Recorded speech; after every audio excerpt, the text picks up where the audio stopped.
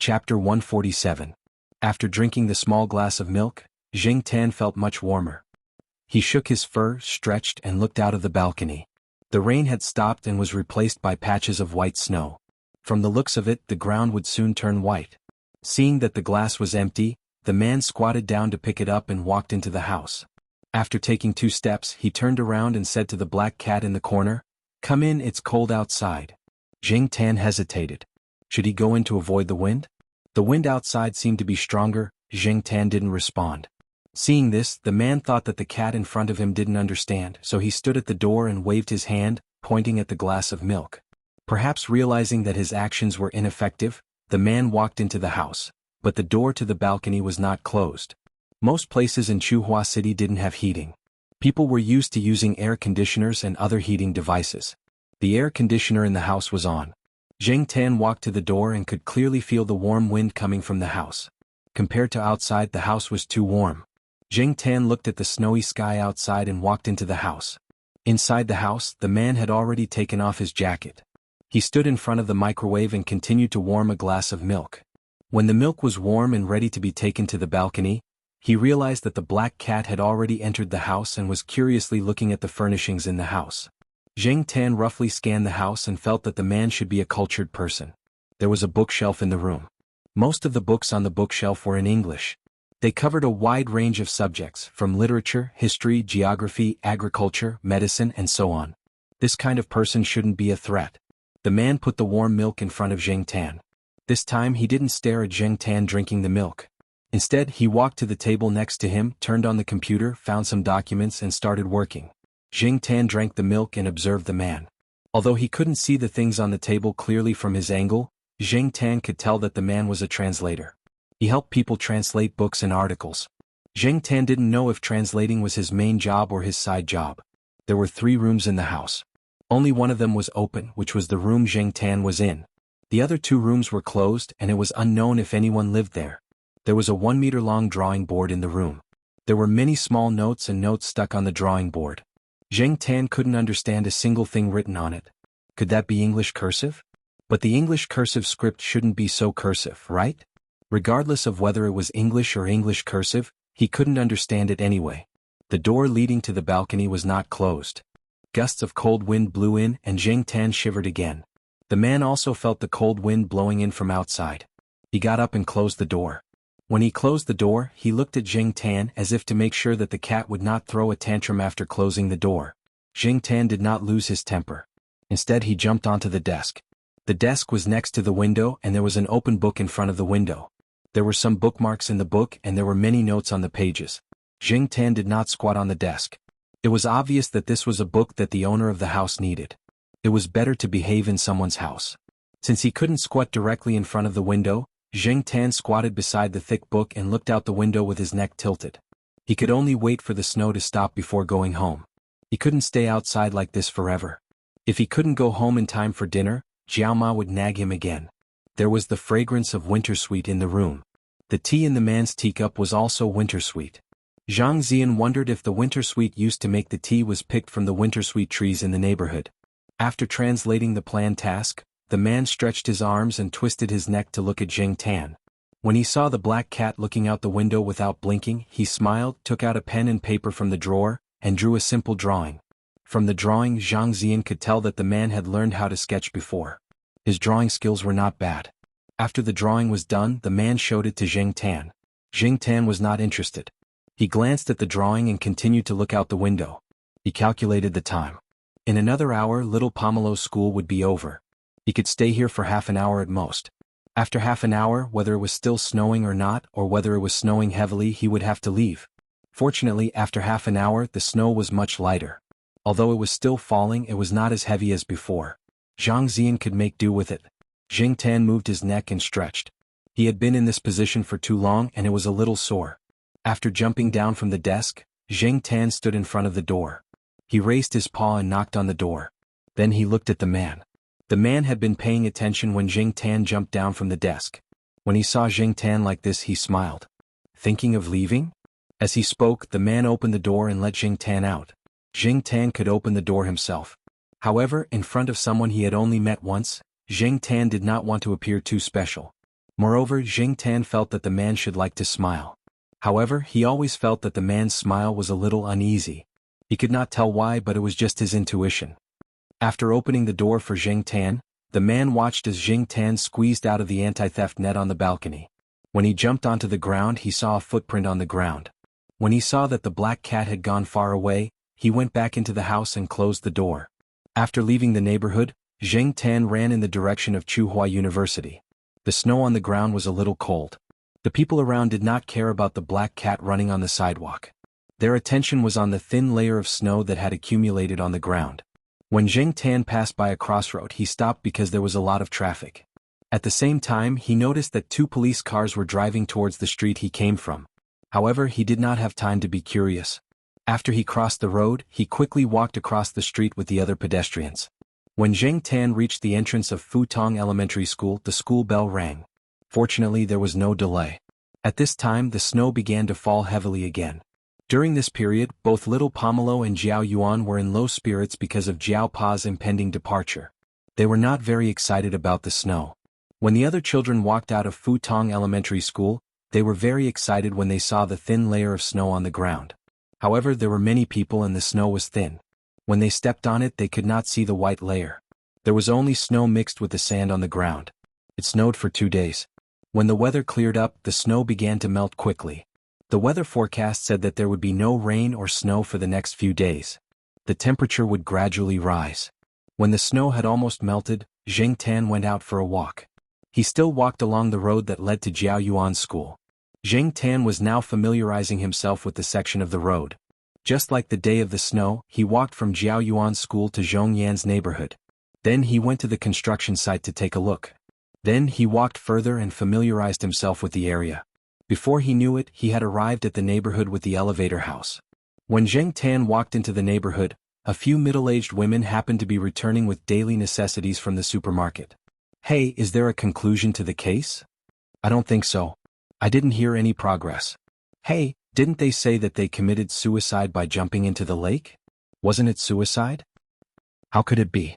It was so cold. Also, I heard from a nephew who works nearby that the person was found naked. Even if they wanted to commit suicide, they wouldn't have done it in such a way." At this time, another middle-aged woman walked in from outside the neighborhood. She should know these people. When she saw them, she quickly walked over and asked, "What are you talking about?" "What else? It's about the day of the snow. What happened at the lake." Listening to their conversation, Jing Tan remembered the 2 police cars he saw at the crossroads when he was rushing back on the snowy day. It should be related to what these middle-aged women were talking about. However, Jing Tan felt that those things were too far away from him and had nothing to do with him. Such cases happened every day in the world. There was no need to worry so much. Besides, he was not like those middle-aged women who had nothing to do, who were gossiping and looking for fun to pass time. Jing Tan decided to go to the house of the person who drank winter sweet flower tea. Maybe he could get a cup of warm milk to drink.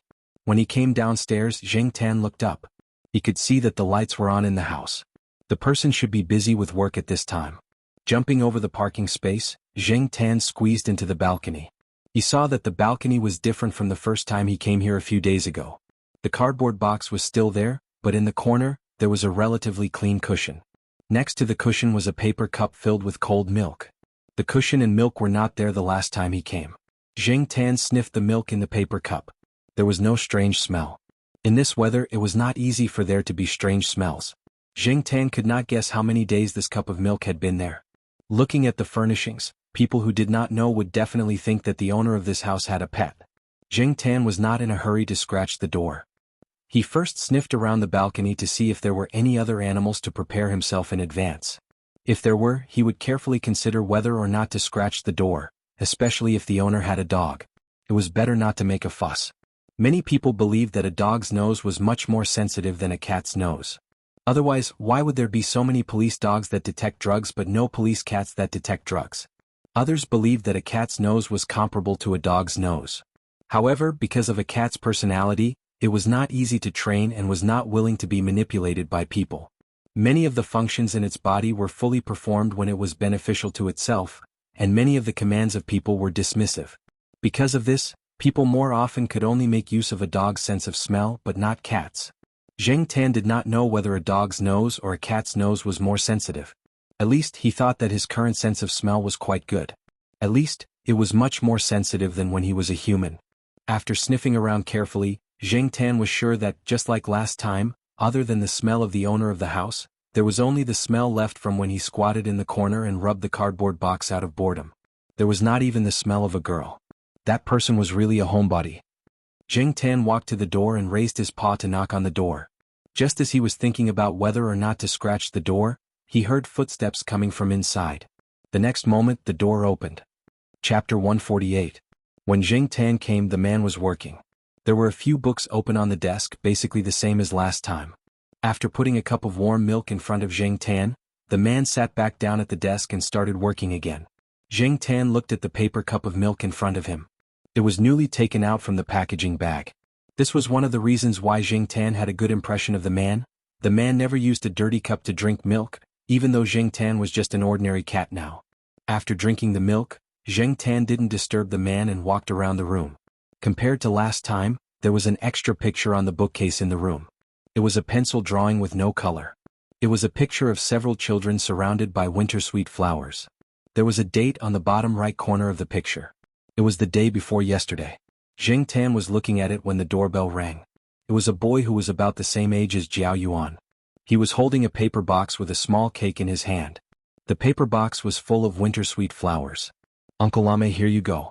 These were picked from the branches that the kids broke today."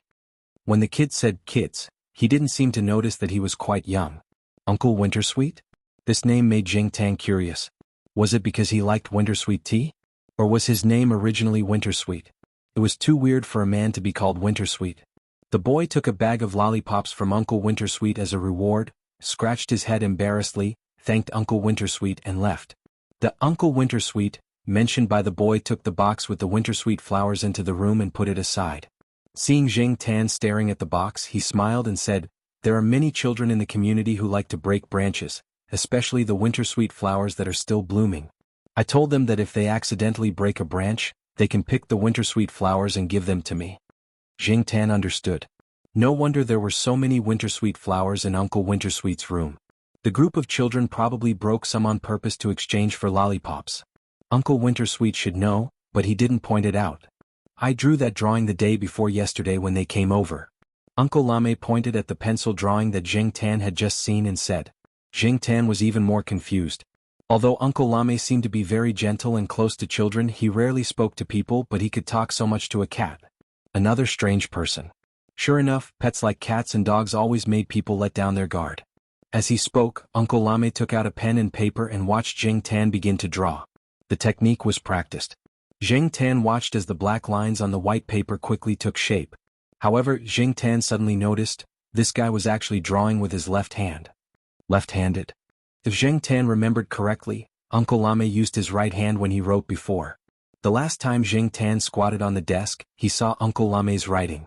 At that time, Zheng Tan was still thinking if he could write English cursive, like the scribbles on the small notes and sticky notes on the drawing board. How was his handwriting? In the end, the handwriting was quite normal. After that, Zheng Tan didn't pay much attention to it. Now, combined with the current situation, this guy might be left-handed, but he might not be a pure left-hander. Among the people that Zheng Tan knew, this was the first person who used his left hand as well as his right hand. When he moved, he didn't feel uncomfortable at all. The room was very warm because the air conditioner was on. Zheng Tan squatted there and felt a little drowsy, so he took a short nap. 10 minutes later, a simple pencil drawing was completed. Zheng Tan yawned, stretched, and looked over. On the drawing was a black cat, squatting next to a cake box containing wintersweet flowers. It tilted its head slightly, and there seemed to be some confusion in its eyes. Uncle Lame stared at the drawing in his hand for a while, and then looked at Zheng Tan. "I heard that many animals have spirituality. Are you one of them?" Zheng Tan didn't answer, and he couldn't answer. Uncle Lame didn't want to find the answer from the cat's mouth. He only asked because he suddenly felt a strong sense of strangeness when he saw the cat's eyes. After asking the question, he remembered that it was just a cat in front of him and it couldn't speak, so he just smiled. Zheng Tan was a little confused. There were indeed a lot of crazy people who answered their own questions in front of a cat. Uncle Lame put the drawing in his hand and the drawing of the child into a folder and walked out of the room. Last time when Zheng Tan came, there were 2 rooms in the room that were tightly shut. This time, Uncle Lame opened one of them. Jing Tan walked over to take a look. The room wasn't big and it should have been specially soundproofed. The layout inside was very simple, and the most obvious thing was the upright piano inside. He didn't expect this person to be a musician. Jing Tan jumped onto a stool next to him. Since this person was going to play a song, he didn't mind being a guest listener. After listening to the beginning, Jing Tan knew the name of the song Uncle Lame played. For Alice. Although Jing Tan didn't listen to the so-called world-famous songs, he still knew this song. It was too famous and many children liked to play this song. But, Jing Tan didn't know much about the piano. He only knew that the version played by this person was different from the version he had heard before. It was slower, but it was also far different from the slow playing techniques taught to children. And there were some other factors involved. The piano version of For Alice that Jing Tan had heard before had a more refreshing melody, and the rhythm was light and comfortable. Some people said that piano music made people feel relaxed and happy. But now Jing Tan didn't feel relaxed and happy at all. Instead, he felt an inexplicable pressure and even felt a chill down his spine. Could it be that the version played by this person in front of him was wrong? After the song, Uncle Lame sat there without moving as if he was thinking about something. Jing Tan stretched his neck to take a look. What the hell? He could even play a song dedicated to Alice until tears welled up in his eyes? Jing Tan expressed that he couldn't understand. Feeling that the atmosphere wasn't right, Jing Tan decided to go home. When he returned to Tsinghua University, the school hadn't ended yet. Jing Tan wasn't in a hurry, so he took a detour to the university's teaching building for a walk. He happened to hear a debate in the lecture hall on the first floor. It was quite lively and the topic was interesting. So, Jing Tan climbed up a tree next to the lecture hall and squatted down to listen. They were first-year medical students, and they were debating whether left-handers were geniuses or weaklings. The left and right hemispheres of the human brain each have their own division of labor. The left hemisphere is mainly responsible for reasoning, logic, and language, while the right hemisphere focuses on the feeling of geometric shapes, emotions, imagination, and spatial distance. It has the function of directly judging visual signals. The opposing side of the debate believed that left-handers were stronger. Many left-handers in life were intelligent and quick-witted people, especially in occupations that required imagination and spatial distance. Left-handers were often the best talents among them, such as Mozart, Beethoven, and Bach in the field of music, Caesar and Napoleon in the field of politics and military, and Einstein and Newton in the field of science. In addition, they also used the example of seeing to illustrate. They compared the neural response route of right hemisphere of the brain, left hemisphere of the brain, right hand with the neural response route of right hemisphere of the brain, left hemisphere of the brain with the neural response route of right hemisphere of the brain, left hand. They believed that left-handers had an advantage over right-handers in terms of agility. The opposing side of the debate believed that left-handers were weaklings in life.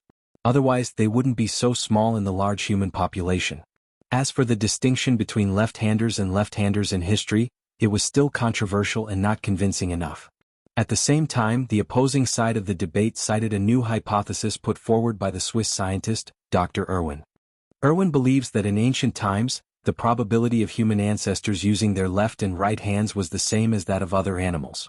It was only because they didn't know the plants around them that they accidentally ate the poisonous parts of the plants. Left-handed people had a weak tolerance for plant toxins, and eventually, due to the severe impact of plant toxins on the central nervous system, they couldn't continue to survive. On the other hand, right-handed people, with their strong tolerance, eventually gained the ability to survive in nature. In addition, some foreign scientists have also used experiments to prove that many left-handers have a weak autoimmune system. In fact, 65% of autistic patients are left-handed.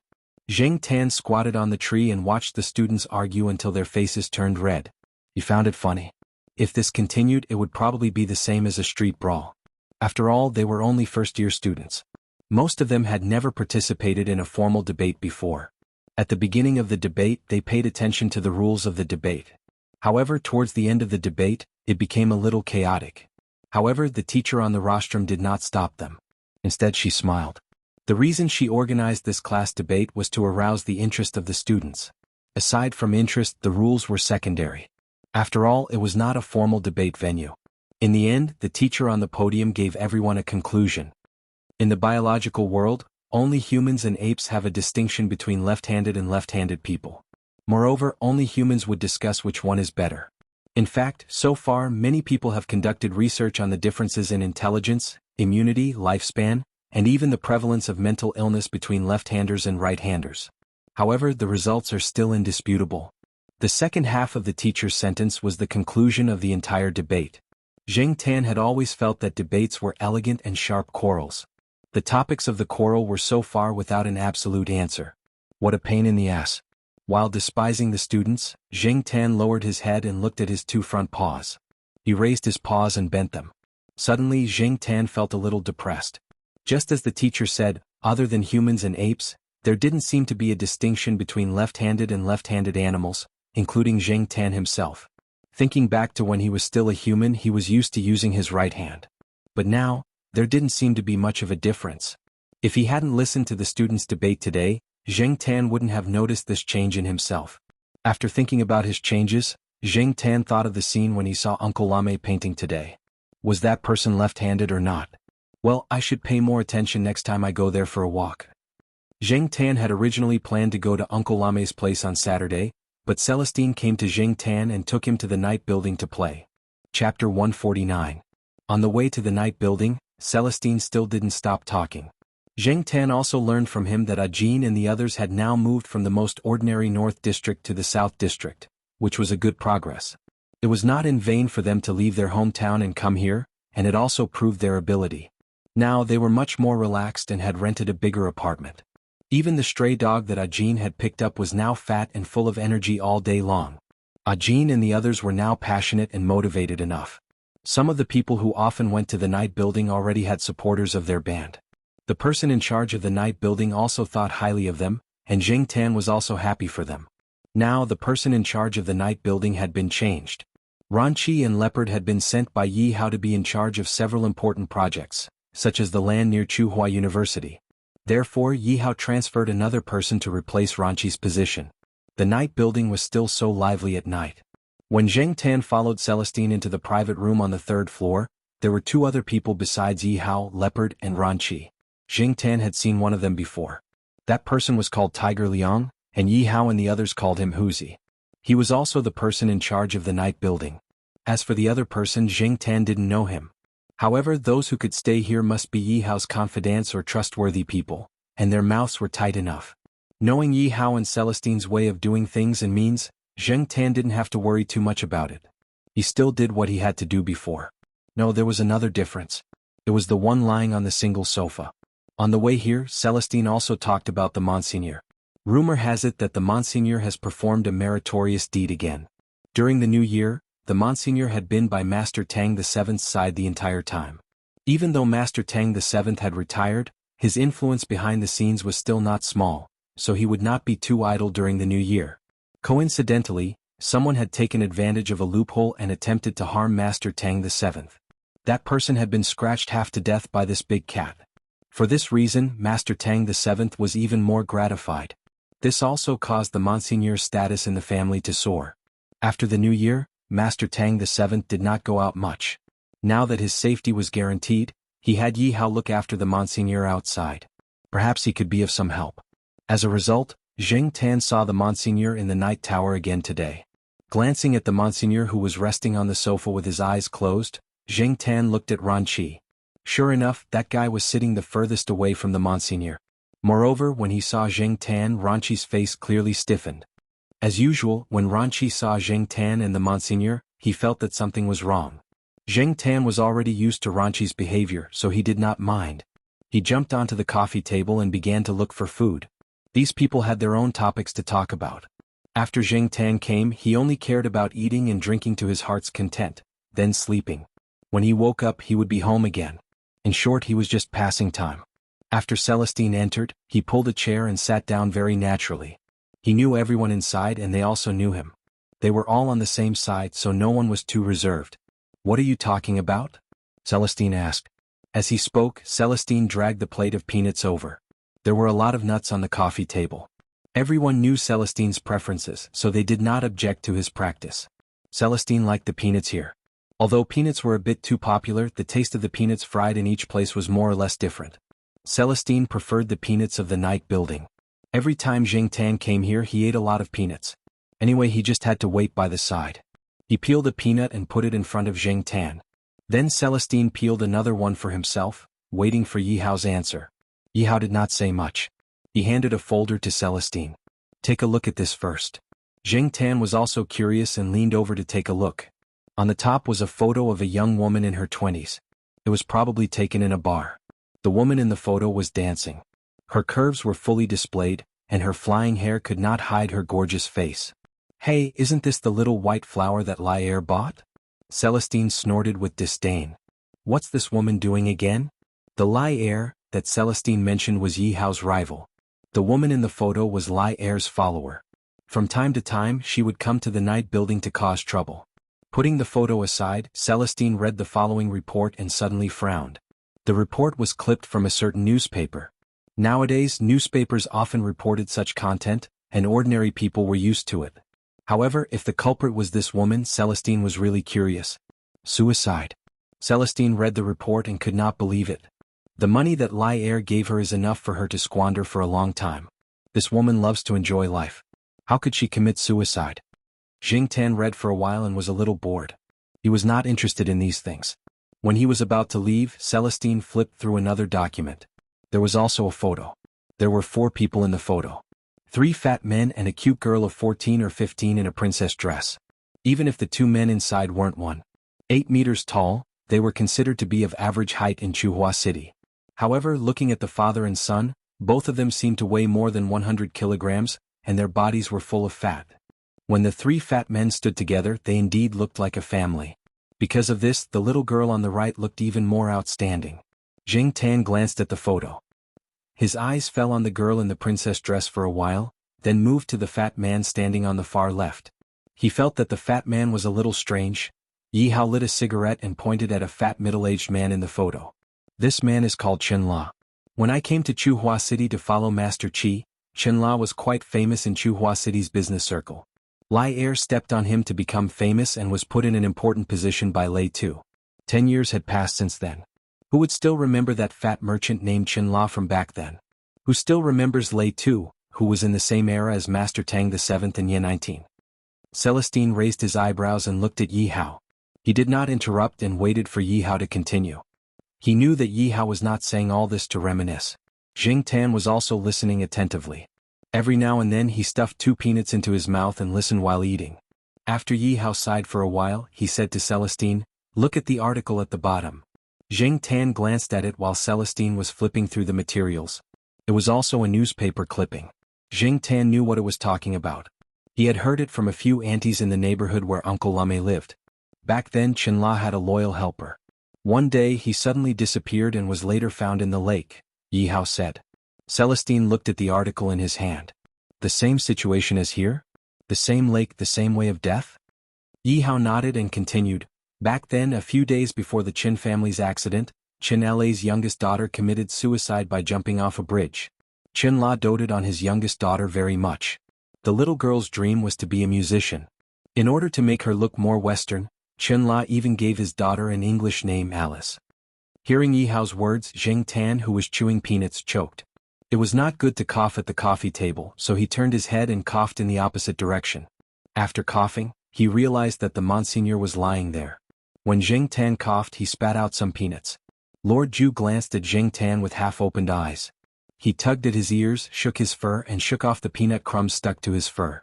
After shaking off the peanut crumbs, he rested his chin on the sofa and closed his eyes again to rest. Everyone's attention was mainly on Yi Hao and Celestine. No one paid attention to whether a cat choked or not. Celestine only glanced at Jing Tan and found that he was just choking on peanuts. It was not a big deal, so he turned his attention back to the materials in his hand. Celestine turned the materials in his hand to the woman from before. This woman, same bridge, same place on the bridge, Yi Hao said. It seems that there are a lot of things that we don't know about, Celestine said after reading the materials. They did not know the people involved in the incident, so for them, it was just a story. According to what we know, the woman said a lot of nonsense before she jumped off the bridge. She didn't seem to be in her right mind, Leopard said. She must have taken drugs. She's been having a lot of fun lately.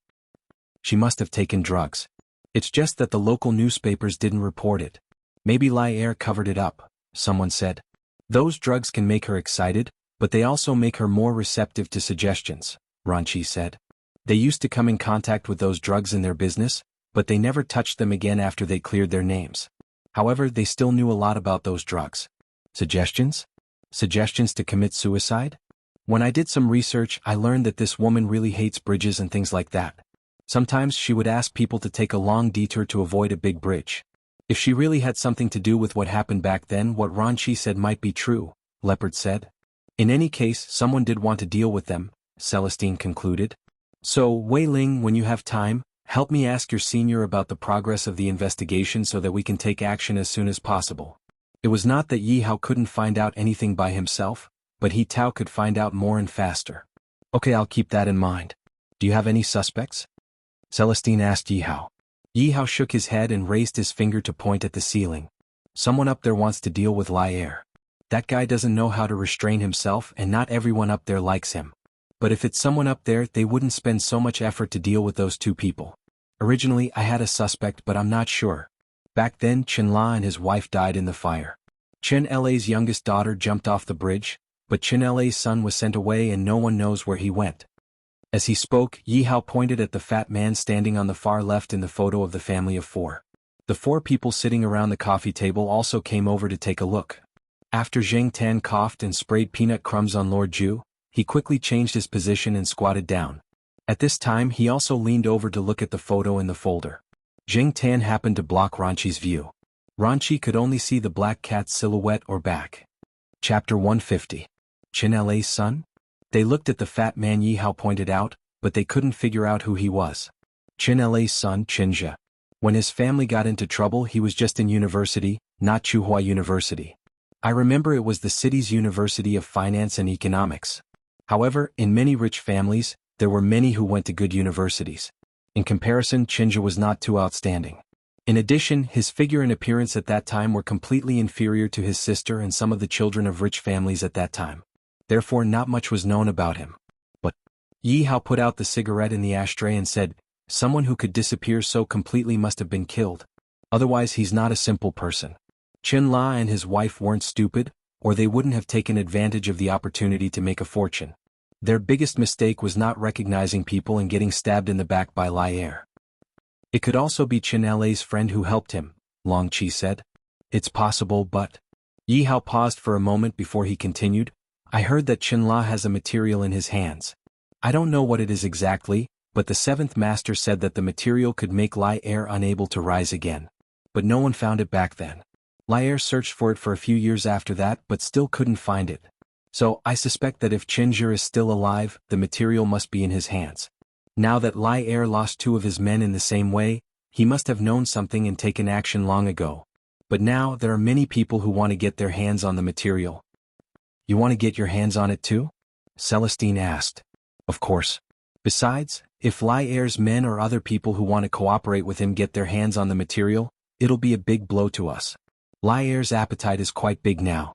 Hey, tell me more about Lai Er. I'll analyze it. Celestine was interested. Lai Er. I heard from Mr. Qi that Lai Er's surname wasn't originally Lai. One day Boss Lei laughed and said to Lai Er, you're so shameless. So Lai Er replied, since Boss Lei said so, I'll change my surname to Lai. Lai Er was the second son in his family, so everyone called him Lai Er until now. But he didn't think it was a shame. Instead, he thought that the name was a symbol of glory. It recorded his glorious history of stepping on Lei to make a comeback. While Zheng Tan was looking at Chen La's family's photo, he was looking at the photo of Lai Er's family. He compared the fat man standing on the left with Uncle Lame. Upon closer inspection, there was a slight resemblance, but generally speaking, it was indeed difficult to tell them apart. After all, Xianxia in the photo was really too fat. At that time, he looked like a young boy who had just entered university, while Uncle Lame had a normal build and had a weather-beaten look.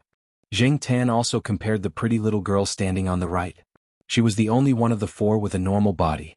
But according to Chen La's own words, the little girl looked like her mother, and Xianxia looked like his father. Xianxia and Chen La did look similar in the photo, but he didn't know if they would look like Uncle Lai Mei after they lost weight. The photo alone couldn't prove whether Uncle Lai Mei was Xianxia or not.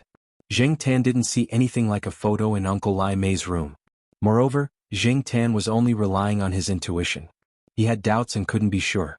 Just as she was thinking about it, Zheng Tan caught a glimpse of a line of words at the bottom of the photo. The information provided introduced Chen La and his family. What caught Jing Tan's attention was that it said Chen Lei's wife's surname was Mei. Why Mei? If there was a connection, this was a connection. Jing Tan pondered for a while and decided to go to Uncle Lai Mei's house to take a look.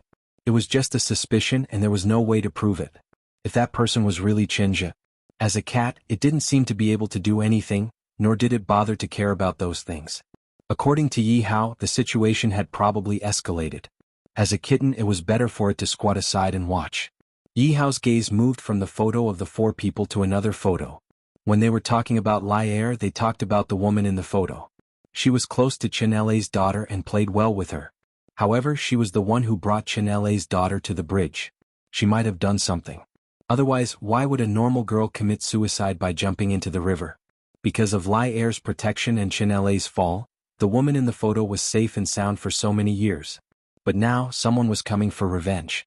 Who was the one who gave the woman the hypnosis? Who set up these murderous plots? The person who could do this must have a high IQ. Yi Hao and Celestine stopped talking about Lai Er and Chen La. They turned to talk about the current projects. Jing Tan squatted on the side and listened to them. He stuffed a few peanuts into his mouth. Celestine had already peeled them and placed them in front of him. Jing Tan only needed to eat them. The Monsignor was lying on the sofa with its eyes closed the whole time. Occasionally, it twitched its ears to show that it was still alert of its surroundings. Compared to Jing Tan, the Monsignor was too well behaved. 2 days after returning from the night building, Jing Tan went to Uncle Lai Mei's house to check on the situation. He wanted to solve his doubts. Jing Tan arrived at 3 in the afternoon. Just like last time, there was a cushion and a glass of cold milk on the balcony. He sniffed the milk. There was no smell. It should be fresh. After knocking on the door and entering, Jing Tan jumped on the desk and squatted there. He didn't run around. Looking out from the desk, he saw that the other 2 rooms were closed. He had already checked one of them. It was the piano room and the other was still a maze. Uncle Lai Mei put a glass of warm milk in front of Jing Tan. Unlike last time, Uncle Lai Mei didn't do his translation work this time. Instead, he was busy in front of the large white drawing board. The sticky notes and slips of paper that Jing Tan saw for the first time had changed. Although there were still many sticky notes with English cursive, they weren't the same as before. On the white drawing board, there were some lines and symbols next to the sticky notes. Uncle Lai Mei used a marker to write and draw on the sticky notes. There were more and more lines and English cursive on the white drawing board. What made Jing Tan depressed was that he couldn't understand a single word. Although he didn't understand, looking at Uncle Lai Mei's serious expression, Jing Tan felt that the slips of paper on the drawing board were probably explaining some secrets. Besides Uncle Lai Mei, Jing Tan was the cat closest to this secret. Unfortunately, even if he squatted in front of the drawing board, Jing Tan couldn't see anything from the drawing board. Not wanting to disturb Uncle Lai Mei, Jing Tan squatted on the desk and looked over quietly. Unlike when he was working as a translator, Jing Tan sensed that other than the seriousness on Uncle Lai Mei's face, there was a sense of oppression and heaviness around him. There was also a hint of murderous intent. Nowadays, Jing Tan was sensitive to the surroundings, but he was still a bit restless. To relieve the pressure, Jing Tan moved his eyes away from the drawing board. There were many books on the desk and not far from where he was squatting, there was an open magazine. These days, some magazines were quite popular, and many people still had the habit of reading magazines. Unlike in the future when computers and phones were everywhere, everyone liked to look at their phones. Walking to the open magazine, Jing Tan squatted down and looked at the content of the magazine. He wanted to divert his attention and get rid of the oppressive and heavy feeling. However, when he saw the content of the open page, the oppressive and heavy feeling didn't go away but became stronger. The overall content of the magazine covered many aspects. It was divided into several sections including emotions, technology, current affairs, and so on. The page that was open was an article on psychology. How did a good person become a demon? This was the core question of the article. The article was very long, and it wasn't finished on both sides of the open page. There were many relatively professional terms, as well as some related experiments and examples. Jing Tan skimmed through it and didn't read it in detail. Jing Tan felt that this article was too profound, and he couldn't understand the deeper things. He thought that he was a layman, and he could only use a layman's perspective to read this article and understand some of the superficial meaning. Even so, Jing Tan still felt that it wasn't very smooth. The boundary between good and evil is not fixed, but it can be changed and crossed. The change of situation can bring about a change of human nature. In some situations, black and white are reversed and conscience and evil are also reversed. Humans have unlimited potential. They can make anyone good or evil, care or indifference, create or destroy, and they can even fall from Lucifer to Satan.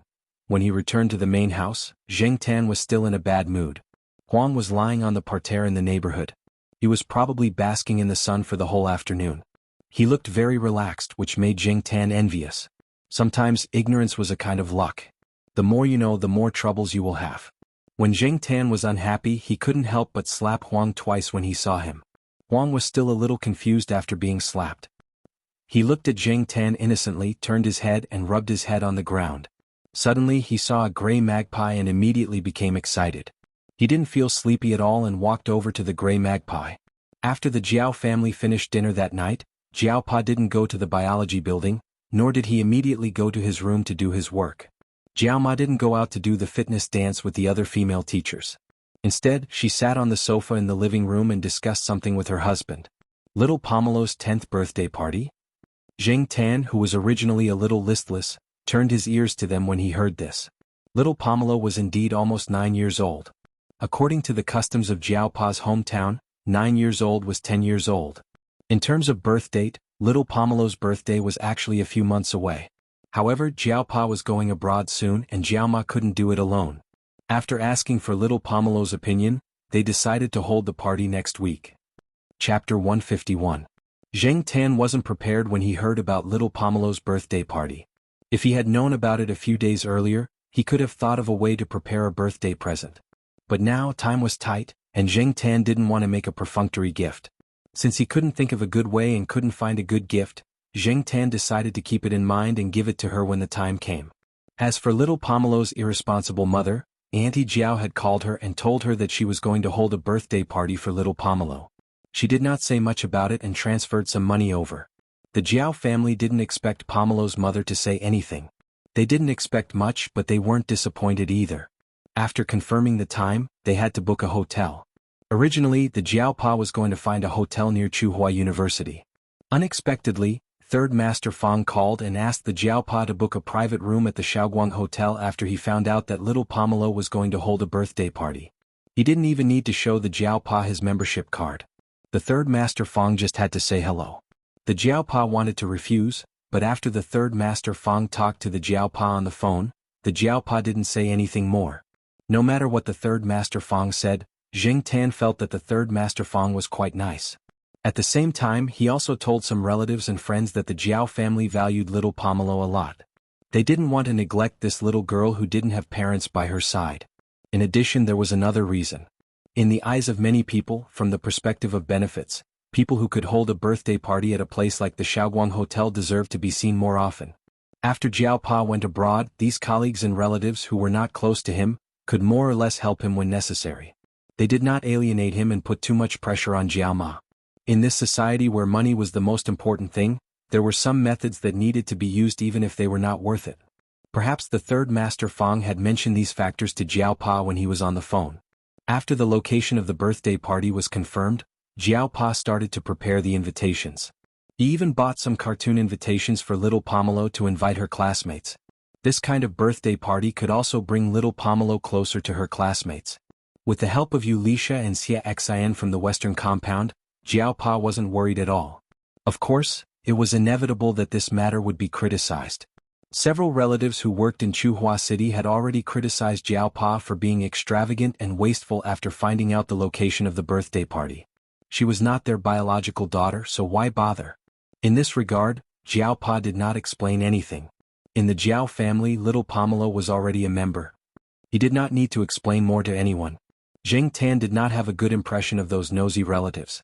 If those people came to the Jiao family, Zheng Tan was too lazy to pay attention to them. However, when they were not paying attention, Zheng Tan threw a few dead cockroaches into their bags. The cockroaches were found next to the bag of trash in front of Chu Xiangyang's house. Chu Xiangyang probably found the cockroaches when he was rummaging through the cabinets and boxes and smacked them to death.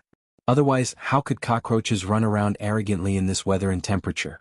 There were also many people who could not attend the birthday party, but sent gifts early in the morning, such as Zhao Lu Yuanzi, and some people from the Western Compound. Although Yuanzi was busy with work and could not attend, he generously arranged for a company bus to pick up the children who were going to little Pomelo's birthday party and take them to Shaoguang Hotel. This way the parents could rest assured. As for the postgraduate students in Jiaopa, the results of the postgraduate entrance examination had already been released, but the cutoff line had not been set. However, according to the admission ratio, Zheng Jing's score was still within the safe range.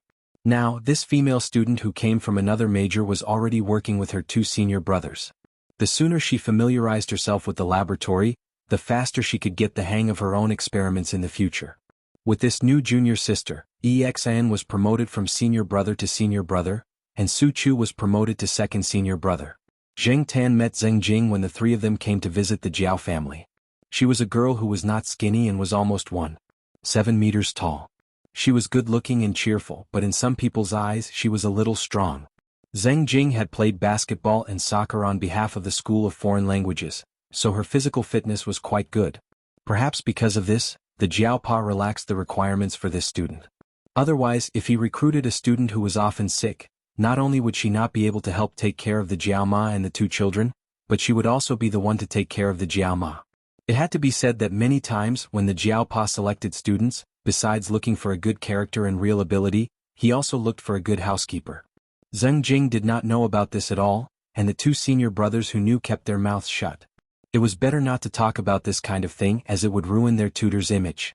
On the day of the birthday party, the Jiao family definitely did not have much free time to care about Zheng Tan, so Tong Qing was sent over. With him, the Jiao family did not have to worry too much. After all, they all knew that their cats would not stay at home obediently on the day of the birthday party. The day was Saturday, and early in the morning, little Pomelo's classmates were brought over by their parents to the eastern courtyard.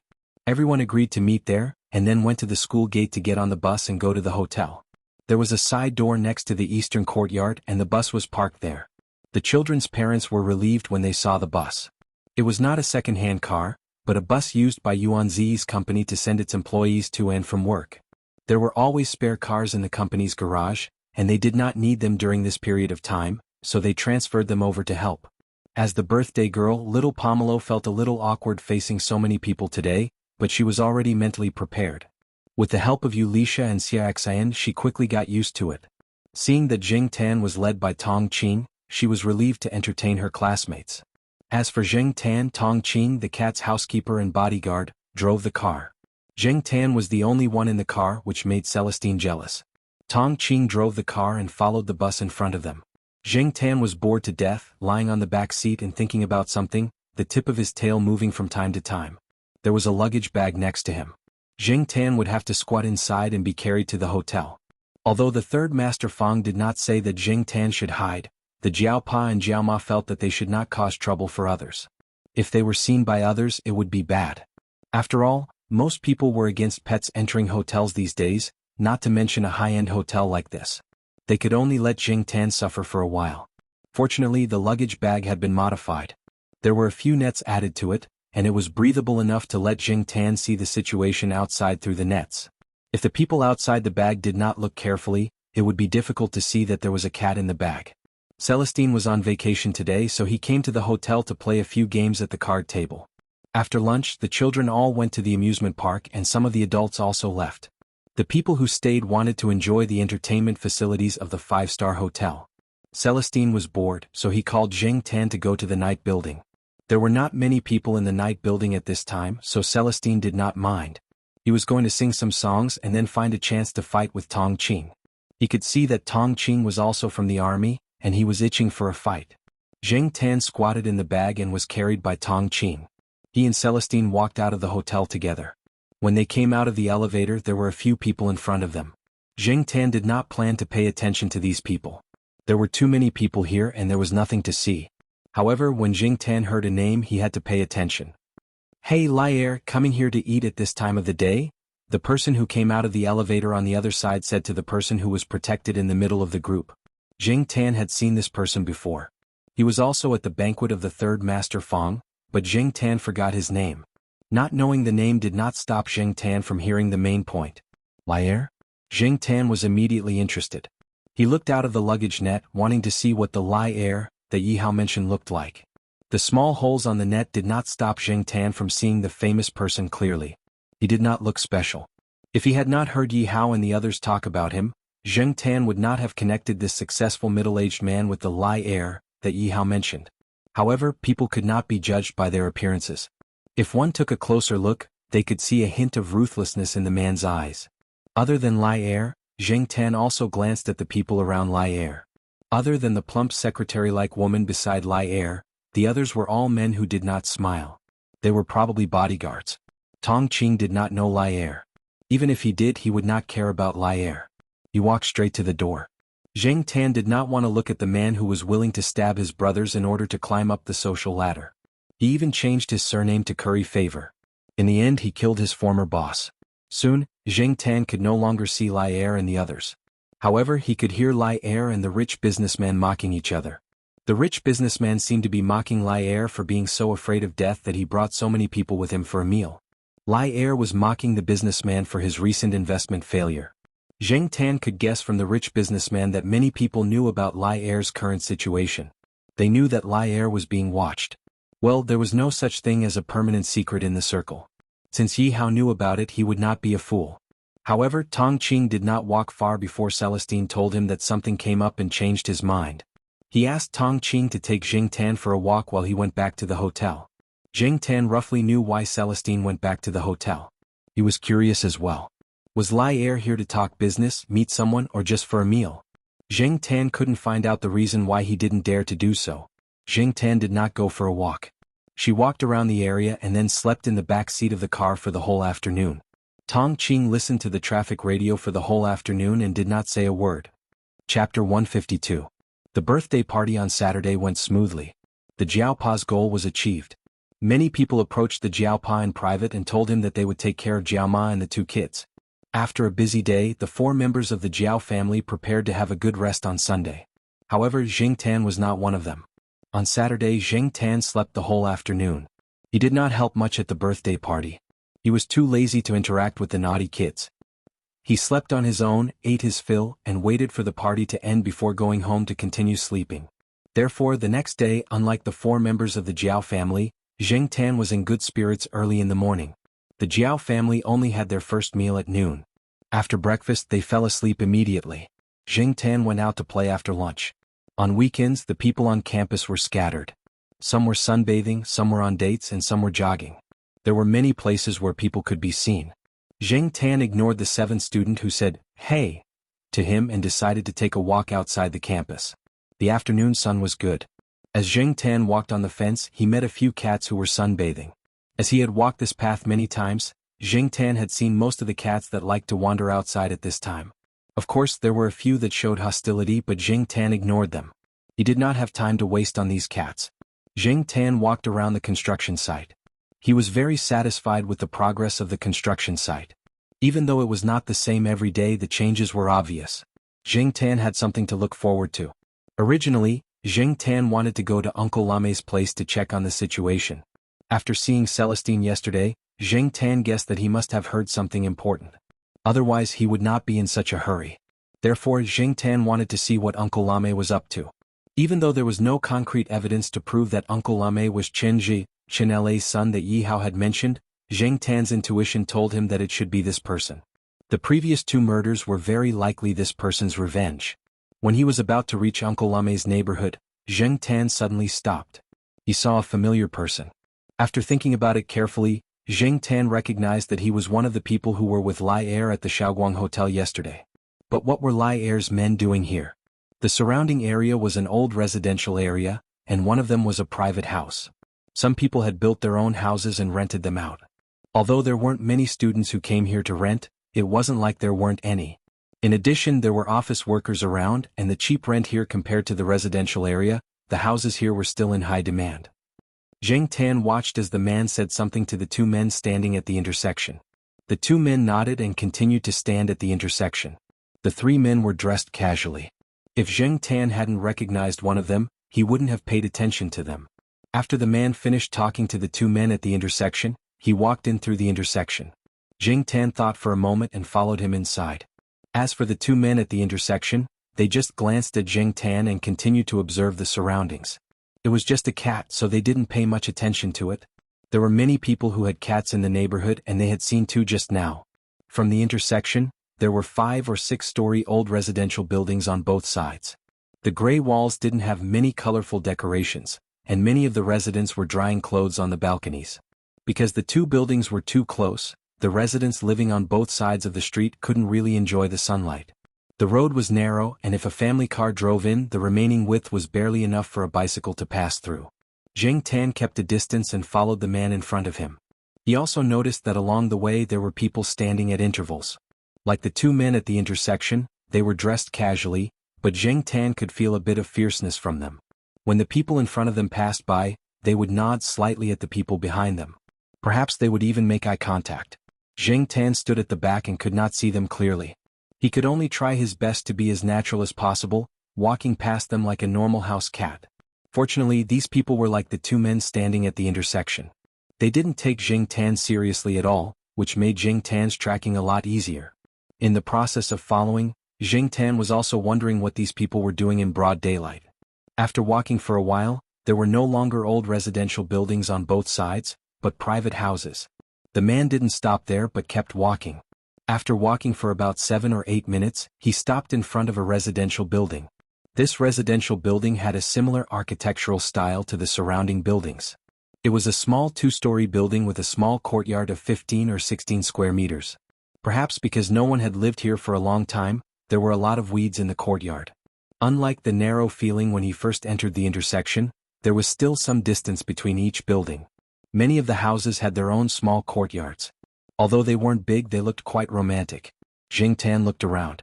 The private houses around weren't as tall as the ones he saw before. Most of them were only 2 or 3 stories high, leaning towards the American style. The people who lived here should know how to enjoy themselves. A year ago there were actually many private houses in front of this villa just like this one. Now they were all torn down and surrounded by buildings. He didn't know what they were going to build. Some of the people who originally lived here had already moved away. Only the empty houses were left here, waiting to be torn down. There were a few people standing in front of the house. Jiang Tan watched as the man walked over and said a few words to the people at the door, then took out his phone to make a call. 2 minutes later, a car came from the other side of the intersection. Different from the path Jiang Tan came from, the road led to a wide street. From the intersection there were construction sites all along the way. It was likely that this place would be torn down soon, and some of the people who rented here were already thinking about looking for another place. It should be Lai Er in the car. Jiang Tan carefully approached the house while avoiding Lai Er's people. Although a cat was nothing to these people, Jiang Tan wasn't sure if they would kill a cat just to be safe. However, Jiang Tan was indeed curious. Since he had encountered such a thing, Jiang Tan wouldn't be satisfied if he just stood there and watched. Curiosity killed the cat. After becoming a cat, Jiang Tan's curiosity grew. Perhaps it was because of the boring life after becoming a cat. While the people at the door were paying attention to the car, Jiang Tan went around to the side and climbed up the wall to the window on the second floor. Jiang Tan was getting better at climbing walls. As long as it wasn't a particularly smooth wall, Jiang Tan could easily climb up as long as it was a certain height. Lai Er got out of the car, and the person Jiang Tan had been following walked over to report to Lai Er. I've arranged people around the intersections. The buildings on the left, right, and back have been cleaned. There are people guarding downstairs as well. I've checked the house 3 times myself and found a surveillance camera in a hidden place. It has been removed. There is indeed a computer in the room, but no one has turned it on. Don't worry. Lai Er raised his hand to show that he understood. He then gathered his coat and walked into the house. Jiang Tan planned to climb up and find a window to sneak into the house. But soon, Jiang Tan heard faint voices coming from inside. Jiang Tan was at the window on the side of the house, and the people should be in the room with the front window. Jiang Tan moved over carefully. It was daytime now, and she would be easily discovered if she was not careful. Fortunately, the guards below were standing at the door and could not see Jiang Tan above. After Lai Er went upstairs, he walked to a room. From the window he could see the construction site in front of the house, but it was blocked by old blinds. The things in the room were simple and easy to see. There was a table with a laptop on it. One of the people beside Lai Er walked over and turned on the laptop. Jiang Tan moved to the front window on the second floor and peeked through the thin gap between the blinds. The others had left and only Lai Er was inside. When it came to secrets, Lai Er didn't want anyone but himself to know. He didn't trust anyone. Lai Er was sitting in front of the table, video chatting with someone on the laptop. Jiang Tan's hearing was good. Although Lai Er lowered the volume, Jiang Tan could still vaguely hear something. On the screen there was a person wearing a black coat and a mask. The mask was round and looked simple and crude, like a child's toy. "Uncle Chang, long time no see," said the person on the screen. "Xianxia." Lai Er stared at the person on the screen and gritted his teeth. When Jing Tan heard Xianxia's voice, he knew it was Uncle Lame. "Oh, I almost forgot. You should be called Lai Er now. Do you think this place is familiar? I remember that when I was young, my father bought a house here when he had some money from his business. He said that he liked the kind of houses that he saw on TV, so he built an American-style house. Later, the neighbors all followed suit, so this area was jokingly called the high-end villa area." Xianxia seemed to be immersed in his memories. "I'm not here to listen to you reminisce. Where is the thing?" Lai Er interrupted Xianxia. Xianxia didn't stop there. "After my father became famous, we moved to the downtown business district. We only came here occasionally to rest, so we didn't have to order food from high-end restaurants. My mother cooked for us and we had a normal weekend." "Enough. My time is limited. Where is the thing?" Lai Er asked sternly. "You're guilty? Scared? Back then, when you ordered people to burn them to death here, how did you feel? They were watching you from the sky." Xianxia's voice was low, and there was a hint of absent-mindedness in his calm voice. "You think you can scare me with this little trick?" Lai Er snorted. "You bought this land, rebuilt the burned house, and sent me an anonymous email asking me to come here. You mentioned your parents who died in the fire just to scare me? I wasn't scared when they were alive, so I'm even less scared now that they're dead." Lai Er suddenly thought of something and said darkly, "You set up the surveillance camera? Unfortunately, I've already removed it. I admit that you've grown a lot since you killed 2 people without leaving a trace. That's an improvement, but you're still too young for me. I've already found the thing you're talking about. I can find it even if you don't tell me. As for you, you've been hiding for so many years. Now that you've come out, you can just wait for your death." Xianxia didn't care. He said to Lai Er, "Do you believe in karma?" Chapter 153. Jing Tan was becoming more and more sensitive to his surroundings, and he trusted his intuition. Because of this, Jing Tan regretted coming here to watch the show out of curiosity. No matter how curious he was, no matter how unwilling he was to miss the opportunity, he shouldn't gamble with his life. Even if it was just a cat's life, he had to cherish it. It was better to be alive than to die mysteriously, even if the threat was not aimed at Jing Tan himself.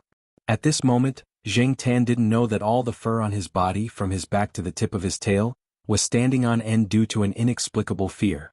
He didn't have the energy to feel the changes in his body caused by this inexplicable fear. To be safe, he had to leave this place. Jing Tan, who was about to run away, saw something he had never seen before through the gap between the old blinds on the window before he moved his eyes away from the house. Flames suddenly burst out from Lai Er's body. He didn't see who poured the gasoline or lit the fire. It just burned. If Jing Tan's sharp intuition was ignored, this situation could be said to have happened without any warning. From Jing Tan's angle, he couldn't see Lai Er's expression. He could only see the masked man on the computer screen who was still calm or indifferent, and the strange fire reflected from the screen. Lai Er always thought that Xianxia was a hothead who would give himself away if he was scared. Lai Er could guess the method of the first 2 murders. Although there were no strong clues left at the scene, Lai Er knew that it must be Xianxia, the fish that escaped the net years ago. He had even planned the follow-up action. As long as Xianxia gave himself away, his subordinates would definitely find this person who had been hiding for years. Even if they didn't catch him now, they wouldn't be far away. But he didn't expect this to happen. Lai Er didn't know until the moment he lost consciousness that he had never known the person on the screen in front of him. It didn't matter if it was the fat boy who was overshadowed by his twin sister, or the masked man on the screen in front of him. Lai Er didn't make a sound when he was engulfed by the flames.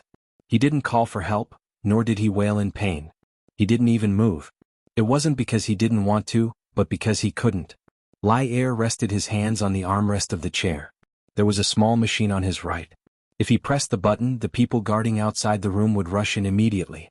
However, he didn't even have the chance to do so. Jing Tan looked at the man sitting in the chair in the room. Strangely, the fire only burned above his knees. His calves and shoes were not covered by the fire. The fire looked very hot. Lai Er, who was sitting in the chair, was changing at a speed visible to the naked eye. What was strange was that the flames did not spread wildly. Since there was no fire source and Lai Er did not smoke, there was no way anything flammable or explosive could be in the room. Lai Er's men had already cleaned the room once and did not leave behind anything suspicious. Lai Er had been very cautious and even moved the table with the laptop. But even so, why did something like this happen all of a sudden? Zheng Tan couldn't figure it out no matter how hard he tried. Could it be that Xianxia's trap was not discovered by Lai Er's men? Suddenly Zheng Tan thought of something. Zheng Tan once overheard a few students talking about a similar phenomenon when he was strolling around Tsinghua University. They called that phenomenon spontaneous human combustion. Perhaps in the historical records, spontaneous human combustion was not caused by deliberate human factors, but what was happening in front of Zheng Tan's eyes told him that at the very least, it was caused by human factors. Zheng Tan would never believe that it was just a coincidence that number 2 was summoned to this room by someone who had been hiding for so many years before coming out for revenge. Furthermore, number 2 was burned to such a state. Many people once thought that spontaneous combustion was God's punishment. But from a scientific point of view, what was spontaneous combustion? Fat, alcohol, static electricity, atomic reactions, and even the widely accepted Wick effect could not explain its nature. Otherwise, spontaneous human combustion wouldn't be listed as one of the top 10 unsolved mysteries in the world. Perhaps Xianxia had solved the mystery, or perhaps Xianxia had come into contact with the person who had solved the mystery. Or perhaps, it was a possibility that no one could think of, or even a possibility that would be criticized as whimsical. But no matter what the situation was, what was happening at this moment was indeed inconceivable, and it gave Zheng Tan a great shock. Zheng Tan remembered that the students who talked about spontaneous human combustion said that in this phenomenon, the part of the human body that was on fire would be completely burned down in just 20 minutes. Regardless of whether this was the so-called spontaneous combustion of the human body, regardless of whether this was revenge or something else, regardless of what was happening inside the house, Zheng Tan only wanted to get as far away from this place as possible, this place that made his hair stand on end. Zheng Tan looked at the side of the room. No one was leaving from here, so he immediately jumped down. It was a bit high, and Zheng Tan didn't have much cushioning. Because of what he saw with his own eyes, Zheng Tan's body was still a little stiff, and his legs hurt when he landed. But Zheng Tan didn't care that much. His priority was to get out of here as soon as possible. As Zheng Tan ran along the road, he saw 2 people at the intersection who received a phone call. Their faces changed drastically as they ran inside. He knew that Lai Er's matter must have been discovered. But at this time Lai Er was definitely dead. This road wasn't the one that Zheng Tan had followed Lai Er's subordinate into, but it was another road that led to the main street. The cars and pedestrians coming and going on the main street also made the street warmer. There was sunlight, but the sky seemed to be covered by a layer of haze. The sunlight was not pure, or maybe it was mainly psychological factors. In short, Zheng Tan didn't feel the slightest bit of warmth brought by the sun. Instead, the feeling of trembling didn't disappear completely after leaving that place. Jumping onto a flower bed, Zheng Tan squatted down to rest, relieving the pressure caused by the sudden fear and uneasiness.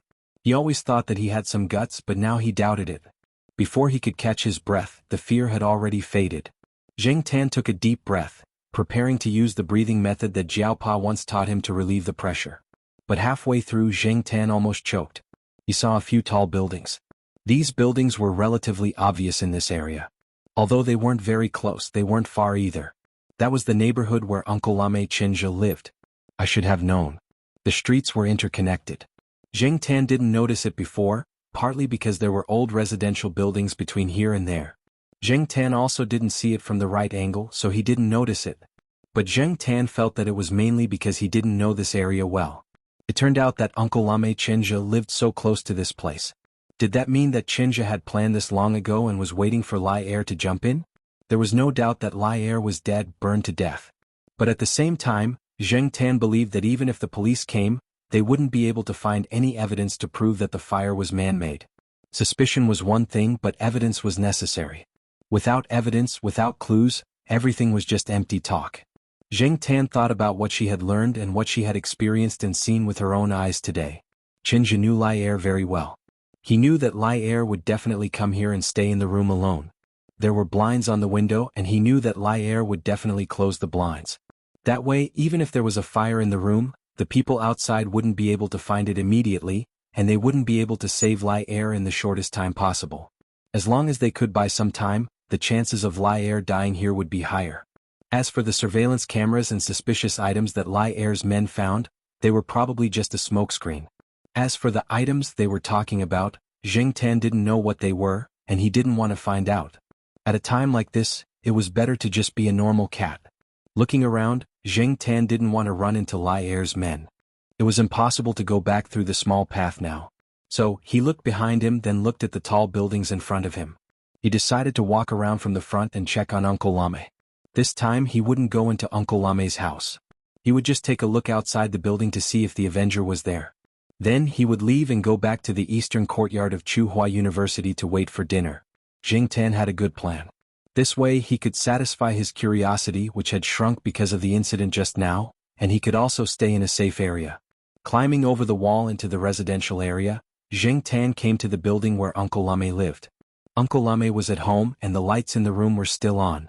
Jing Tan could see people moving around in the room from downstairs. Just as Jing Tan was wondering if Uncle Lame was planning to escape after getting his revenge, or if he was thinking about something else, he saw Xianxia open the door to the balcony. Jing Tan almost jumped away like a kangaroo from the sudden shock like Huang. Suppressing the idea of running away, Jing Tan tried to act dumb like the other cats and leave. Then he heard the man standing on the balcony shout, "Hey, black cat!" Jing Tan ignored him. Xianxia shouted a few more times and Jing Tan had to look over there. At the same time he thought to himself, if I go over, will I be burned until I'm only left with 4 paws and not even a tail? Chapter 154. Xianxia didn't expect to see the black cat as soon as he opened the door. Originally, when he was boiling water to make tea, he also warmed a cup of milk to replace the one on the balcony from last night. Later on he accidentally found out that not every cat could drink milk, but seeing that this black cat was so happy to drink milk every time it came, he decided to stick to this habit. Seeing Uncle Lame waving at him and waving the paper cup with milk in his hand, Jing Tan hesitated. Should I go or not? Jing Tan thought.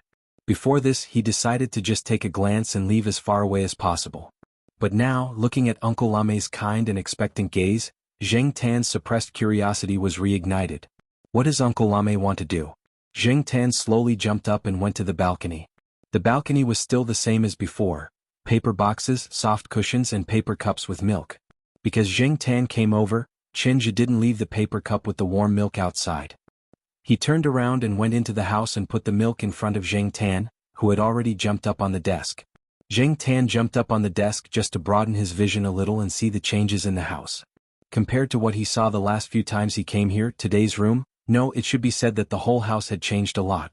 The books on the bookshelves were gone, and the shelves that displayed the items were also empty. From here, Jing Tan could see that the doors to the other 2 rooms in the house were open, but now there was nothing. There were a few sealed boxes on the floor of the living room. There was a cup of winter-sweet tea on the desk. Looking at the steam rising from it, it should be freshly brewed tea. The jar of winter-sweet was empty. This was the last of the winter-sweet tea that was brewed. There weren't many winter-sweet flowers left in the neighborhood now.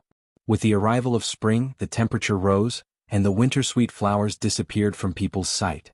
Next to the teacup was an upside-down book in a foreign language. If it wasn't for his recent experience, Jing Tan wouldn't have associated this seemingly pleasant scene with the previous one. Looking at the person in front of him again, Jing Tan realized that compared to the last few times he saw Xianxia, the current Xianxia had changed a little. Although he used to look quite gentle, Jing Tan always felt that this guy was shrouded in a heavy shadow. Even when he was smiling, the shadow didn't disappear. But now, it was as if the haze in the sky had been dispelled, becoming clear and pure. When faced with seemingly harmless animals, people tended to behave more naturally. Xianxia returned to his seat at the table. He stared at Jing Tan for 2 minutes. Just as Jing Tan started to feel annoyed, Xianxia finally averted his gaze and confessed everything that he had done. Xianxia only mentioned a few things. He mentioned the 3 murders, but he didn't go into the details of the methods used in each case. Especially the last case of Lai Er, he simply summarized it as, "It's a trick." Jing Tan listened to him. Just as he guessed, Xianxia was the one who single-handedly caused Lai Er's death. But how did Xianxia do it? Trick, trick, trick. Magic? And then there was no, and then. After Uncle Lame finished his sentence in English, he picked up the teacup on the table and took a sip before continuing with the rest of the story. Jing Tan didn't know what to say. This made Jing Tan very disappointed. Although the scene was indeed terrifying and strange, it was impossible not to be curious.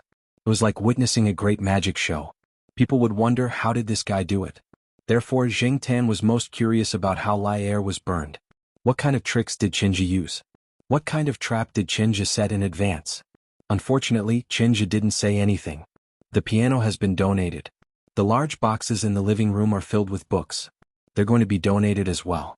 Regardless of whether they're in a foreign language or in Chinese, they're all donated anonymously to a few middle school libraries in remote mountainous areas. Some of the teachers and students there might be able to use them, Xianxia continued. But why would he suddenly say all this to a cat? It was really strange. Jing Tan couldn't figure it out. Jing Tan wasn't in the mood to drink the milk. He looked around in boredom, then his eyes landed on the book next to the teacup. It was an original foreign language book, not English. Jing Tan didn't know which language it was in. Jing Tan's focus wasn't on what the book was about, but on the picture on the cover of the book. In a church, a young man was confessing to the priest. A lot of people confess to get rid of their mental suffering. Was Uncle Xianxia also confessing? No. The point was, if this guy was really repenting, why would he repent in front of a cat? Confessing my ass. Jing Tan looked at the cover of the book, then looked at Xianxia, who was sitting on the chair and talking to himself. Then he looked at the cover of the book, then back at Xianxia. What the F***ck? Jing Tan suddenly had the urge to flip the table. What the F***ck? I'm a cat, not a priest. Why the F***ck are you confessing to a cat? However, Xianxia didn't seem like he was purely confessing. It seemed like he was purely trying to share some of the psychological pressure. Well, this kind of thing couldn't be told to outsiders. Even the most trusted people might not be able to tell. As for the reason why Xianxia chose to confess to a cat, Jing Tan could roughly guess. This wasn't the first time Jing Tan had met someone who talked to an animal to relieve their psychological burden. Obviously, to people, cats couldn't speak and couldn't understand human language. Even if they could understand, they couldn't tell a second person what they heard. However, Jing Tan was an exception. Not only could he understand, but he also had a certain degree of understanding about this matter. Ashes to ashes and dust to dust, in the present and certain hope of the resurrection of an eternal life. After Xianxia finished speaking, he was silent for a while, then he took a deep breath and smiled as if a heavy burden had been lifted from his shoulders. He looked up and saw the cat squatting on the desk staring at him. He seemed to be very surprised. Xianxia smiled again. He had decided to bury these things in the bottom of his heart. He had never thought of talking about these things. Even if he did, he wouldn't have thought that he would talk to a cat. Sure enough, it was much easier to talk about things that were kept in the heart. He was grateful to this cat. If it wasn't for this cat, he would have to carry the words that he had suppressed for so long into the future. Suddenly thinking of something, Xianxia took out a golden pocket watch-like object from his pocket and waved it in front of Jing Tan. Black cat, tell me, what should I do with this thing? For many people it's very important and can even trigger betrayals. However, I don't want to carry it around with me all the time. Seeing it reminds me of my nightmarish past. In fact, Jing Tan was already very impatient. He had listened to Xianxia's nagging for so long, but this person didn't tell him what he wanted to know. Now he was even waving a pocket watch in front of his eyes, making his eyes tired. This made Jing Tan even more annoyed, so he raised his paw and slapped the pocket watch in front of him to the side. Xianxia didn't hold the pocket watch tightly. When he was talking, he was a little distracted. He didn't want to get any advice from a cat, he just said it casually. Suddenly he felt his hand being pulled by the chain. When he looked over, the pocket watch had left his fingers and was lying on the desk. As if he didn't expect this, Xianxia was stunned. Then he looked at the pocket watch that was thrown on the desk. A few seconds later, Xianxia smiled in relief. According to your suggestion, that's it. Chapter 155. The gold pocket watch wasn't big, but it should have some weight. Jing Tan could feel it when he grabbed it. Seeing Xianxia's nonchalant reaction, Jing Tan felt that this pocket watch was like a very common everyday item. There was nothing to be cautious about. When Xianxia held it, he didn't hold it tightly. If it was something precious, he definitely wouldn't be like this. Moreover, when he saw Jing Tan throw the pocket watch on the table with his paw, he didn't check it anxiously. He didn't seem angry at all. However, after thinking about what Xianxia said just now, Jing Tan wasn't sure. Before this, Jing Tan heard from Yi Hao that there might be a material in Xianxia's hands that could defeat Lai Er. It could help Yi Hao eliminate a strong competitor in Chuhua City. Yi Hao also wanted to get that material, but when Jing Tan eavesdropped on the video call between Lai Er and Xianxia, he didn't hear any material. However, the word thing did appear. Moreover, this thing sounded very important to Lai Er. Lai Er also had some idea of what it was. Thing. Jing Tan looked at the golden pocket watch beside her feet again. How could something that could make people betray their friends just be a daily item? Xianxia saw the cat in front of him looking down at the thing at his feet. He thought that it was just curious, as if it was looking at a new toy, so he didn't pay much attention to it. Instead, he continued, before the accident, my father told me that if I could escape, I should leave this place far away and start a new life. If I really couldn't live anymore, I could open it. However, I hate this thing. Every time I see it, I think that it was the betrayer's greed and evil intentions. As for life, it's fine as long as I can earn enough money to survive. There are so many shining people, so I don't need to join in the fun. This world is full of crouching tigers and hidden dragons. Some people are high profile while others are low-key. As he spoke, Xianxia poked the cat's head with his finger. This thing, just leave it here as you wish. Out of those people, whoever finds it first will get it. It's up to God. This is also a kind of opportunity, don't you think so? It's your grandpa. Jiang Tan tilted its head and avoided Xianxia's fingers. It continued to study the special features of the local tycoon's gold pocket watch. What was troubling was that with Xianxia watching, Jiang Tan didn't dare to do anything that was too unusual for ordinary cats, such as picking up the pocket watch and opening it. Xianxia suddenly thought of something. He got up and walked to a cardboard box in the room that had not been sealed with tape. He opened the box and rummaged through it. Jiang Tan walked over to take a look. There were some pens, paper, boxes, notebooks and folders in the box. Xianxia took out a plastic pencil box from the cardboard box. The box was a little big and had 2 layers. The upper layer had colored pencils of different lengths, and the lower layer had ordinary pencils arranged neatly from B to H. These colored pencils of different lengths were given by a child in the neighborhood. Xianxia had drawn for them once, so the child gave his old colored pencils to Xianxia. The child felt that since he already had a few sets of new colored pencils, he didn't need the old pencils, so he might as well give them to this uncle who often gave candy and was good at drawing. Xianxia randomly took a half-used pencil from last time. He opened the sketchbook and was about to draw. Before he started, a cat paw rested on the edge of the cardboard box. Xianxia, whose attention was still on the cardboard box, stopped what he was doing. He followed the cat's gaze and found that the cat in front of him was looking at the colored pencils. Colored pencils? Xianxia thought for a few seconds. He looked at the pen in his hand, put it back and picked up another pencil. It was a cheap pen, and his drawing skills were far inferior to those who graduated from professional classes, but Jiang Tan felt that the drawing was still very good. At least he felt that Xianxia didn't draw himself crookedly. This was also the first time in many years that Xianxia had drawn colored pencils. Actually, colored pencils were not bad, right? After finishing the drawing, Xianxia wrote down the date and other notes, and then looked at Jiang Tan. Keep it as a memento. I don't like to take photos, so I drew you again. When I recall in the future, I will remember that I used to know a cat.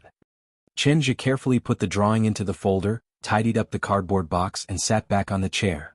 I'm leaving tonight. Maybe I won't come back in the future. Leaving at night? In such a hurry?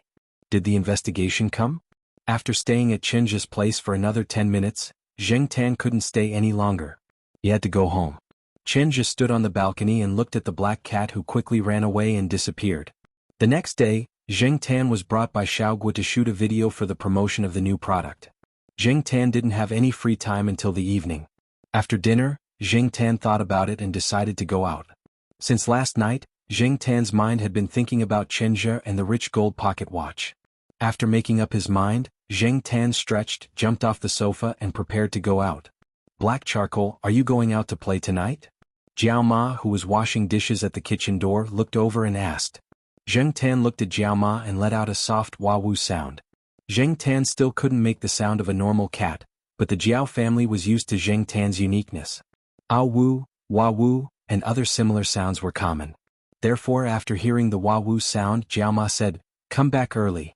In fact, many people who had pets would communicate with them in their daily lives and talk to them in a normal tone. For example, if a family in the courtyard raised a Pekingese that wanted to poop or pee, it would jump with all its might to attract attention.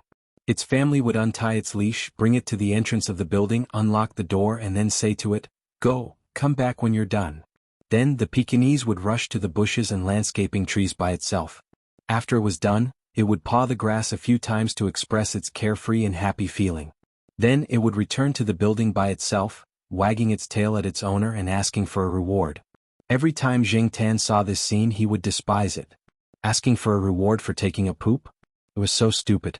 After leaving Tsinghua University, Jiang Tan went straight to Xianxia's neighborhood. Standing downstairs, Jiang Tan saw that the lights in Xianxia's house were off. The door on the balcony was closed but not locked. Jiang Tan jumped up and opened the door before the street lights came on. The house was empty and there was no one in it. There were only simple furnishings and darkness. This was what Xianxia meant when he said your suggestion, and so be it. Zheng Tan thought the pocket watch was an eyesore, so he threw it to the ground. He didn't expect Xianxia to misunderstand. Zheng Tan moved his ears to make sure there was no one in the house. He jumped on the table and saw the rich gold pocket watch on the desk. There was no computer, translation materials, books and magazines on the desk. There wasn't even a teacup. This made the pocket watch even more conspicuous. Zheng Tan walked to the pocket watch and picked it up with his two front paws. Since no one was looking at him, he wasn't afraid of being discovered. The sky was dark and the house was dark. Zheng Tan didn't dare to turn on the lights. Besides, he could see the house without turning on the lights. There was no need to take the risk of being discovered. Just as he thought, the pocket watch was a little heavy. It wasn't as light as it looked. Zheng Tan fumbled with the pocket watch for a while before opening it. When he opened it, Zheng Tan was worried that it might be a trap set by Xianxia. Although he didn't have that creepy feeling now, Zheng Tan was still a little nervous. It couldn't be helped. It was the aftereffect of being scared. After opening it, Zheng Tan realized that it wasn't a pocket watch. There was a dial on it, but there were no numbers. Moreover, there was only a pointer. When Zheng Tan held the pocket watch and looked left and right, the pointer moved along with it. A compass? It couldn't be. Weren't compasses double-headed? One was N and the other was S? Besides, the pointer wasn't pointing to the south. Connecting it to the information he heard before, Zheng Tan guessed a lot of possibilities. The guess that made Zheng Tan the most excited was that there was a secret in the direction the pointer was pointing to. Was it the material Yi Hao mentioned or was it something else? No matter what the pointer was pointing to, Zheng Tan didn't dare to act rashly. If this thing was really that important as Zheng Tan guessed, this thing was too hot to handle. One's ability depended on how much burden one had to bear. The price of being overloaded was heavy. Zheng Tan did not want to end up like Xianxia's family. Furthermore, Zheng Tan was just a cat now, a cat that even the law would not speak for. Even the Jiao family he lived in were ordinary people. How could he compete with those people? Not to mention people like the third master Fang and Yi Hao. Ordinary hooligans could also put the three members of a Jiao family in danger. Zheng Tan didn't want to think too much about conspiracy theories. However, after experiencing this incident, Zheng Tan knew that accidents weren't that difficult. But it seemed too wasteful to just leave this thing here. Xianxia didn't care. He had taken his revenge and was looking for a peaceful life. But even if he didn't care, there were more people who cared. Zheng Tan's ears twitched. He heard movement at the door. It shouldn't be Xianxia at this time, right? If it wasn't Xianxia, then it was very likely to be those people who had been looking for this thing. It could be Yi Hao's men or it could be someone else. Zheng Tan gently buckled the thing on his paw and wrapped the chain around it. Then he took it and walked out of the balcony. Fortunately, he didn't close the balcony door when he came in. It was convenient to leave now, and there wouldn't be any sound of the door opening. Zheng Tan got out of the balcony and walked to the empty space above the parking lot. Fortunately, the angle here was better. The lights in the neighborhood couldn't shine here, and no one would notice a cat walking upright with something in its paws. Zheng Tan put the thing in his hand in the corner and squatted in front of it to block it. Then he pricked up his ears and listened to the movements in Xianxia's house. Someone must have entered the house. There was more than one person, and the person who came in didn't turn on the lights. After a while, Zheng Tan heard them cursing in a low voice. They were probably calling to report. Soon those people left. Zheng Tan walked to the edge of the empty space and looked down. 3 young people came out of the building. One of them cursed again in a low voice. This made Zheng Tan certain that they were the ones who entered Xianxia's house. After the 3 people drove away, Zheng Tan was about to turn around when he saw a person coming out of a car parked below. Because of the angle, he couldn't see the person's face, but Zheng Tan felt that this person was familiar. He should know him. When the person passed by here, he looked up at Xianxia's balcony. Then he seemed to feel something and looked at Zheng Tan, who was standing at the edge of the empty space near the balcony. Oh, it's someone I know. After seeing the person's face, Zheng Tan thought to himself. Chapter 156. There were many people in this world who were not afraid of snakes, but were afraid of frogs. This was very strange.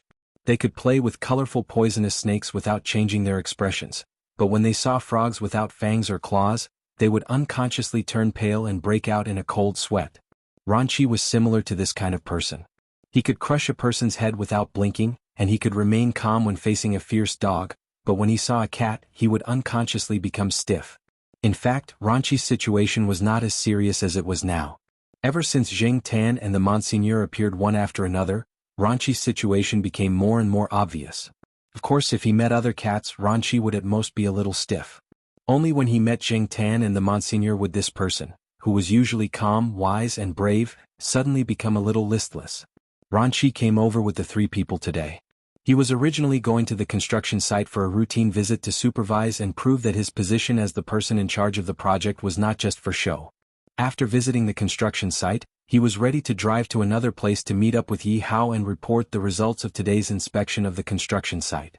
He did not expect to see a familiar person when he was waiting for the green light at the intersection. Ranchi had seen this person in the materials that Yi Hao had given him yesterday, but Yi Hao had let Leopard be in charge of the investigation there. Ranchi did not take over, nor did he take the initiative to contact him. This person was not very conspicuous among the people that appeared in the materials. Although it was just a quick glance, Ranchi was sure it was that person. Even Celestine had to acknowledge his observation skills in this area. It was also this observation skills that allowed Ranchi to recognize Jing Tan at a glance when he saw him, and not treat him as a cat raised by another resident in the community. Ranchi was glad that he was driving a subordinate's car today. His car had been sent for maintenance, so he temporarily borrowed this very popular car for transportation. It was inconspicuous and easy to track. Before this, Ranchi was secretly happy that his luck was not bad today. The investigation on Leopard's side had not been going well. If he could find something today, it would definitely push the investigation forward. And now, Ranchi suddenly felt like vomiting blood. F***ck, didn't this cat live in Tsinghua University?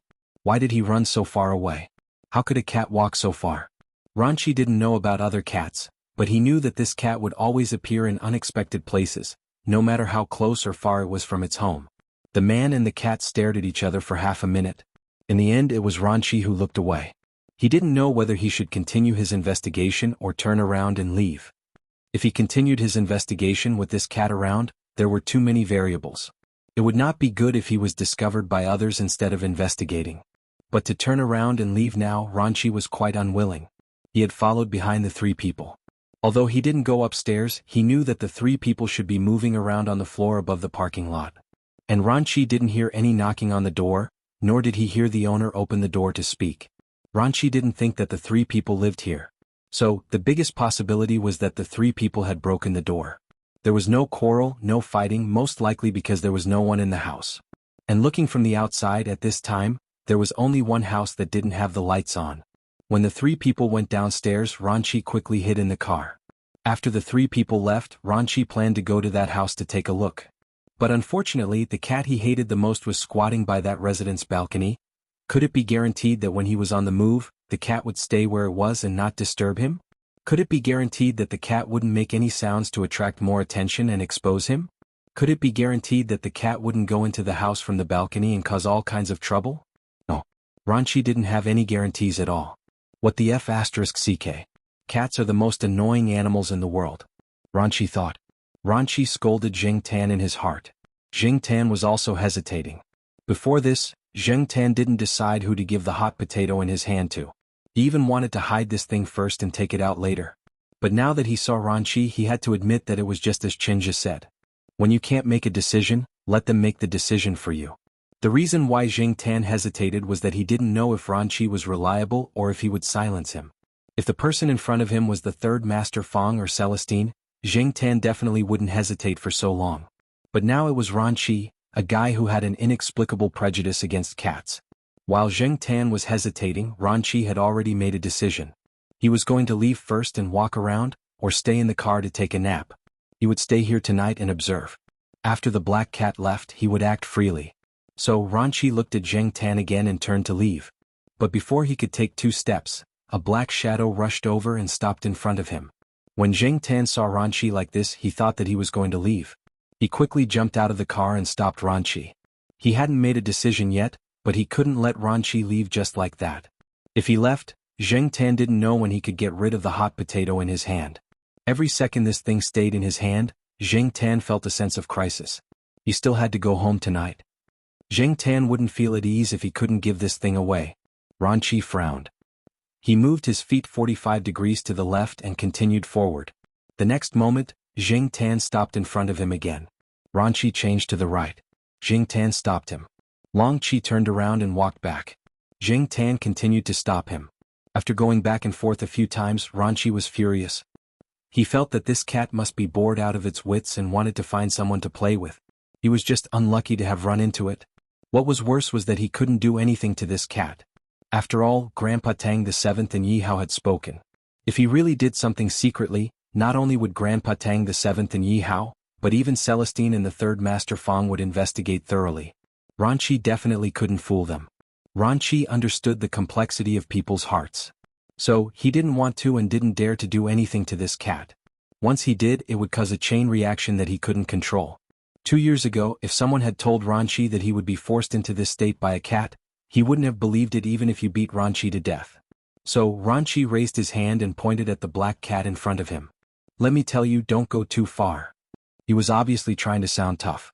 Celestine had told them that this cat had to speak human language. If it sounded like an animal's voice, this cat would ignore it. Ranqi had said that he was waiting for the cat's reaction. Zheng Tan's reaction was to look at it with even more disdain. Don't think that I can't see that look in your eyes. Ranqi wanted to vomit blood again. After a minute of confrontation, Ranqi walked into the car, took out his phone and made a call. Brother Ling, I've run into a situation here. Ranqi briefly explained what had just happened. He didn't mention what he was investigating and Celestine didn't ask. Zheng Tan saw that Ranqi went straight into the car and didn't chase after him. He wasn't that familiar with Ranqi and he wouldn't jump into the car. Besides, Ranqi closed the car window tightly. When he opened the door, he was afraid that he would follow him in. Zheng Tan wouldn't rush to flirt with him. If Ranqi drove away directly, Zheng Tan would take it that Yi Hao didn't have this opportunity. However, Zheng Tan saw that Ranqi was making a call inside and didn't look like he was going to leave. He quickly got out of the car and walked towards him. Zheng Tan was puzzled. He looked at the phone in Ranqi's hand again. It was indeed a phone, not a steel pipe. Because of the situation, Ranqi didn't turn on the speaker, so he put the phone on the empty space by the roadside and took a few steps back. Zheng Tan looked at Ranqi's phone. It was still in the middle of a call, so he walked over. Black charcoal, are you there? A familiar voice came from the phone. Ranqi was calling Celestine. Was he complaining? Zheng Tan raised his head and looked at Ranqi with disdain. Tattletale. Ranqi was so angry that his stomach hurt from Zheng Tan's look.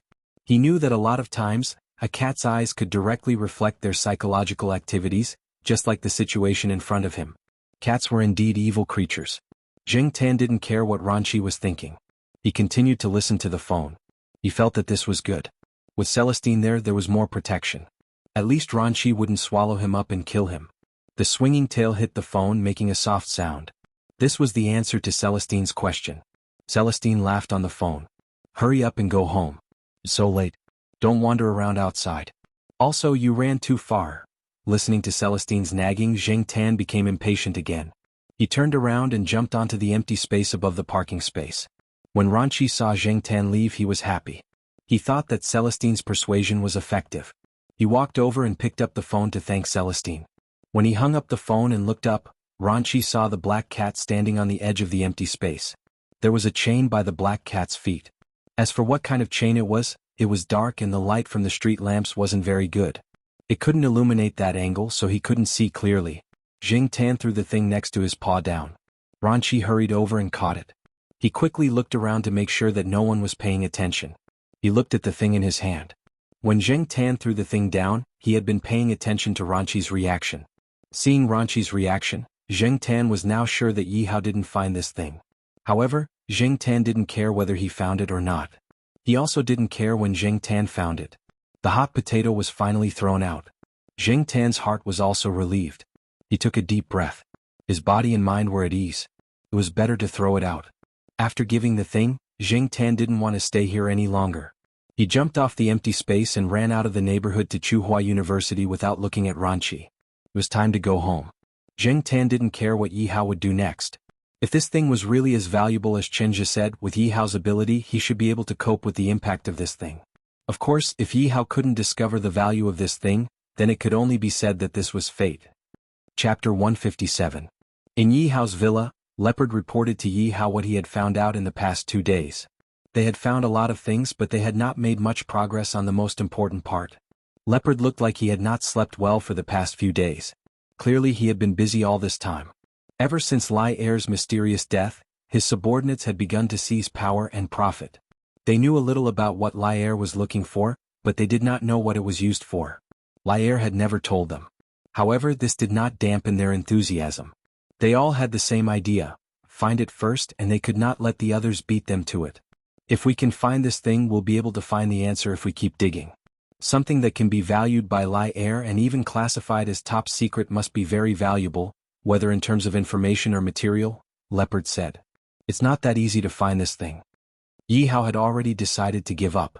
Ever since he knew about Lier's mysterious death, he had lost interest in the so-called material in the rumors. Without Lier, everything was easy. After taking over a few factories, Yihao was a little short on money and manpower. He did not want to waste manpower and money on this uncertain matter. The rumors were about Lier's blackmail material, but now it seemed that this was not the case. It made sense. If Lier hadn't taken back his own blackmail material when he was dealing with Chenla, how could he have done it so quickly? Leopard opened his mouth, but in the end he did not say anything. In his opinion, he had not come to a definite conclusion. The main reason was that he was useless and inefficient, wasting time and manpower. Just then there was a knock on the door. After receiving Yihao's permission, a person walked in quickly. This person was Master Tang the Seventh's subordinate. He had brought a document on Master Tang's orders. Yihao did not dare to underestimate a document that could be delivered urgently by someone he trusted. He opened the document. There was a photo inside. In the photo was a golden thing that looked like a pocket watch. "This is that thing?" Yihao asked. As expected of Master Tang the Seventh. While he was still trying to guess what it was, Master Tang the Seventh had already found the specific target. "Yes. Seventh Master calls it the Golden Compass." That person replied. "Gold?" Yihao narrowed his eyes and looked at the photo in his hand again.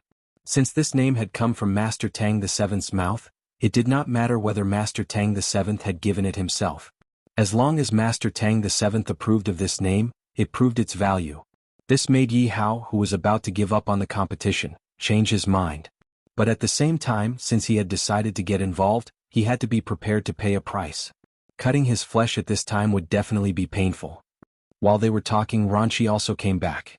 "How is it? Didn't you say you found something?" Leopard looked at Ranchi. There was no progress on his side, so he hoped that Ranchi would find something. Ranchi shook his head and briefly explained the 3 people he had followed, as well as what he saw when he went to the empty house.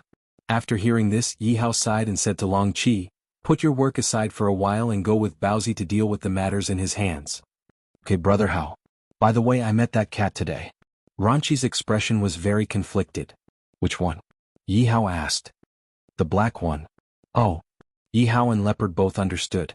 No wonder Ranchi's expression was so bad when he came back. They thought it was because he did not find anything. Now it seemed that the main reason was the cat. "I was afraid that it would hinder my actions, so I called Brother Ling. Brother Ling told it to leave.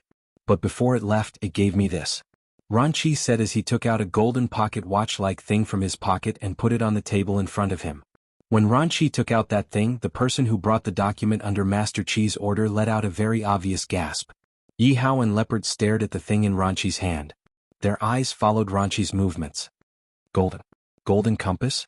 Yihao could not believe it. He looked at it a few times, then took the document and looked at the picture. It was exactly the same as the picture.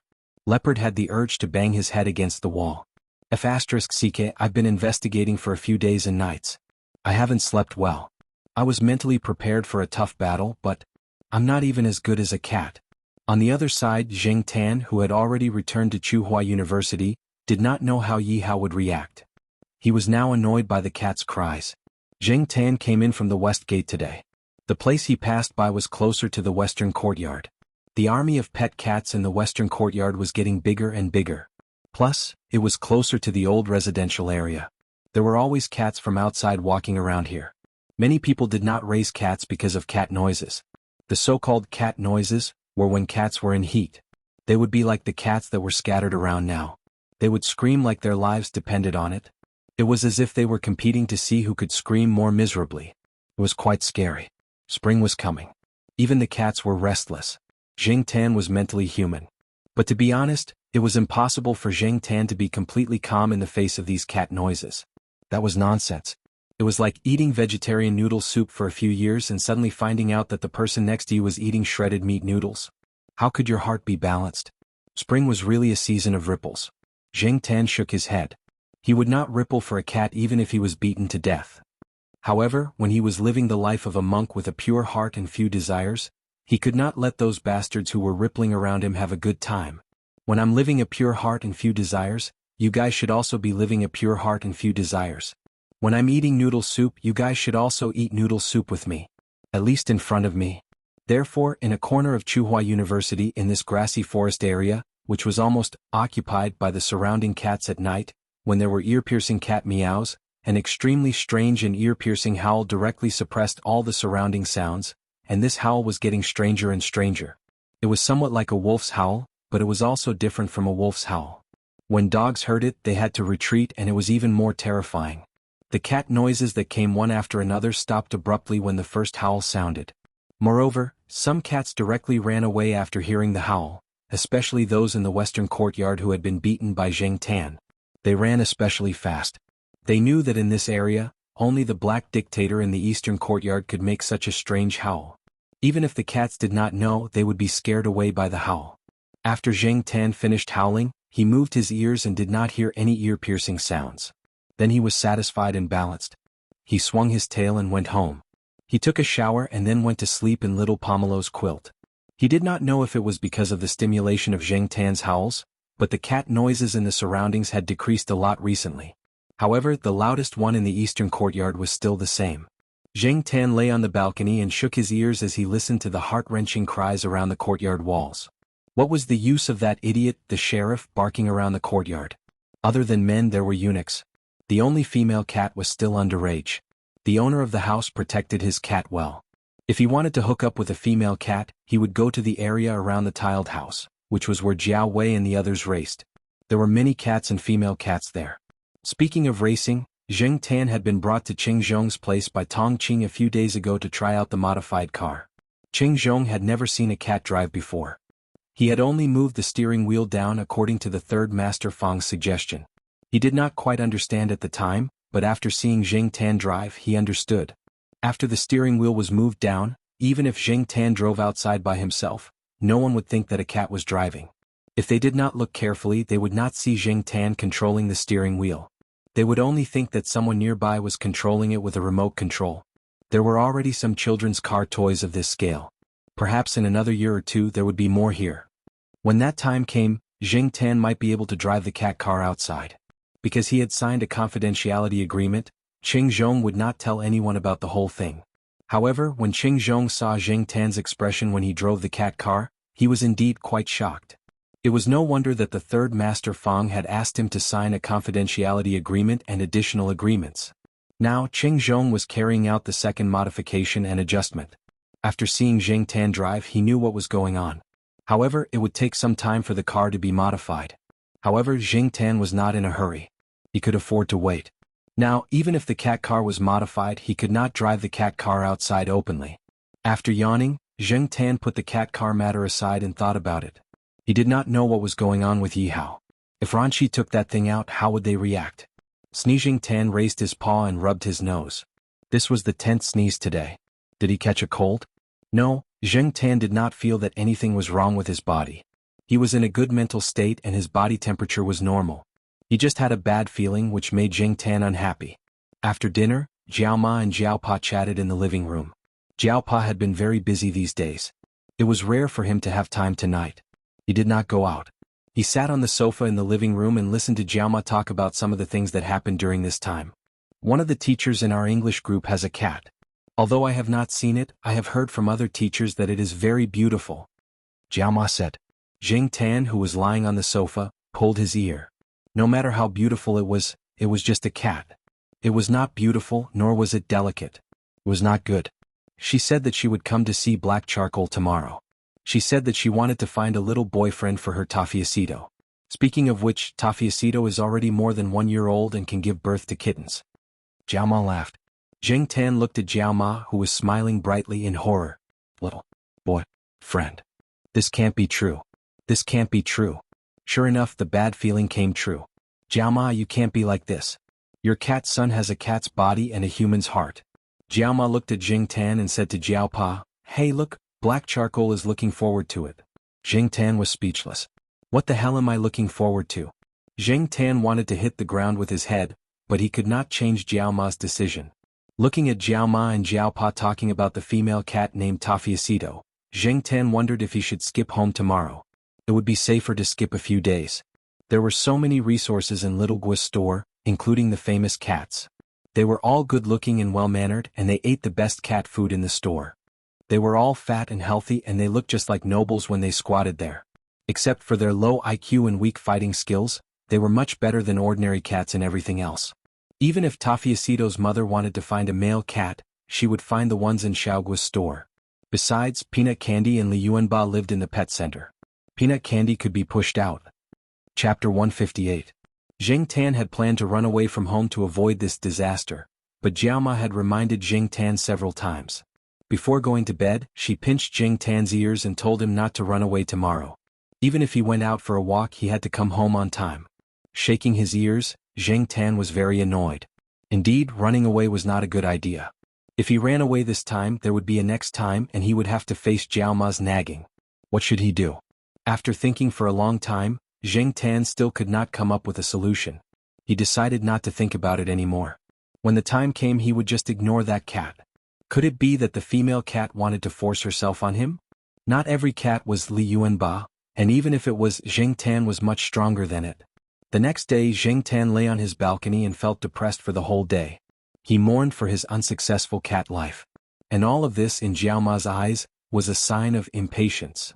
Why the hell am I so impatient? Bang. Zheng Tan did not know how many times he had hit his head on the flower pot beside him today. After dinner, Jiao Ma kept staring at Zheng Tan, as if she was afraid that Zheng Tan would run away. And Jiao Pa did not go out that night.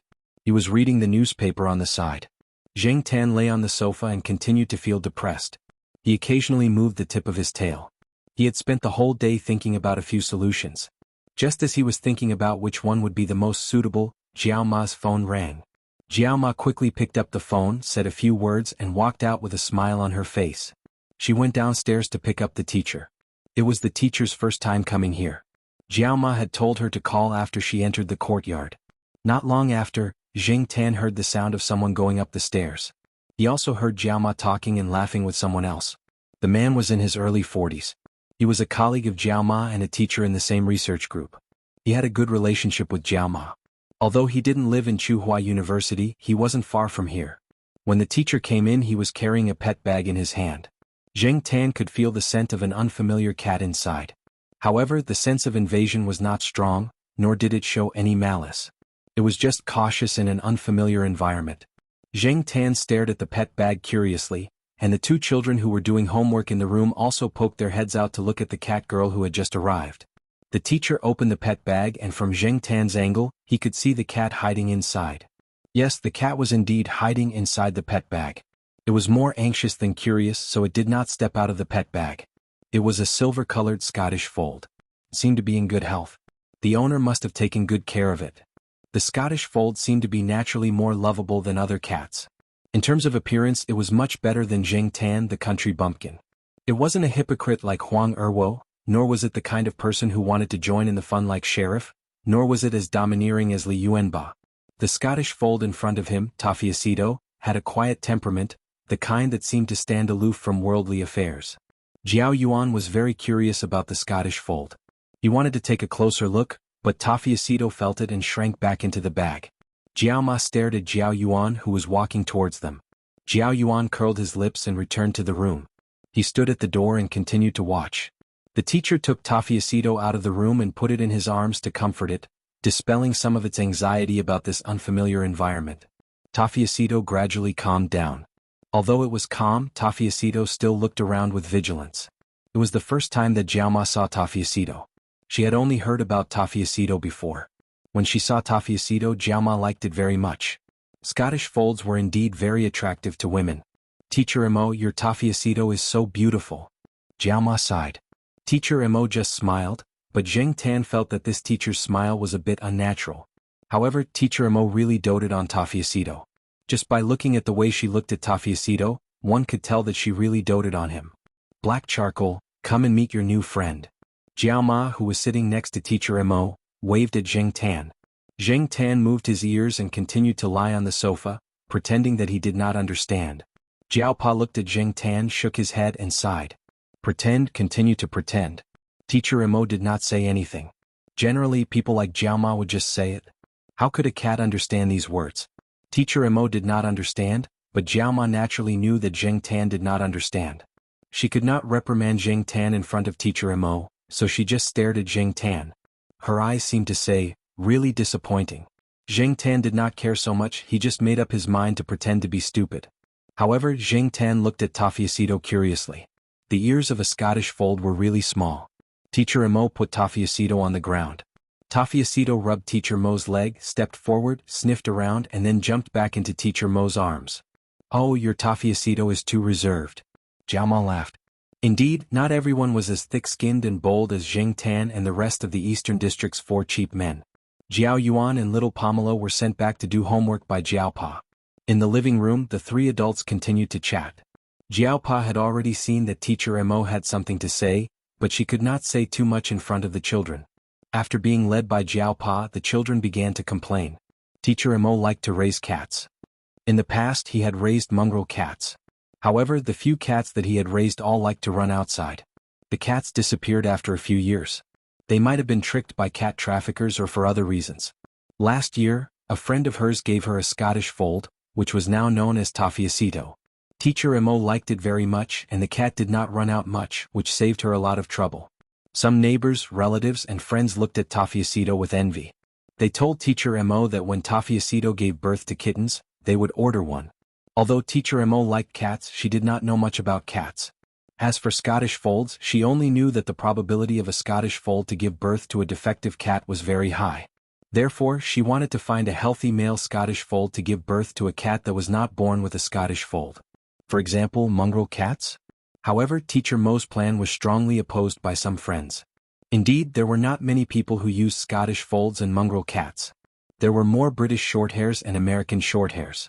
After all, they looked better in appearance, and their commercial value was much higher than mongrel cats. Hearing this, Jiaoma's expression changed. Yes, Scottish folds looked much more attractive than black charcoal, but no matter what other cats were like in Jiaoma's eyes, her own cat was the best. No one could say anything about it. Her own cat was so good. It was obedient, sensible, and helped to take care of the children. Where could she find such a cat? So you don't like it? Jiaoma, who was about to refute, was stopped by Jiaopa, who signaled her to continue listening to Teacher Mo. Zheng Tan also listened. He really did not know much about Scottish folds. He only knew that Scottish folds had folded ears and were very expensive. In the eyes of many people, Scottish folds were famous cats. Teacher Mo saw Jiaoma's reaction just now and continued to speak. She did not have many requirements in terms of appearance, as long as the offspring were healthy enough. What made her change her mind was what she experienced when she took the cat to the pet center at noon. When I raised Tafiacito, many people were envious and bought a Scottish fold. My sister was one of them. However, she stopped raising it after 2 months, so I took it and raised it with Tafiacito.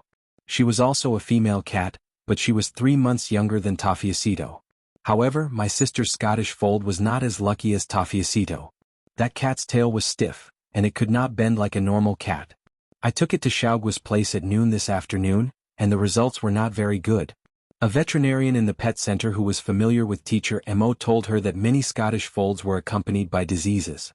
Some had short tails or were not flexible, and some had large osteophytes on their legs as well as other bone genetic diseases. Their joints were also much more fragile than that of ordinary cats. Even if they did not have arthropathy, the degree of cartilage wear and tear of their joints was greater than that of other cats, and they were prone to joint pain, limping, and other problems. Tafiacito was relatively lucky.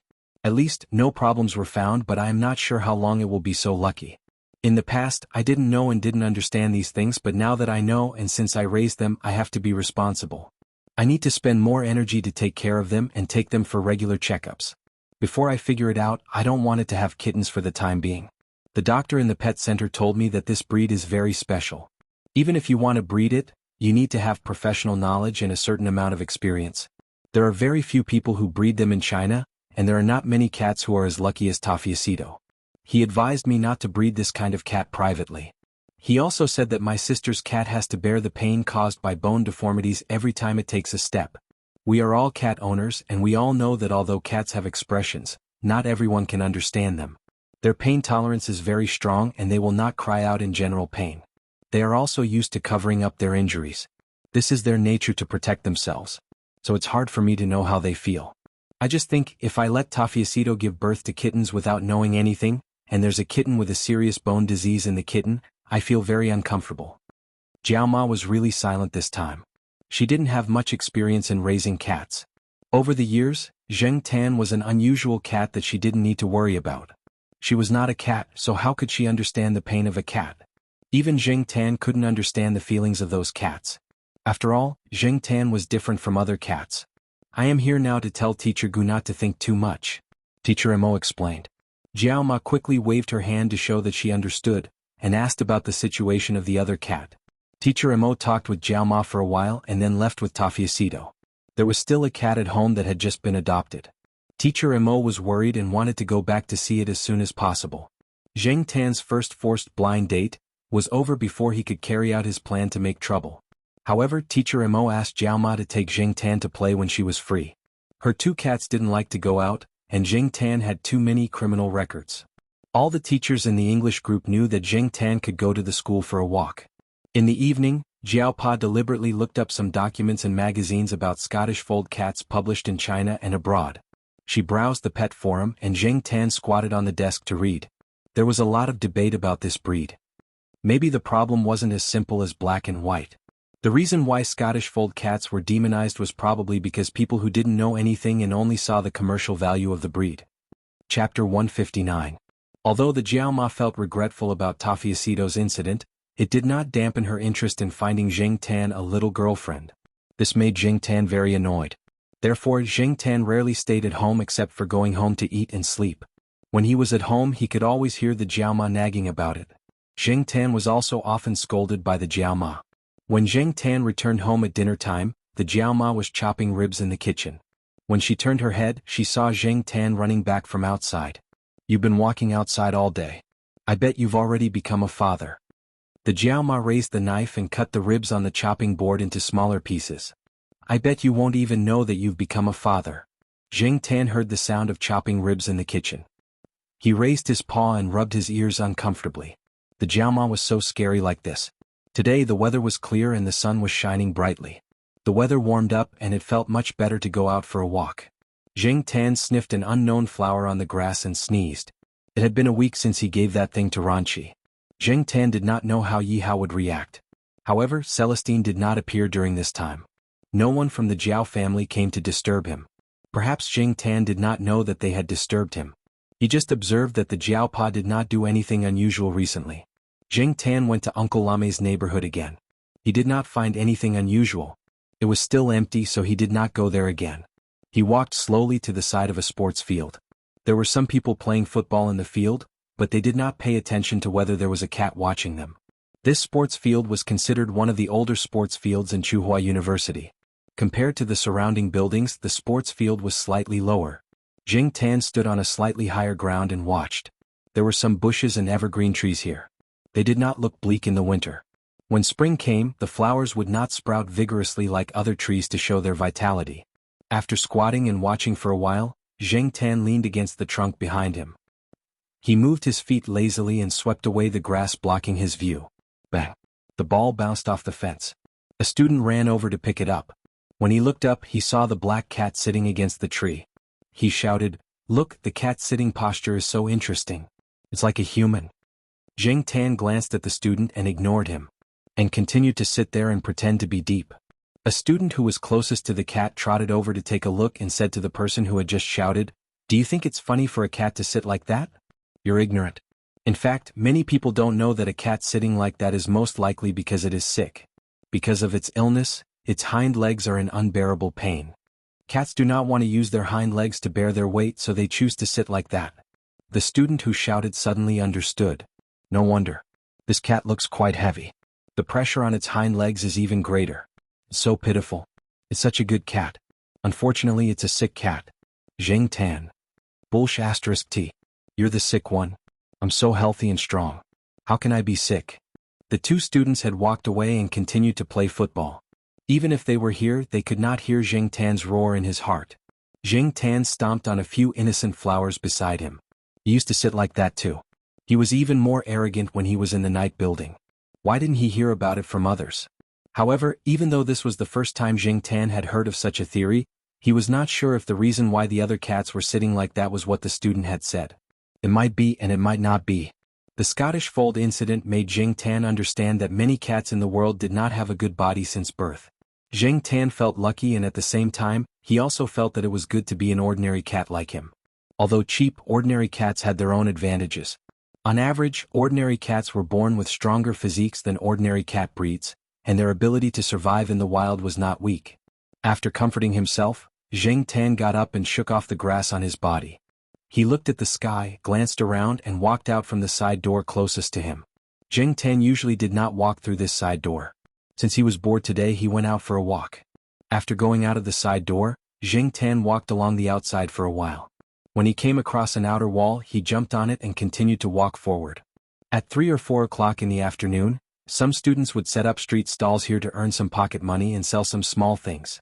Most of them were gadgets and clothes that girls liked. The cost of this kind of business was not high and the sales were not bad. At this time, some people had already come to grab the space. They put a layer of cloth on the ground to occupy the space, and then put the goods one by one. When it was almost 5 o'clock, the surrounding open space was full of students setting up street stalls. Jing Tan squatted there and watched these students busy. As he watched, he suddenly heard a few girls not far in front of him cheering. There was bamboo planted in the wall of this area, and a few bamboo leaves blocked Jing Tan's sight. Jing Tan pushed the bamboo leaves in front of him away, walked a few steps forward, and looked in the direction of the sound. A young man in his 20s with a mohawk hairstyle stood there. His hair was dyed yellow, and his clothes were somewhat non-mainstream. He looked a bit like a gangster. The young man was holding a poker card in his hand and playing a card trick. His eyes intentionally or unintentionally swept over the high peaks of several female students in front of him. Jing Tan pulled his ear and despised him. In addition to despising this person's character, Jing Tan also despised his skills. Since he had seen Uncle Lame's tricks, looking at these street tricks again, he suddenly felt a little uninterested. However, street tricks were also very technical. Even if there were fewer inherited tricks now, he had to admit that there were indeed some capable people who were even more capable than some of the so-called XX masters. Jing Tan squatted on the wall and watched the person play cards. Although he despised this person just now, he had to admit that this kid had some skills. Perhaps he was aware of the different sight of the surrounding crowd. The young man turned his head and looked behind the wall after playing a game. This person's perception is quite sharp. Jing Tan evaluated in his heart. However, after seeing the young man's face, Jing Tan was puzzled. Why does he look a little familiar? However, Jing Tan was very sure that he had never seen this person before. Today was definitely the first time he saw him. That's strange. Who is this guy? For a moment, Jing Tan couldn't remember why she felt this familiar feeling. Compared to Jing Tan's puzzlement, the young man seemed to be startled when he saw Jing Tan. His hands didn't play well and a few cards flew out.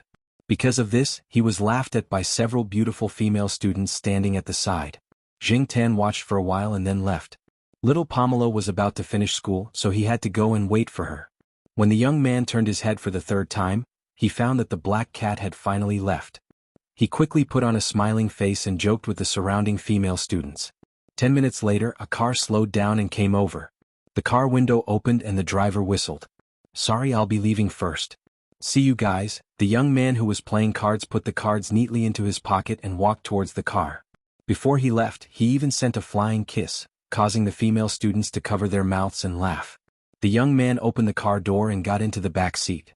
He stretched out his arms and crossed his legs. You're late, senior brother Wei, the young man said.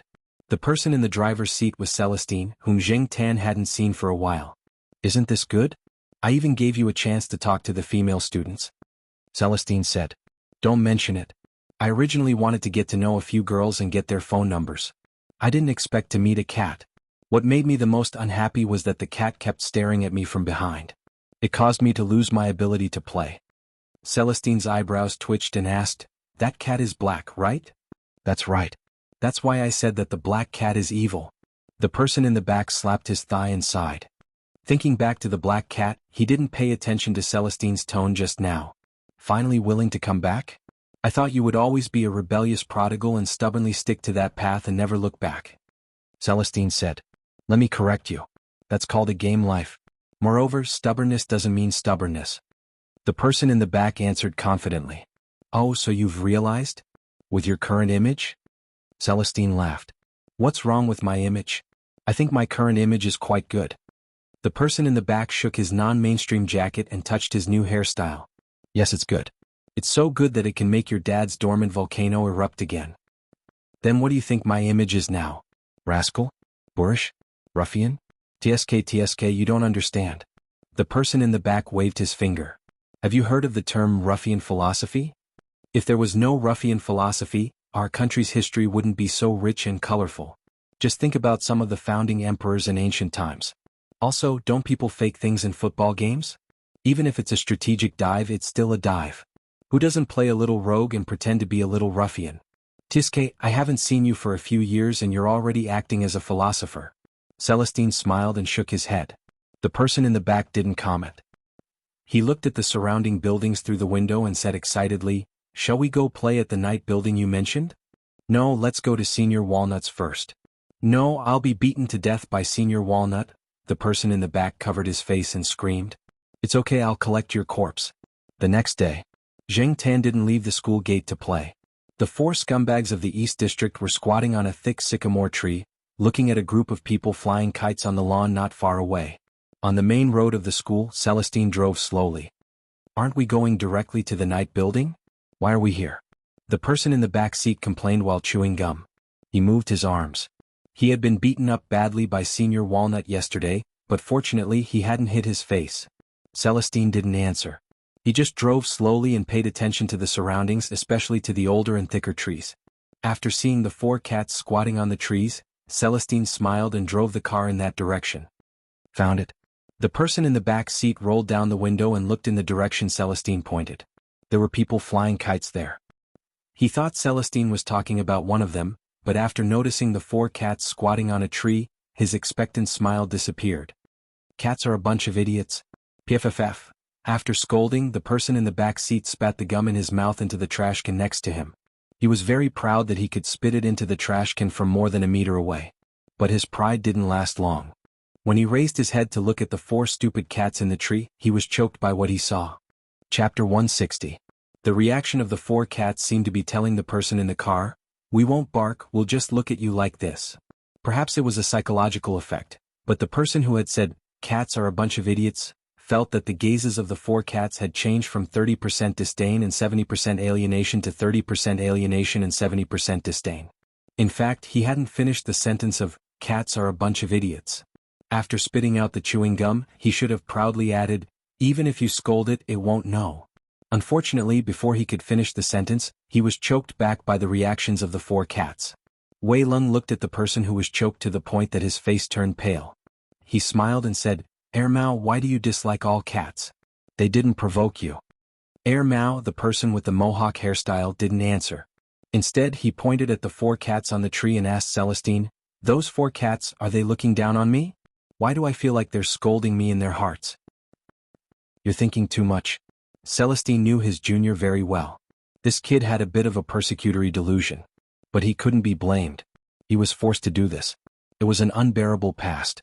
In fact, the situation of the 4 cats looking at Mao could only be said to be a coincidence that Zheng Tan didn't expect. Among the 4 cats, Zheng Tan definitely understood Mao's words. There was no doubt about that. Fatty was probably able to understand a few of the words. Even if he didn't, he probably felt that Mao was talking about them a lot just now. It was too targeted. Fatty was keenly aware of it, so he also looked over. As for Huang Erwo, this guy only looked over curiously when he heard the sound of Mao spitting out the chewing gum. As for Sheriff, he did whatever the other cats did. Thus, there was a situation where the 4 cats were looking at Mao at the same time. Was he thinking too much? Hearing Celestine's words, Mao scratched his head. He was probably overthinking. Thinking of this, Mao looked up at the tree again and happened to see Zheng Tan looking at it with even more disdain. Compared to the other cats, this look was too obvious. Mao, who was just a little suspicious, was sure that it wasn't thinking too much. If Mao's expression was as if he had just eaten a mouthful of rice with mosquito legs, then his expression now was as if he had just eaten tea. Taking a deep breath, Mao said to itself, Don't be angry with a bunch of stupid cats. He didn't come here to continue being entangled with these cats. Not wanting to stay here for even a second longer, Mao urged Celestine, "Senior brother, who are you picking up? Hurry up and leave this place." "Okay," Celestine shouted at Jiangtan, "Black charcoal, come quickly. Let's go out and play." Before Celestine's car arrived, Jiangtan had already noticed it. However, he saw that there was a person in the back seat. It was the same person he saw playing cards outside the school wall yesterday. Jiangtan didn't pay much attention to it and continued to watch the people flying kites on the grass. He was just watching two kids having a kite fight. He didn't expect to suddenly hear a curse directed at cats. Did the four of them offend him? Obviously not. Was the person Celestine brought an idiot? After hearing Celestine's call, Jiangtan didn't immediately go over. He didn't like the kid in the back seat. At first glance he could tell that the kid was a delinquent. Jiaoma had said to stay away from delinquents. Jiaoma's words were directed at Jiao Yuan and little Pomelo. As for Jiangtan, speaking of which, how many delinquents did he come into contact with? However, at this time, Jiangtan didn't think that he had done anything wrong at all. Seeing that there was no response, Celestine continued to shout, "Let's go. Let's go to the night building to play. I already told your cat dad." Originally, Jiangtan didn't plan to go out to play. However, after thinking about it, going to the night building was also a good idea. He wanted to see what Yi Hao and the others were up to. Thinking of this, Jiangtan came down from the tree and walked towards Celestine. Seeing the black cat getting closer and closer, Mao suddenly had a bad feeling. He was wondering who Celestine was talking to. Now it seemed that it was actually a cat. Therefore, Mao's first reaction was to quickly roll up the car window, afraid that the cat would jump into the car. However, even though the back window was closed, the front window was still open. Jiangtan jumped into the car through the window next to Celestine. Since there was someone in the back seat, Jiangtan directly stayed in the front passenger seat. Mao looked at Jiangtan as if he was the plague. However, there was only so much space in the car, so he couldn't avoid Jiangtan. Mao's expression didn't look too good. Jiangtan squatted in the front passenger seat and kept staring at Mao. The more he looked, the more familiar it seemed. Where had he seen it before? Jiangtan really couldn't remember. After Jiangtan jumped into the car, Celestine drove away from Tsinghua University and headed towards the night building. Celestine had a house not far from Tsinghua University. It was in a residential area that had just been built a few years ago. There was an elevator house, but usually Celestine didn't live at home. After all, he was the only one there and it was boring to stay at home. Therefore, most of the time he still lived in the company. At least there were some comrades and other colleagues there. When he was bored he would play cards and chat. Every week he would hang out at the night building to relax. His life was pretty good. Recently he even hooked up with a primary school teacher, but Celestine didn't tell anyone about this. After receiving a call from Mao saying that it was coming to Tsinghua, Celestine had been tidying up at home for the past few days. He prepared a room for Mao. Mao's parents lived in Tsinghua, but Mao would never live with his parents. Otherwise there would be a small quarrel every day and a big fight every 3 days. It would cause a lot of trouble. After thinking about it, only Celestine, who was single, would be more convenient. Therefore he called Celestine to come over and stay the night. As for how long he would stay, it depended on Mao's mood. On the way, Mao complained to Celestine about why he had to bring a cat to the night building. Celestine simply told him about Jiangtan's past. This cat is very popular. Not to mention Yi Hao and the others, even Senior Walnut owes this cat a favor. Mao looked in disbelief at the black cat squatting in the passenger seat. This cat was really something to be able to make Senior Walnut owe it a favor. However, the more it was like this, the more it highlighted how strange this cat was. If it was a normal cat, then it would be fine. As for this kind of special cat, Mao felt that such a cat should be kept at a respectful distance. Cats are quite annoying. They just like to torment people. Mao sighed. While Celestine and Mao were chatting, Jiangtan was also observing them. He knew that these two were fellow disciples. Jiangtan was also curious about what Celestine's master did. These 3 fellow disciples had different professions. Moreover, he didn't know if there were any other disciples besides these 3. However, other than that, Jiangtan's main attention was attracted by the way Celestine addressed him. Mao? This name sounded very familiar. Jiangtan tried hard to recall and finally remembered. Celestine and Senior Walnut had mentioned this name before. Zhao Lu and that guy called Wang Bin had also mentioned it before. Wang Bin. Jiangtan raised his head and stared at Mao. At the same time, he recalled the young man called Wang Bin that he saw at the 3rd Master Fang's banquet. No wonder he looked so familiar. Mao and Wang Bin looked so alike. If it was just their faces, they were exactly the same. It was just that their temperaments were completely different. One was mature and steady and looked like an elite. As for the one in front of him, no one would doubt that he was a hooligan. Therefore, at first glance, even if Wang Bin stood beside him, very few people would notice. If these two were really twin brothers, then Mao's background wasn't simple. However, why did Mao look like he wasn't doing well? The difference was too big. Compared to Wang Bin, it was like heaven and earth. Jing Tan thought of Zhong Yan. Was Mao's situation similar to Zhong Yan's? Perhaps not to the extent of having a stepfather or stepmother, but he was probably not loved by his parents. How pitiful. Mao, who was sitting in the back seat, had been chatting with Celestine and looking at the scenery outside the car window. However, from the corner of his eyes, he kept looking at the black cat that was squatting in the front passenger seat. Finally, he couldn't stand it anymore and patted the driver's seat. "Senior, can you stop this cat from staring at me? The Tijans are here." Celestine was helpless. Black Charcoal stopped staring at him. Jing Tan had also finished studying Mao. He lowered his head and closed his eyes to take a nap. It would take about half an hour to get to the night tower. The exact time would depend on the traffic. During this time, Jing Tan could take a nap. After arriving at the night tower, Yi Hao took Mao through the side door and went straight upstairs to the private room that Celestine often used. Jing Tan followed them upstairs.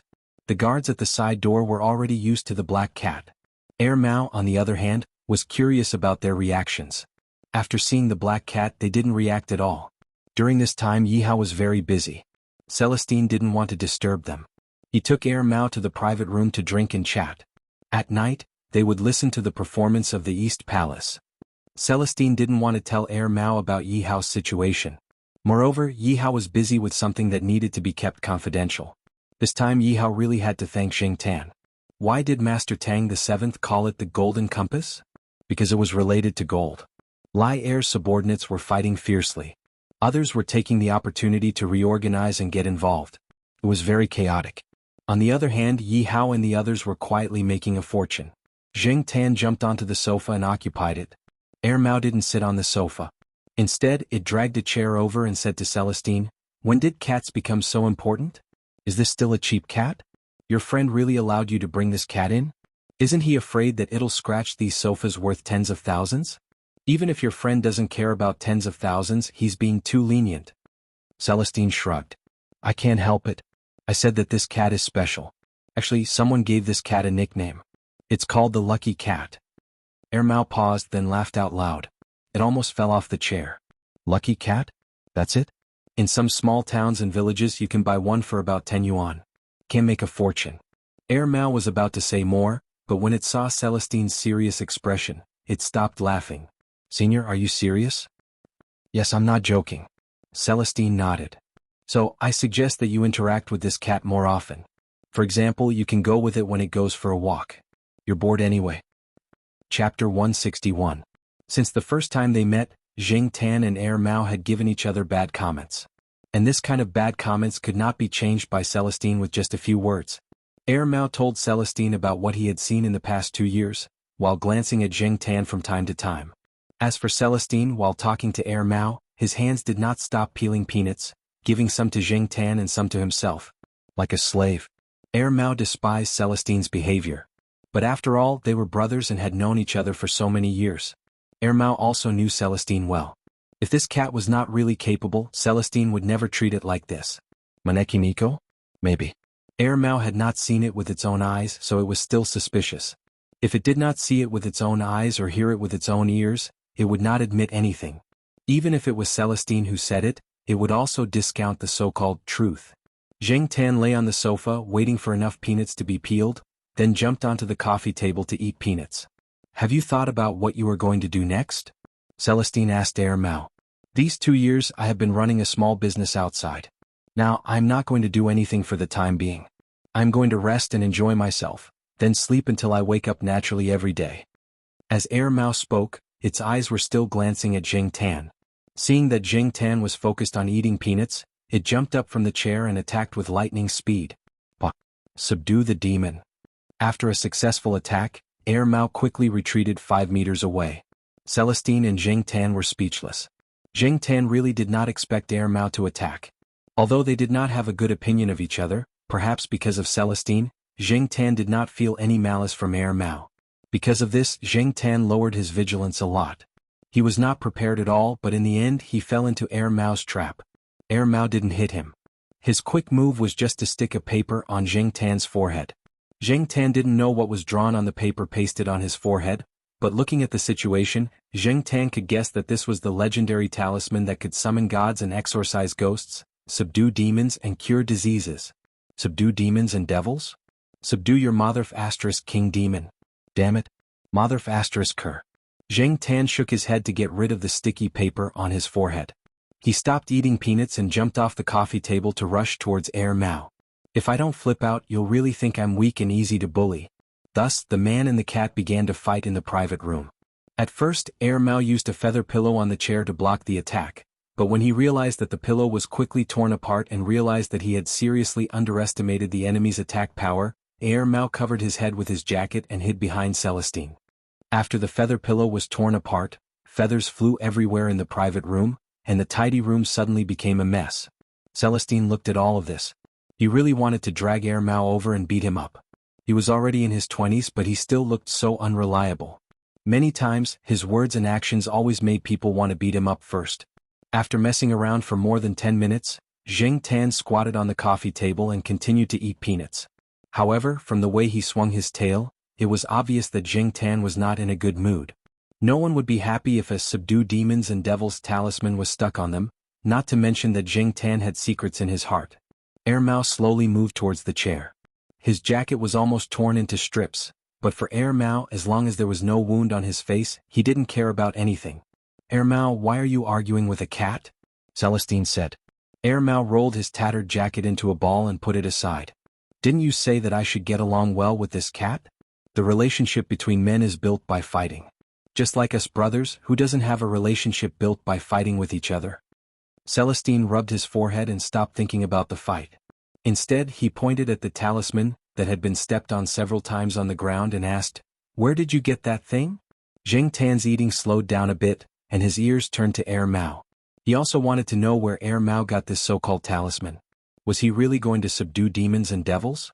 Air Mao thought for a while and answered, "When I came to Chuhua City, I saw an old man at the train station. He had a bag and a book, and he chased after me and asked me to show him my love. He even wrote down his name on the book. I gave him 10 yuan and he gave me this thing, saying that it was used to subdue demons and devils." At some stations or platforms, there would always be people begging or asking people to show their love. When there were too many people, it was hard to tell the difference between the real and the fake.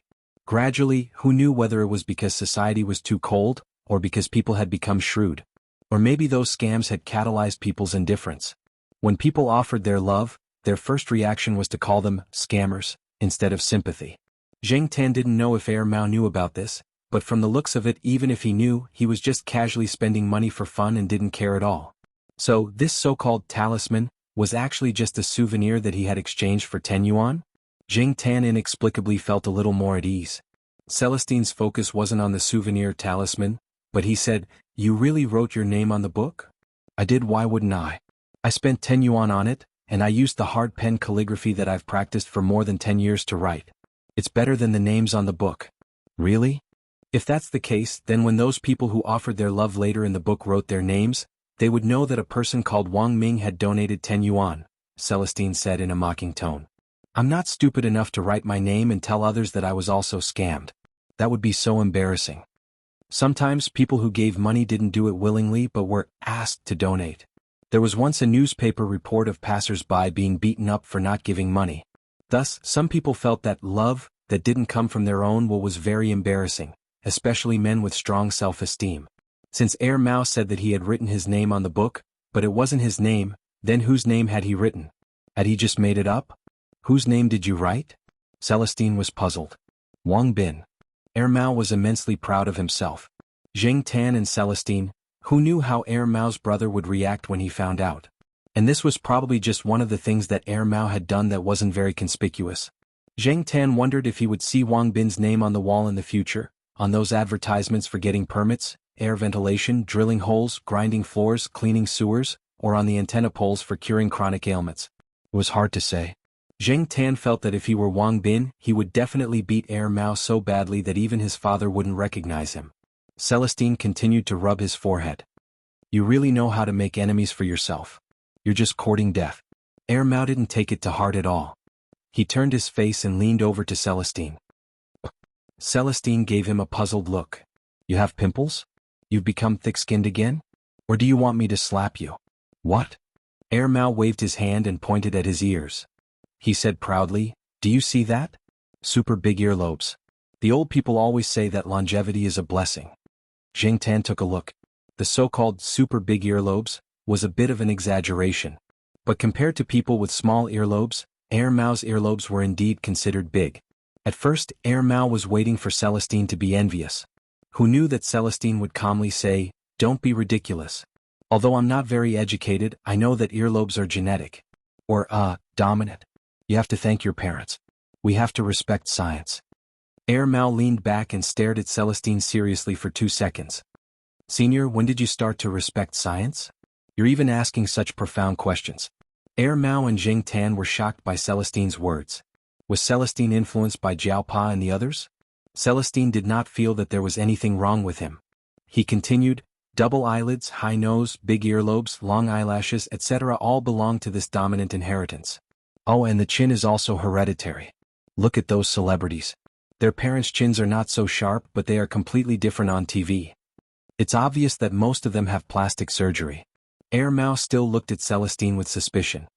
He was not suspicious of Celestine's words, but he was puzzled that Celestine would say such things. Based on Air Mao's understanding of Celestine, this senior usually read political, military, and sports newspapers in his free time. When did he change to reading science? And hereditary? He used to despise those so-called experts and professors. Why did he change now? There must be a reason. However, Celestine did not wait for Air Mao to ask more questions. He changed the topic and talked about other things. Zheng Tan continued to listen. When he came today, he thought that he would hear some things about Yihao. However, until now, Celestine did not intend to say anything. It seemed like he did not want Air Mao to know. Air Mao and Celestine were seniors and juniors, but Air Mao and Yihao did not know each other at all. There was limited trust between them. From this, Zheng Tan could infer that the thing on Yihao's side was indeed very important. It seemed like he did not want to hear any useful news today. After listening to the singing in the evening, the 2 people and the cat left the night building. Celestine sent Zheng Tan back to Tsinghua University first. Then he drove Air Mao to his place of residence. In the car, without Zheng Tan glaring at him, Air Mao seemed to be more at ease. Senior Wei, I'll stay at your place for a while. I'll move out in 2 weeks. 2 weeks should be enough for me to find a satisfactory house. Air Mao said. What's the trouble? You can stay at my place. I'm usually at the company anyway. If you're here, we can keep each other company. Come on, Senior Wei. We've known each other for so many years. Do you think I don't know you? Air Mao winked. You have a target, right? Hurry up. Look at people around your age. Their children are already big. In the past, it was inconvenient because of my job. Now you have to hurry up. Don't think I can't see it. I'll leave your house to you and sister-in-law. I don't want to be a third wheel. Although Air Mao looked unreliable, his observation skills were not weak. Once Air Mao decided on something, Celestine would not change his mind. Celestine did not argue and said, okay. However, have you decided to rent or buy a house? It depends on the situation. If there's something I like, I'll buy it. Anyway, I've made some money from selling things these past 2 years. Renting a house is also not bad. After all, I haven't decided how long I'll stay in Tsinghua City. Air Mao leaned on the back seat and tapped his fingers on the seat. Senior, do you have any good suggestions? Chapter 162. Inside the university? Air Mao frowned. He had never thought of renting a house in Tsinghua University. Generally speaking, there were more restrictions in the university, unlike outside where he could do whatever he wanted. I remember renting out a house there, but there was a little bit of resistance. However, the atmosphere was good and it was quiet enough. You could sleep until you woke up naturally. The people living there are of high quality. One is marked by the company one keeps. Didn't a magazine say before that the living environment has an impact on a person's character? You should be more careful, Celestine said in the tone of an elder. Air Mao curled his lips and did not say anything. In fact, Celestine wanted Air Mao to live in the university because of several considerations. Air Mao was the most worrisome one among his fellow disciples.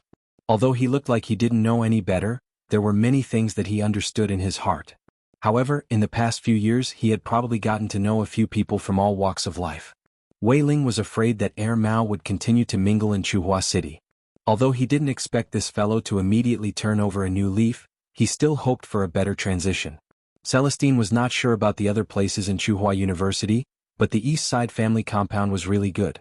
If Heir Mao could gain some positive energy from the retired teachers, Celestine would be quite satisfied. He would be more confident when he called his master. As for the resistance of renting a house there, Celestine believed in Heir Mao's ability. After all, Heir Mao was not the kind of person who did not know anything. If he really made a decision, he would definitely have a way. Celestine lived close to the university. If something happened to Heir Mao, he would not go to his father. As his senior, he would be responsible for cleaning up the mess. In addition to Heir Mao, Celestine also considered the Jiao family. Associate Professor Jiao would be leaving soon. During this time, Celestine could not always take care of the Jiao family. If Heir Mao was there, he could help take care of the Jiao family. It was said that taking care of people could increase one's sense of responsibility. Celestine decided to let Heir Mao try. Zheng Tan did not know that someone was eyeing the East Side family compound. He was calculating the arrangements for the next week. The Jiao family was counting down every day. The time of Jiao Pa's departure was getting closer and closer. Zheng Tan was also counting the days. One afternoon, Zheng Tan lay on the sofa and looked at the calendar on the wall. Next Monday he would probably spend the whole day at Xiaoguo's pet center. On Friday night, a foreign band would perform at the night building. On Saturday the third master Fang would go to talk business with old Lu. Zheng Tan would follow him and race toy cars with old Lu's son Lu Yao. Apart from these things, Zheng Tan did not plan to go out for a walk before Jiao Pa left. He would just walk around the campus. Most of the time, he would lie on the tree in the East Side family compound and sleep. When the Jiao family came back, they would be able to see him. However, Zheng Tan wondered if his life would be more difficult after Jiao Pa left. Most of the time, Zheng Tan would go out for a walk with Jiao Pa's permission. Jiao Ma was more conservative. Many times when Zheng Tan went out to play, especially at night, Jiao Ma was against it at first. She was scared by the cat trapping incident. She felt that it was not safe to go out at night with cat traffickers everywhere. She was afraid that Zheng Tan would not be able to come back after he went out. If Zheng Tan made a mistake outside when the Jiao Pa was not around, such as coming home late or getting hurt in a fight outside, Jiao Ma would not let him go out. What would he do? Would he have to stay at home all day? He would definitely be bored to death. He might even get depression. After getting used to running outside, Zheng Tan deeply felt that staying at home was a waste of time, because he could only sleep at home. Rolling on the sofa, Zheng Tan hung his head on the edge of the sofa. The tip of his tail wagged rhythmically as he thought about what to do in the future. His gaze swept across the living room and stopped at the master bedroom. The door to the master bedroom was open. The door to the balcony was also open for ventilation. The sunlight shone in, raising the room temperature by a few degrees. However, Zheng Tan was not staring at the master bedroom because it was well lit and ventilated. His target was actually the bulky desktop computer on the desk. This computer was usually only used by the Jiao Pa. Jiao Ma did not use it much. Jiao Yuan and little Pomelo were only allowed to play it on the weekends. The Jiao Pa was afraid that Jiao Yuan would get addicted to the game, so he strictly limited the time. The computer had a password, and other than Jiao Ma, only Zheng Tan knew the password. Usually, when the Jiao Pa used the computer to surf the internet, Zheng Tan would be watching from the side, so he was very familiar with the password. Think about it, the Jiao Pa was abroad, Jiao Ma was working, and Jiao Yuan and little Pomelo went to school from Monday to Friday. This way, Zheng Tan could surf the internet without worrying about being discovered by the Jiao Pa. The Jiao Ma was not that observant, so Zheng Tan would not be discovered if he was careful. It had been a long time since he went online. Although the Jiao Pa knew that his cat was different from the rest, he would never have thought that his cat had already started to think about the computer. After finally thinking of something to kill time at home, Zheng Tan jumped off the sofa with satisfaction and decided to go out for a walk. The temperature in Chuhua City was rising fast, so it would not wait for you to prepare yourself. After the weather warmed up, there were no more coats, cotton-padded jackets, or down jackets. Depang squatted on its balcony, kicking its paws to bask in the sun. When it saw Zheng Tan coming out of the building, it squinted its eyes and looked at him, then closed its eyes and continued to sleep. It did not have any intention of moving at all. Zheng Tan did not see the other two cats, and Sheriff had stopped barking around recently. Maybe he went somewhere else to look for female cats. When he slowly walked out of the gate of the courtyard, Zheng Tan saw a man in sportswear and sunglasses squatting on a stone block by the gate of the east side courtyard, with a lollipop in his mouth. When Zheng Tan came out, the man kept staring at Zheng Tan with a weird smile on his face. He looked very annoying. At first, Zheng Tan just glanced at him casually, then stopped looking. He cursed in his heart and was about to ignore him. But after 2 steps he suddenly stopped. Oh, this person must be someone he knew. Zheng Tan turned his head and looked at the man squatting on the stone block. After a closer look, he realized that the thick sunglasses could not hide the idiot temperament. This guy was definitely that idiot Air Mao. Different from the last time Zheng Tan saw Air Mao was not wearing the non-mainstream clothes today. His hair was dyed black again, and he was wearing the same sportswear as the students on the school field.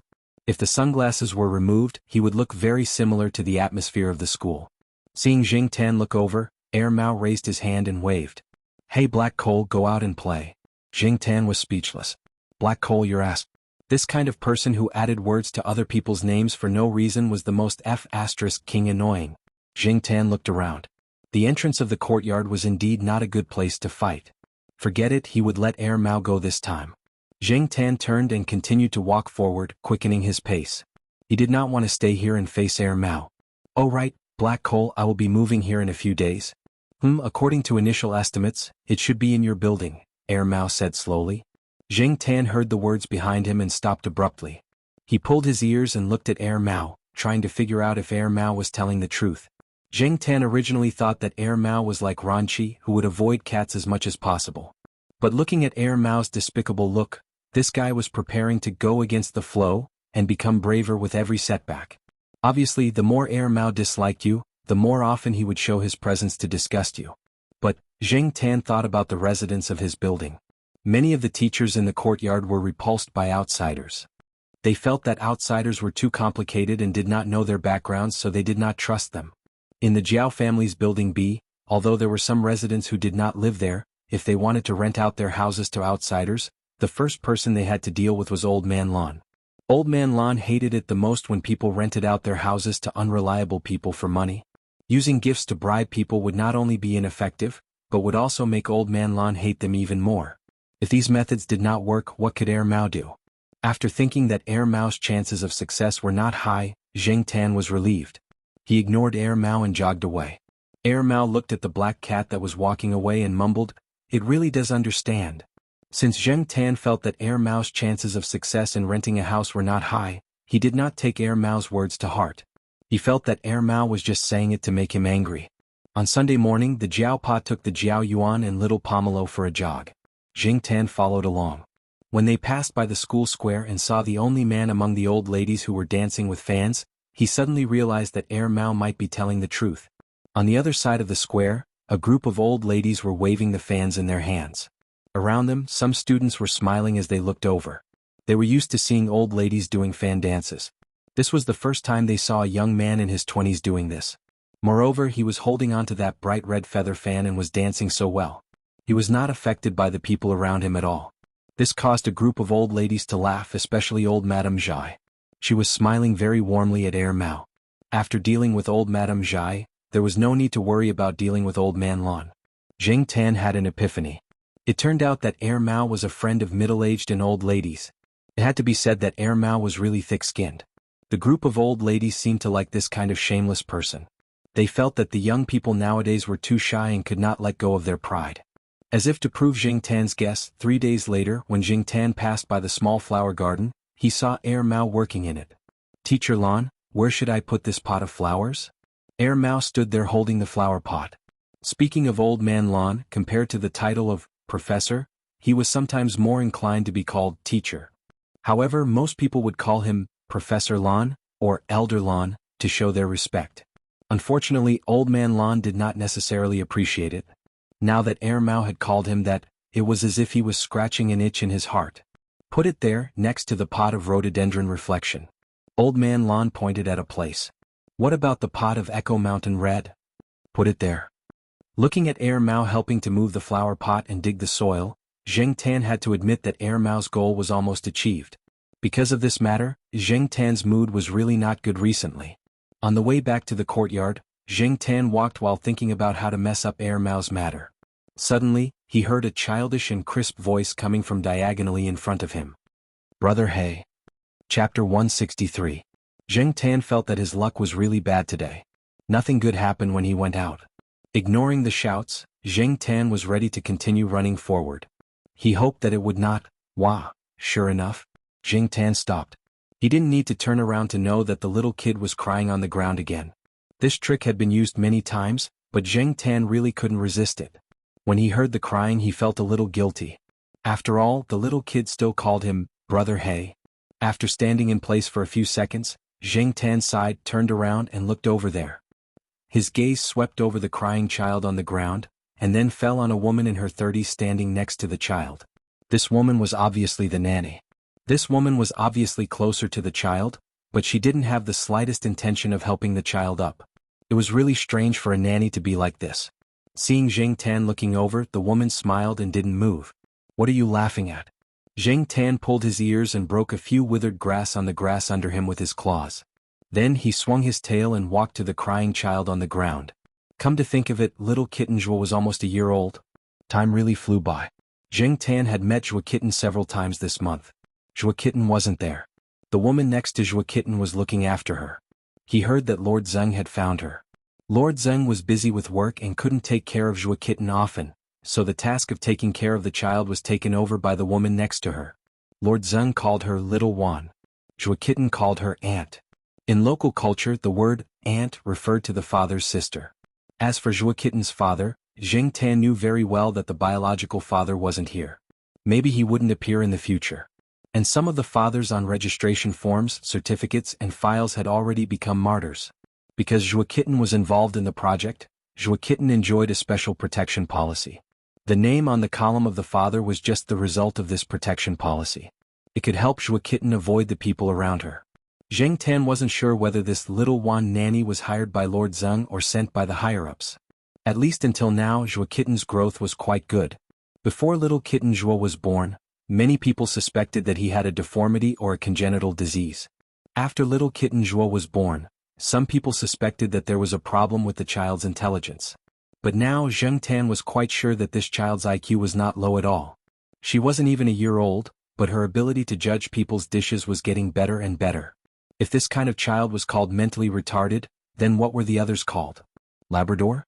Even though he knew that the little lousy child was pretending to cry, Zheng Tan still walked in front of him. As expected, the crying stopped in the next second. If one were to say that he was faking it, this child could really cry. However, as soon as Zheng Tan walked over, this lousy child immediately stopped crying and seemed to be in a good mood. It seemed that it was especially easy for children to use this move. Little kitten Zhuo especially liked to use this trick, and it worked every time. Every time, it made Zheng Tan grit his teeth in anger. Brother Black. Little kitten Zhuo, who was lying on the ground, called out again. Zheng Tan shook his ears and raised his hand to push little kitten Zhuo's head. There was no need for Zheng Tan to do anything else. Little kitten Zhuo got up on her own and stood up by holding on to the wooden railing beside her. Little Wan, who was standing at the side, smiled as she watched this scene. She was already used to it. It was like this every time. At first, she was still wary of the black cat, afraid that the cat would stretch out its claws to scratch people. However, when she talked to Little Zhuo said not to worry. Later, she tried a few times and found that the cat did not cause any harm to the child, so she stopped guarding against it. Little One still remembered that when little kitten Zhuo had just started walking, she liked to hold on to the wooden railing beside her to walk a few steps every day. When she saw the black cat, she would lie on the ground and cry. It was useless for her to go over and help her unless the black cat came over. Later, there was one time when she did not immediately go over to help her. She waited to see how the situation would develop. The child wore thick clothes, and the key parts that were more vulnerable to injury were protected. There was no need to worry about falling and hurting. Moreover, there was only grass around them, so falling to the ground would not hurt. Later, when she saw little kitten Zhuo deliberately lying on the ground and pretending to cry, she did not care anymore. Every time little Wan heard little kitten Zhuo call the black cat Brother Black, she wanted to laugh. After that, she learned some things from little Zhuo and relaxed a lot about the black cat. Sometimes little Wan could not help but laugh when she saw the black cat waving its two front paws and patting little kitten Zhuo's head. That was because the black cat looked like it was waving its paws with great force. In fact, when it landed, it was very light. It was almost just a slight bump, and it always kept its paws well. Seeing little kitten Zhua get up, Jiangtan did not want to continue wasting time with this little brat. It would be more comfortable to find a quiet place to sleep. After walking for about 10 meters when they were about to turn a corner, Jiangtan saw someone coming from that direction. His mood instantly became worse. Black coal, why are you here? Oh, this can't eat it? I just bought a mixed grain cake. Mao passed the half-eaten biscuit to Jiangtan as a token gesture, then took it back and continued to gnaw on it. After helping Professor Lan move the flower pots at the small flower bed, Mao felt hungry. He ran to the small stalls and shops at the school gate to buy something to eat. In his hand was a bowl of packed tofu pudding which he was going to give to Professor Lan later. He did not expect to run into this black cat on the small path. Jiangtan stopped when he saw Mao. And in the time that Jiangtan stopped, little kitten Zhua also came over from behind holding onto the railing. As he walked he called out, "Brother Black." Mao heard the child's voice and looked around. At this time the students were all in class. Not many people were walking around, let alone on this small path. At this moment there were only a few people around. Mao looked around but did not see anyone else. Who was the child calling? When little kitten Zhua called out again, Mao almost spat out the mixed grain cake in his mouth. He had already followed the child's gaze and found the corresponding target. Brother Black? This cat? This was the first time he had seen a child call a cat brother. Mao got up and walked over to little kitten Zhua. When he got close, little one stepped forward to block him. Although he was smiling, little one's eyes were obviously alert. Mao raised his hand to show that he understood. He stopped a step away and took out a lollipop from his pocket. It was the kind of lollipop that had a cartoon doll face. "Hey little kid, I have something good. Do you want it?" Mao waved the lollipop in his hand. Jiangtan looked at him with disdain. What, brother? He should be addressed as uncle. Little kitten Zhua pushed little Wan and took small steps forward, reaching out to take it. Mao pulled back his hand, letting the lollipop go further away. Then he pointed at Jiangtan who was squatting beside him and said to little kitten Zhua, "You tell him that black charcoal is an idiot. Brother will give this to you. You can call him an idiot. Just call him an idiot." Little kitten Zhua took a small step forward and continued to reach out, wanting to take the lollipop in Mao's hand. After Mao said it a few times, he realized that it had no effect at all. The child didn't care at all. Forget it. He's just a child. He can't even speak fluently. What does he know? Mao didn't want to continue talking nonsense with the child. He passed the lollipop in his hand to little kitten Zhua and was about to say something. At this moment, a line of water arced through the air and shot towards Mao's shoes. Although Mao reacted quickly and jumped away, his shoes were still sprayed with some urine. *CK. Feigning the east and attacking the west. This must have been planned for a long time, right? Otherwise, how could he urinate so much and so far? Mao looked at the urine on his shoes and his face contorted. Little Wan held back his laughter and continued to stand in front of little kitten Zhua. Although Mao didn't show any malice, it was always good to be vigilant. After all, they were strangers. Little Wan felt that this young man who looked like a student in his 20s might not be easy to deal with. Little kitten Zhua wasn't afraid at all. He didn't think that he had done anything wrong. He held the lollipop in his hand and laughed until his saliva dripped down. Seeing this, Jiangtan's mood suddenly turned from gloomy to sunny. Good job, little kitten Zhua. Mao shook off the urine on his shoes and wiped his sneakers with the paper used to wrap the cereal biscuits. He looked at the small child in front of him with a conflicted expression. Did this brat really not understand what he had just said? This brat and that black cat were actually biological brothers, right? Revenge. This was definitely revenge on him for instigating this kid to scold that cat. This wasn't the end. Little kitten Zhua left the wooden railing and walked unsteadily to Jiangtan. The grass was uneven and little kitten Zhua almost fell to the ground. Putting the lollipop in front of Jiangtan, little kitten Zhua looked at Jiangtan. Mao. *CK, these two idiots must be biological brothers. Jiangtan was quite touched. This brat clearly wanted to eat to death and was drooling a lot faster. Yet he still put the food in front of him. What a good kid. Jiangtan raised his paw and pushed the lollipop to little kitten Zhua's hand and patted her on the head. This kid was still young. If he grew a little older, Jiangtan wouldn't be able to pat him anymore. Jiangtan was very happy that little kitten Zhua had helped to anger Mao. He was happy for a few days. Whenever he thought about how little kitten Zhua had peed on Mao's foot, he couldn't help but laugh. However, Jiangtan's good mood only lasted for a week. A week later, Jiangtan went out to get some fresh air under the sun. When he went downstairs, he noticed that there was a lot of commotion on the third floor. The door to Old Man Land's house was open. The door to the house opposite Old Man Land's house was also open. Old Man Land's voice came from inside. "Put it there." "Yes, just put it there. You can stay in the master bedroom. I'll make a study for you. The second bedroom will be used to store their things." Zheng Tan was quite curious. After living here for so long, he had only seen this house a few times. Zheng Tan went to the door and looked inside. He saw old Madame Zhai wiping the table with a cloth. Seeing Zheng Tan, old Madame Zhai smiled and said, "Oh, black charcoal is here too. Come in and walk around the house. I saw a mouse just now." Zheng Tan. Forget it. It was better not to go in. Just as he was about to leave, someone came out of the house. Zheng Tan looked up. "What the F asterisk CK? Why is this guy here?" Air Mao was wearing a blue uniform. He came out to greet the old madam after hearing her words.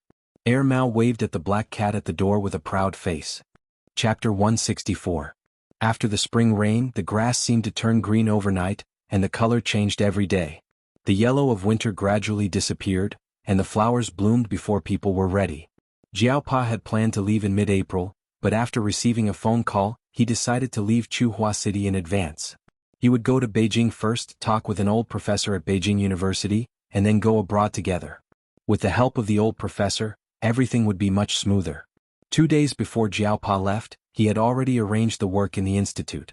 Besides 2 graduate students and a prospective graduate student, there was also a junior student who was going to be Jiaopa's graduate student. All of them were assigned tasks. The student who was going to be submitted was selected by Jiaopa. She was also a girl, and like Zheng Jing, she was not the weak type. Some teachers in the institute joked that Associate Professor Jiao liked to recruit students who looked strong. Besides his students, several family members were also called by Jiaopa to have a private talk, including Zheng Tan. At this moment, Zheng Tan was squatting on the cat tree, seriously listening to Jiaopa's instructions. "Don't cause any trouble when I'm not here. Don't think that I don't know anything about my family when I'm abroad. Don't play dumb. I know you can understand. Even if you don't understand everything, you can understand part of it, right? Well, let's make it simple. To sum it up, don't cause any trouble." Of course, just because you don't cause any trouble doesn't mean that you're afraid of trouble. Well, that's not quite right. It was probably the first time that Jiaopa had been away from home for so long. Thinking that he would be separated from his wife, children, and pets for at least a year, the Jiaopa's usual calmness was not much left. And Zheng Tan was the biggest headache for Jiaopa. "That guy named Yi Hao we talked," Jiaopa said. Zheng Tan's ears turned to the Jiaopa as he waited for him to continue. However, the Jiaopa did not reveal the contents of their conversation. Instead, he took out a card. It was a card that the Jiaopa had registered with his own identity card. The money on the card was all Zheng Tan's savings. The Jiaopa had also received a thank you gift from Zhao Lu and the others for shooting the commercial, as well as the red packet money that Zhao Lu and the third Master Fang had given to Zheng Tan, which made the Jiaopa's eyes almost pop out of their sockets, as well as the money that Yi Hao had forked out this time. All of these were kept in the Jiaopa's wallet and had never been touched by it. "Here, this is your card. Even your mother doesn't know the details of this card. Now keep it safe. Just put it in this drawer." Let alone Jiao Ma, even Celestine Yi Hao and the third Master Fang would never have thought that the Jiaopa would put all the money in the card that was prepared for the cats. Now, the money in the card was considered a huge sum of money for some people, but other than the Jiaopa, no one knew where the money was kept. The Jiaopa opened one of the drawers that was connected to the cat tree and put the card into an unlocked drawer. This drawer was the masterpiece of the third Master Fang. There were 3 small drawers on the cat tree, and if one didn't look carefully, one wouldn't notice that there was a key in each drawer. Zheng Tan had hidden the key well, so it was Zheng Tan's private property. As for the card, Zheng Tan was really surprised. He didn't think that the Jiaopa would give him a card. After putting the card away, the Jiaopa patted the cat tree. "Do you think that if a thief comes to the house, he or she will find a card hidden in the cat tree?" Zheng Tan wagged his tail. No thief would think that there would be precious things hidden in a cat nest, especially in a commoner's house like the Jiao family. After all, this kind of behavior was really crazy in some people's eyes. Zheng Tan deeply felt that normal people wouldn't think in this way. The Jiaopa was silent for a while, then got up and went back to the bedroom. After a while, he came out with a box in his hand. Zheng Tan knew that the box contained the jade pendant that the old woman gave him when he went back to the Jiaopa's hometown during the new year. Zheng Tan didn't wear the jade pendant much. One reason was that it was uncomfortable to wear it, and the other was that it was too eye-catching. It would definitely be stolen when he went out for a walk, so he had been keeping it with the Jiao Pa. This is also in the box. Oh, by the way, this is for you to see. The Jiao Pa took out another box and opened the lid. Jing Tan craned his neck and looked at it. There was an artificial amber in the box, and inside it was a cat tooth. It was left by the cat that the Jiao Pa once told Jing Tan that the Jiao Pa was indebted to. Jing Tan looked at it carefully and thought about the size of his fangs when he looked in the mirror. He had to admit that the tooth in the artificial amber was bigger than Jing Tan's own, but it was undeniable that it should be a big cat, but definitely not as big as the Monseigneur's size. The Jiao Pa just took out the artificial amber to show Jing Tan, and didn't plan to put it in Jing Tan's drawer. After giving a few more instructions, the Jiao Pa got up and left the room. The Jiao Pa left Chu Hua on a Saturday. Jiao Ma drove the two children and Jing Tan to send the Jiao Pa to the plane. There was another teacher with the Jiao Pa. He was surprised to see the Jiao family send the Jiao Pa off with a cat. After boarding the plane, he joked with the Jiao Pa, "Your family even brought a cat, son." The Jiao Pa just smiled and didn't refute. Without the Jiao Pa, the Jiao family was much quieter, at least for now. Jiao Yuan and little Pomelo were very conscientious. They woke up on time, went home and did their homework. They even helped with the housework. Jing Tan was still the same as before. He went home on time and would definitely come back at dinner time. The difference was that he rarely went to the Institute of Biological Sciences. The Jiao Pa's office was often occupied. Xian and Su Chu didn't have a computer. Without the Jiao Pa, these two guys often used the computer in the office to watch TV series and browse casual forums. Speaking of the computer, Jing Tan had been waiting for a time when there was no one at home to play with it. Early on Monday morning, Jing Tan immediately ran home after sending little Pomelo to school. He didn't have the mood to do anything else, so he was ready to hit the keyboard. When he got home, Jing Tan closed the door and rushed into the bedroom to turn on the computer. Jumping on the table and squatting in front of the computer, Jing Tan waited for the computer to respond. It took a while to turn on the computer, but Jing Tan wasn't in a hurry. He had time anyway. As for the mouse, Jing Tan couldn't use one paw, so he used two paws. It looked like he was hugging the mouse. Since he became a cat, this was the first time Jing Tan went online on his own. He was a little excited. When he hugged the mouse, he didn't control his strength well and almost threw the mouse away. When it was time to enter the letters, Jing Tan was too lazy to turn around and use his paws to press the letters. So he could only use his hind legs and tail. It was very awkward and strenuous. He typed the same word wrong several times, but he couldn't believe that the saying "practice makes perfect" would be carried forward by him. With some difficulty controlling the mouse and keyboard, Jing Tan registered an account on a messaging app. Unfortunately, there was no one in the friend category. In fact, Jing Tan wanted to look for his original self, but he couldn't remember the account number from back then. Looking at the interface of the messaging app, Jing Tan was in a daze for a while. Shaking his head, he didn't know if he would have friends in the future. Speaking of which, he couldn't be seen in the light. He could only shout a few words in the virtual world of the internet to liven things up. Jing Tan didn't dare to download games randomly. It wasn't the right time. He had been waiting to use the computer, but now that he was facing the computer, Jing Tan didn't know what to do. Yes. Jing Tan searched the pet forum that Xiaoguo often talked about. The two most active areas in the forum were the cat area and the dog area. In the city, there were the most people who raised these two kinds of pets. Clicking on the category of pet cats, Jing Tan searched from top to bottom. After a few posts, he found a new picture advertisement that he had taken at Xiaoguo's pet center a few days ago. Jing Tan looked at the comments below. Sure enough, the appearance of the animals that he had worked with was more likable than Jing Tan's.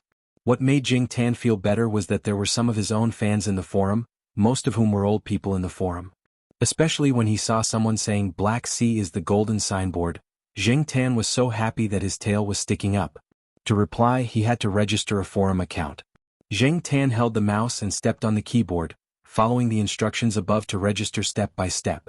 However, the ID name was a laborious task. What should he call it? He looked at the other people's ID names. Love Cat is Wangkai Nyonyo Dian Cat, Miing Meow Under the Eaves, Xinyuan Meow, Domineering Cat, Meow Fox, Hellcat. Well, these names were either Meow or Me. At first glance, he knew that they were part of the cat community in the forum. After thinking about it, Jing Tan typed one key after another. ID, Jing Tan is a cat. After registering, Jing Tan shamelessly replied in the post, "That black cat is so King handsome." After thinking about it, Jing Tan added, "It's so cool." After browsing the web for a while, Jing Tan erased some traces, turned off the computer, and went downstairs in a good mood. Although he could use the computer, Jing Tan still liked to walk outside. Of course, if there was no one following behind him, Jing Tan would be in a better mood. Mao slept until 9:30. At this time the cafeteria was out of food. He went to the stall at the school gate to buy egg pancakes and a boxed lunch. The boxed lunch was saved for when he was hungry. Mao was not picky. Even if the food was cold, he could eat it directly. As soon as he entered the courtyard, Mao saw Jing Tan walking out, so he immediately chewed on the egg pancake and followed behind with the boxed lunch that was almost cold. Mao was not close to Jing Tan.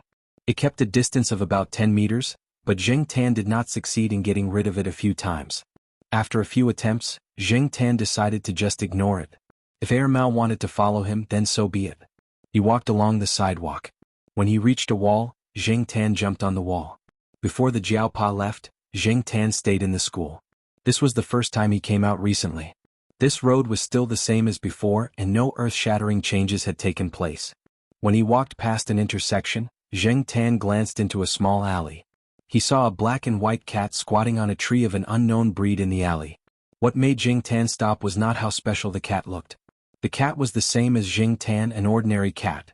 There was nothing special about its appearance. What made Jing Tan curious was, what was it looking at? The cat was squatting about 5 meters above the ground. It was staring at the window on the second floor of a house in front of the tree. Chapter 165.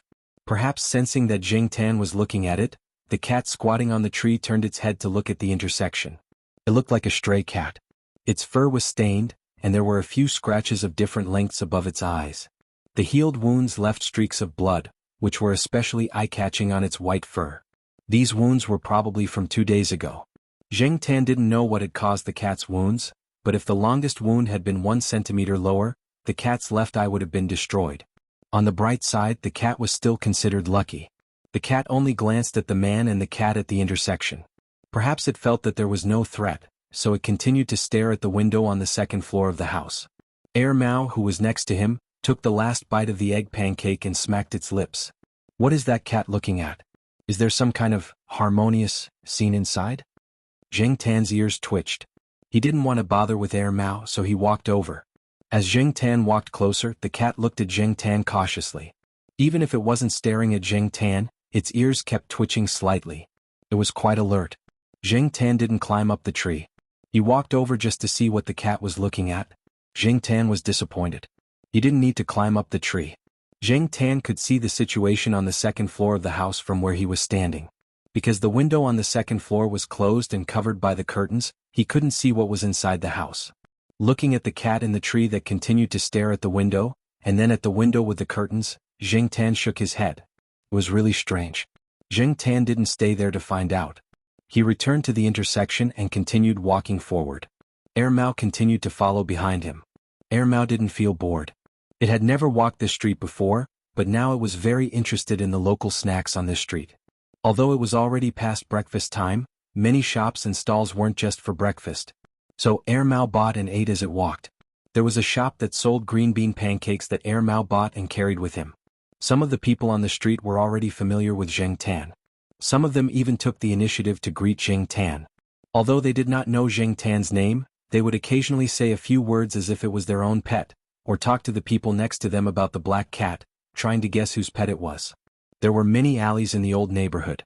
There were many narrow alleys that could only allow 2 or 3 people to walk side by side. These alleys were also filled with all kinds of stories. Jing Tan had seen many of them after walking on this street for so long. Fighting, extortion, drug abuse, cheating, and so on. There was a wide range of ages regardless of gender, age, or profession. Perhaps this was also part of the culture of the alleys? Just like at this moment, Jing Tan's ears twitched as she looked at a narrow alley. There was a concave area in the alley that was used to store rubbish. 2 young men in their early 20s were standing there, talking to the person in the concave area. Jing Tan listened to the voices and intermittent conversation. He didn't want to meddle in their business. Just as he was about to leave, he saw Mao walk into the alley. Mao didn't walk further in. After taking 2 steps, he leaned against the wall next to him. He carried the things he bought on the way here with one hand and ate a green bean pancake with the other. Jing Tan jumped onto the wall, ready to see what Mao, this foodie, was going to do. Good Samaritan? The 2 young men had already gotten the money. They counted it and walked out of the alley. When they looked up, they saw a person standing at the entrance of the alley. They put the money in their trouser pockets, looked at each other and continued to walk out with their hands ready to take out their weapons. Mao wiped the crumbs around his mouth with his thumb and walked in. One of the young men gathered his emotions and was about to say something. Before he could say anything, Mao was already in front of him. The next moment he fell down. He didn't even have time to see how the person in front of him did it. The other young man was about to take out his knife, but before the knife appeared, Zheng Tan heard a soft crack sound. Before the person could finish screaming, his scream stopped abruptly.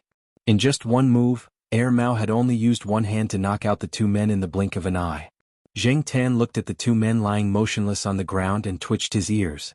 They were indeed Celestine's juniors. They were really fast. The person who was standing in the concave area of the alley heard the noise and stretched his neck to look out. He happened to meet Mao's gaze, and then the child shrank his head back. He didn't dare to stand out at all. He was probably still praying that Mao wouldn't target him. He didn't want to be the companion of the two men lying on the ground. Mao only glanced at the garbage dump and didn't look at it anymore. Walking to the two men who were lying on the ground, Mao reached out and rummaged through their clothes and trouser pockets. The money he took out totaled up to 1,000 yuan. Then he put all of it into his own pocket, not even sparing a 50-cent coin. He even looked as if he had a clear conscience. Zheng Tan was speechless. What the F***ck? Demon on demon?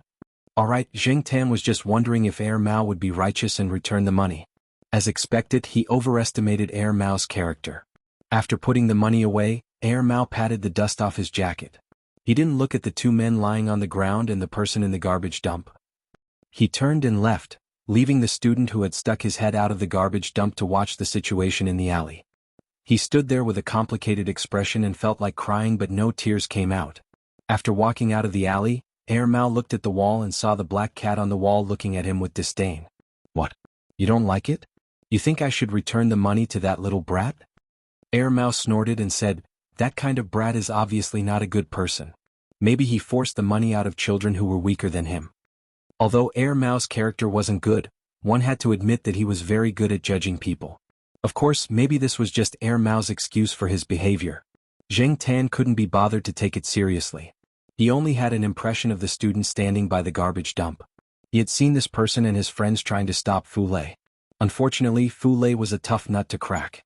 The two of them teamed up to stop Fu Lei but failed. Instead, they were beaten up by Fu Lei. This kid's luck wasn't very good. Wasn't there a saying, sooner or later you'll have to pay for what you did? Mao's mood didn't change much because of what had just happened. Just like before, Mao looked at the shops and stalls with some curiosity. He went to buy whatever he liked. Zheng Tan walked all the way and passed by Jiao Yuan's school. He stood by the window and looked at it for a while. He was noticed by a few students sitting in the back row. Before the teacher on the podium got angry, Zheng Tan quickly left. Who knew if the teacher on the podium knew Jiao Ma and wouldn't tell on him? So, it was better not to stay here any longer. After that, Zheng Tan went to the construction site of Yi Hao's project to take a look. Mao followed behind.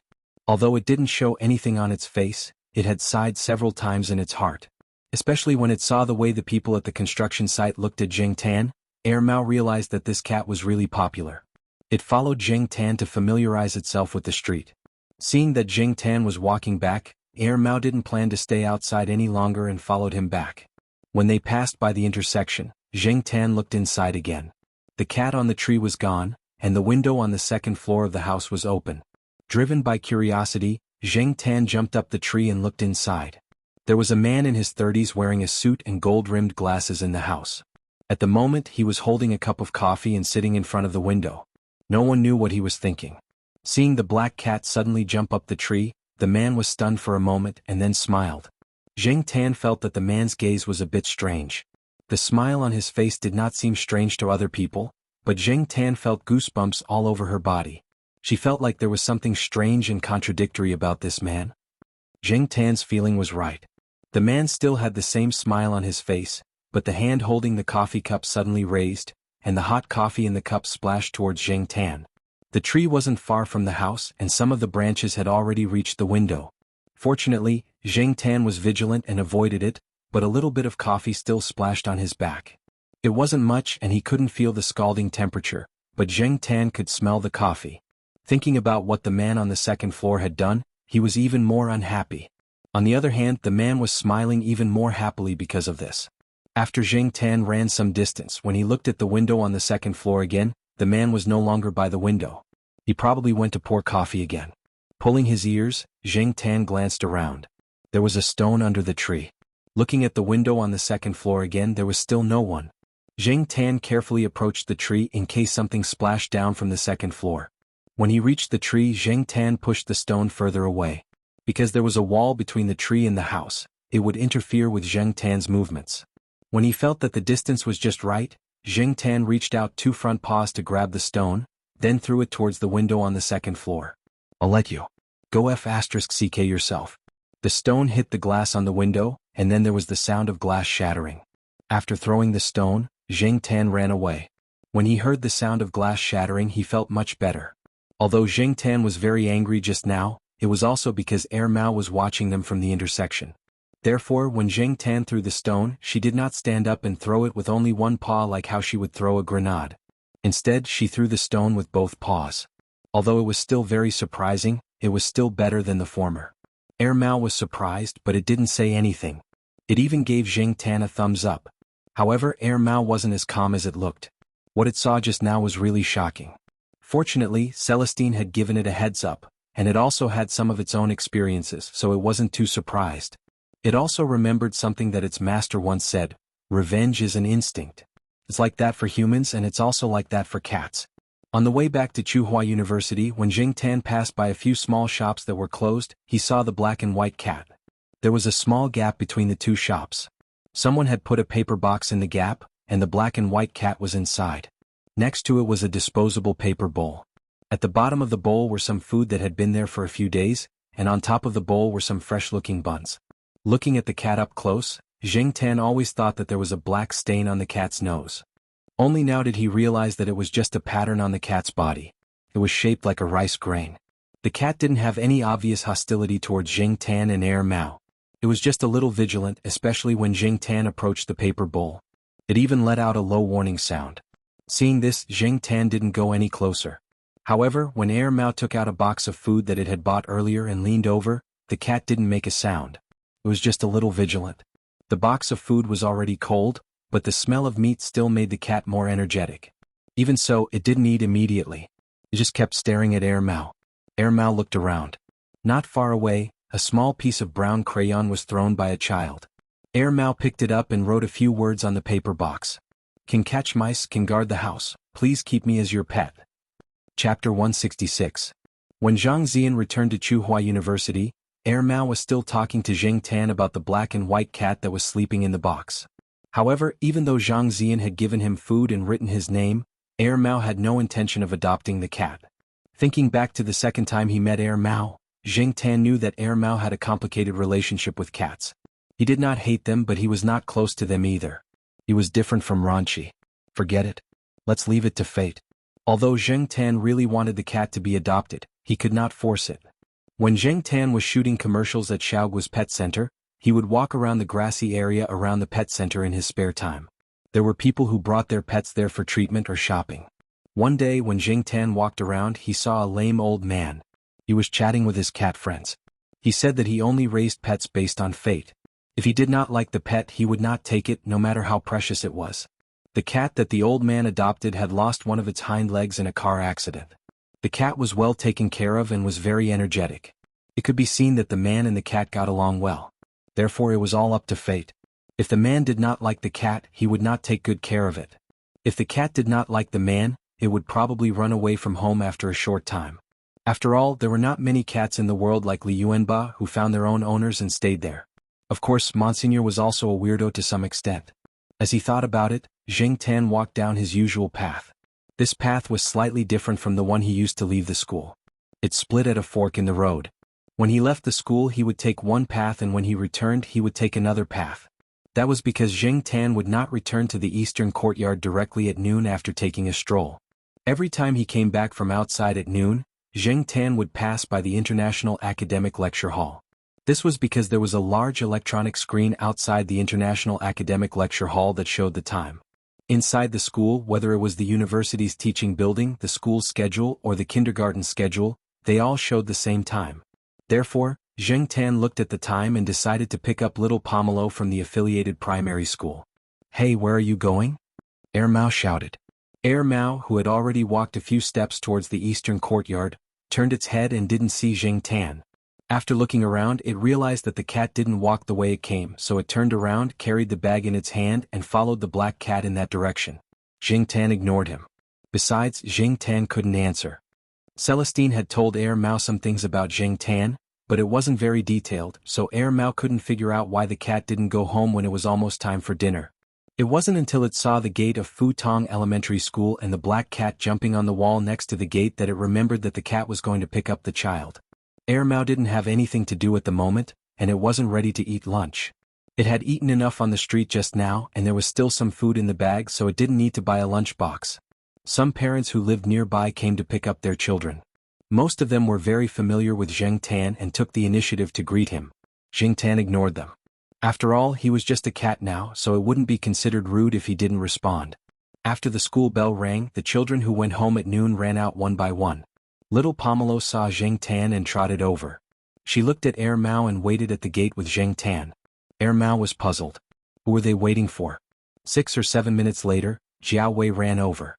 "Sorry, the last class was a little late," Jiao Wei said to little Pomelo, then looked at Air Mao who was standing next to him. There were no other parents around and Air Mao looked unfamiliar. Since they didn't know each other, Jiao Wei didn't plan to take the initiative to talk. He took little Pomelo and walked out of the school gate. "Hey, where are you going?" Air Mao followed and asked. Jiao Wei looked at Air Mao in confusion. Who was this person? He looked at little Pomelo and saw that little Pomelo was also confused. It didn't look like it had seen someone familiar. "You are?" Jiao Wei asked. "I live downstairs from her house on the 3rd floor. I just moved here. My surname is Wang." Air Mao introduced himself very seriously. He thought for a moment, then pointed at the black cat who was squatting on the wall and watching the show. "I'm more familiar with this guy." Zheng Tan pulled his ear. "Familiar my ass." Unexpectedly, Jiao Wei had a look of realization. "Oh," he said. "So you know each other." Not to mention Jiao Wei, little Pomelo also lowered her guard around Air Mao. This made Air Mao even more surprised. He didn't expect that it would be so effective to build a relationship with a cat. This cat's reputation was greater than a human's. Jiao Wei also introduced himself briefly, then smiled at Air Mao and said, "Brother Wang, let's go out together. Lunch is on me. Don't be shy. It's my own shop. If you like it, we can go there again next time." Air Mao didn't refuse. "Okay, I'll go check it out first." During lunch, Air Mao chatted with Jiao Wei. They talked about Celestine. "So your brother Ling's friend. Sorry for the disrespect." Jiao Wei picked up some things from the past and said, "At that time, it was all thanks to black charcoal that I asked Brother Ling for help. Otherwise, my shop wouldn't have been so successful." Air Mao muttered in his heart. No wonder this kid looked at the black cat strangely. It didn't look like he was looking at a pet at all. It turned out that there was such a thing. Thinking of this, Air Mao waved his hand. "This is nothing. Celestine is my senior. He's not here often. I'll help you. If you have any trouble, just call me. I'm good at fighting." Jiao Wei's mouth twitched. When they left the small restaurant, Air Mao left 2 bags of snacks in the shop. Although Jiao Wei's parents had been here for half a year, they had only been to the old street less than 3 times. It was impossible for them to have time to go there often. Some of the snacks were really uneaten. In the afternoon, after sending little Pomelo to school, Zheng Tan returned home. To be safe, Zheng Tan locked the door. He turned on the computer, entered the password and went online. After browsing the web for a while and reading all kinds of gossip, Zheng Tan logged into the pet website. Originally, Zheng Tan wanted to see the post that reposted the picture he took to satisfy his vanity. However, after opening it, he found that the hottest post was about a recent cat abuse incident. There were some pictures in the post. A 20-year-old college student was next to him. A cat was lying on the ground. The cat's eyes were still bleeding and there were many wounds on its body. The following pictures were all about the student and the dead cat on the ground. Some were taken at close range and some were taken from various angles. Zheng Tan felt a chill down his spine. It was like watching a horror movie. If Zheng Tan was still a human, these pictures would not have made him feel this way, but now he was a cat. He had been through the experience of cat traffickers and cat meat restaurants. The experience was too deep. When he connected these pictures to these pictures, the visual and psychological impact was too great. Even the scene of the tattooed man throwing the kitten in the old building district wasn't so bloody. The student in the picture didn't look like the evil people on TV. Zheng Tan continued to read the introduction of the student. He was from a well-known university in another province. He was a top student. His father was a big boss and his mother was also a senior executive. Famous university, top student, cat abuse. These words seemed very incongruous when put together, but this was the truth. Moreover, there were already more than 10 cats that had died in the hands of this student. Maybe more. The student said that he couldn't remember clearly. Zheng Tan never knew that in addition to those scumbags like the tattooed man, there would be such a top student who abused animals. Instead of continuing to look at the pictures that affected his mood, Zheng Tan continued to read the replies of the netizens. F***ck, this is so F***king cruel. What top student? Character has nothing to do with education. Drag him out and shoot him 100 times. Now, in addition to guarding against cat traffickers, we also have to guard against those who adopt cats with ill intentions. Don't do bad things with good intentions. It's too late to regret if you entrust the cats to those who make promises but speak like farts. Recently, I suddenly found that there are fewer cats near my house. I thought it was because of cat traffickers. Could it be that some pervert caught them and abused them? Where did so many perverts come from? Don't scare yourself. The most important thing is to take care of your cats, especially those who are free-range. You have to pay more attention to them. From the perspective of a previous human, Zheng Tan certainly wouldn't care about this matter. With Zheng Tan's character, he was too lazy to care about this kind of thing, let alone argue with people on the internet. But now, this feeling was very complicated. A netizen with the ID Grumpy Cat commented, "The reason for growing up. The father's indifference. The mother of a career-oriented woman doesn't have time to care." From a psychological point of view, indifference is worse than violence in a family relationship. It means that your existence is worthless. In the process of being ignored, children can easily learn to ignore other people's feelings. A netizen with the ID Cat Made Xiao AI commented, "Some people give a very different feeling outside and at home. On the outside they appear to be passive and obedient, but on the inside they are full of hostility and aggression. In front of the leaders they flatter and cater to them, but suppress their true feelings, so the inner conflicts and contradictions are very strong. When they use violence or other extreme means in the face of vulnerable groups, it doesn't simply mean that they are dissatisfied with the performance of the victims of violence or abuse, but it is a behavior that is caused by multiple layers of pressure and anger superimposed together." This was a relatively rational analysis. The more he read, the more intense the argument became. Zheng Tan turned 2 pages. Can't they accumulate some good karma? What's the point of talking about karma with animals? Karma has long been exhausted. Everyone calm down. Your cat's eyeballs were dug out and beaten to death. How can you bear it? Aren't these all stray cats? Stray cats can be killed indiscriminately? Doesn't it count as killing the innocent? He's not wrong? At least legally he's fine. Poor stray cat. We can't abuse people like we abuse cats. Since he has decided to repent, everyone should give him a chance instead of creating pressure for him and leading social groups to exclude and scold him. This will destroy him. This is so F***king funny. Will he really change just because he says he will? There's a good saying, a dog can't change its habit of eating shit. Upstairs, you're slandering me? The post was quickly refreshed to 10 pages. Zheng Tan roughly looked at the posts on the next few pages. The posts that started the war of words were not so elegant. They even began to greet the ancestors. Some people were strongly condemning. Since the law could not punish, they used social morality and public opinion to put pressure. Another group of people felt that it was just cat abuse, not murder. Since the student admitted his mistake and decided to repent, everyone should forgive him. Why should they destroy a person for a few cats? Of course, in the cat area forum, there were more people in the front. Most of the people in the back were not actually from the cat area forum, but from other areas. Zheng Tan looked at the replies and thought of the black and white cat that was nestled in the paper box with injuries on its body. Perhaps it had also been abused, but it was luckier. At least it was still alive. In fact, Zheng Tan knew that no matter how much they quarreled now, the standards for humans and cats would always be different. This was inevitable. After a few years, the elite would still be the elite and the abused cats would no longer be there.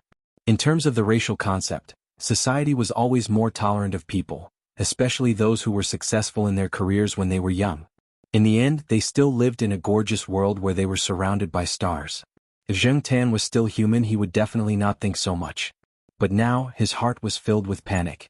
When he came back to his senses, Zheng Tan refreshed the web page and found that the number of replies to this post had already reached 15 pages. The war of words was still escalating. After thinking about it, Zheng Tan raised his paw and dragged the mouse. He clicked on the reply button and typed a sentence. Chapter 167. In the cat forum, there were many people who often joked about cats, so Zheng Tan's reply didn't make the other netizens feel anything special. Zheng Tan's reply was quickly drowned out by the quarreling replies. Even if someone saw this sentence while scrolling through the post, they wouldn't have much of an impression of this sentence that didn't seem to have much meaning. Zheng Tan didn't intend to get any opinions from other people. He turned off his computer and went to sleep on the balcony. A day later, when Zheng Tan opened the forum again, the post had been deleted. There were many other posts in the forum. After skimming through them, Zheng Tan wasn't in the mood to continue reading. Since it was still early, he was going to see the black and white cat. Today, without Air Mao, Zheng Tan felt much more at ease. When he passed by the box, Zheng Tan didn't see the black and white cat. Air Mao's lunch box had been finished, and there were some leftovers in the paper bowl in front of the box. There were many fish bones in the rice, and because of the weather, there was a rancid smell in the paper bowl. After looking around carefully and confirming that the black and white cat wasn't there, Zheng Tan ran towards the alley. In the alley, the black and white cat wasn't on the tree. The window on the second floor of the house next to it was still closed. There didn't seem to be anything special. As he approached the house, Zheng Tan pricked up his ears and listened. He didn't hear any sound from the house, and there was no sound of people talking. It looked like the houses in the neighborhood. At this time, people who were working or going to school weren't at home, so it was much quieter. Only the chirping of the sparrows could be heard. Zheng Tan didn't find anything, so he prepared to jump down the tree and leave. After taking 2 steps, Zheng Tan suddenly looked back at the sparrows jumping on the wall not far away. There were too many of them. Upon closer inspection, Zheng Tan realized that the number of sparrows in the area had increased without him noticing. Sparrows were very common in the city, especially in the area around the school where there was a large green forest.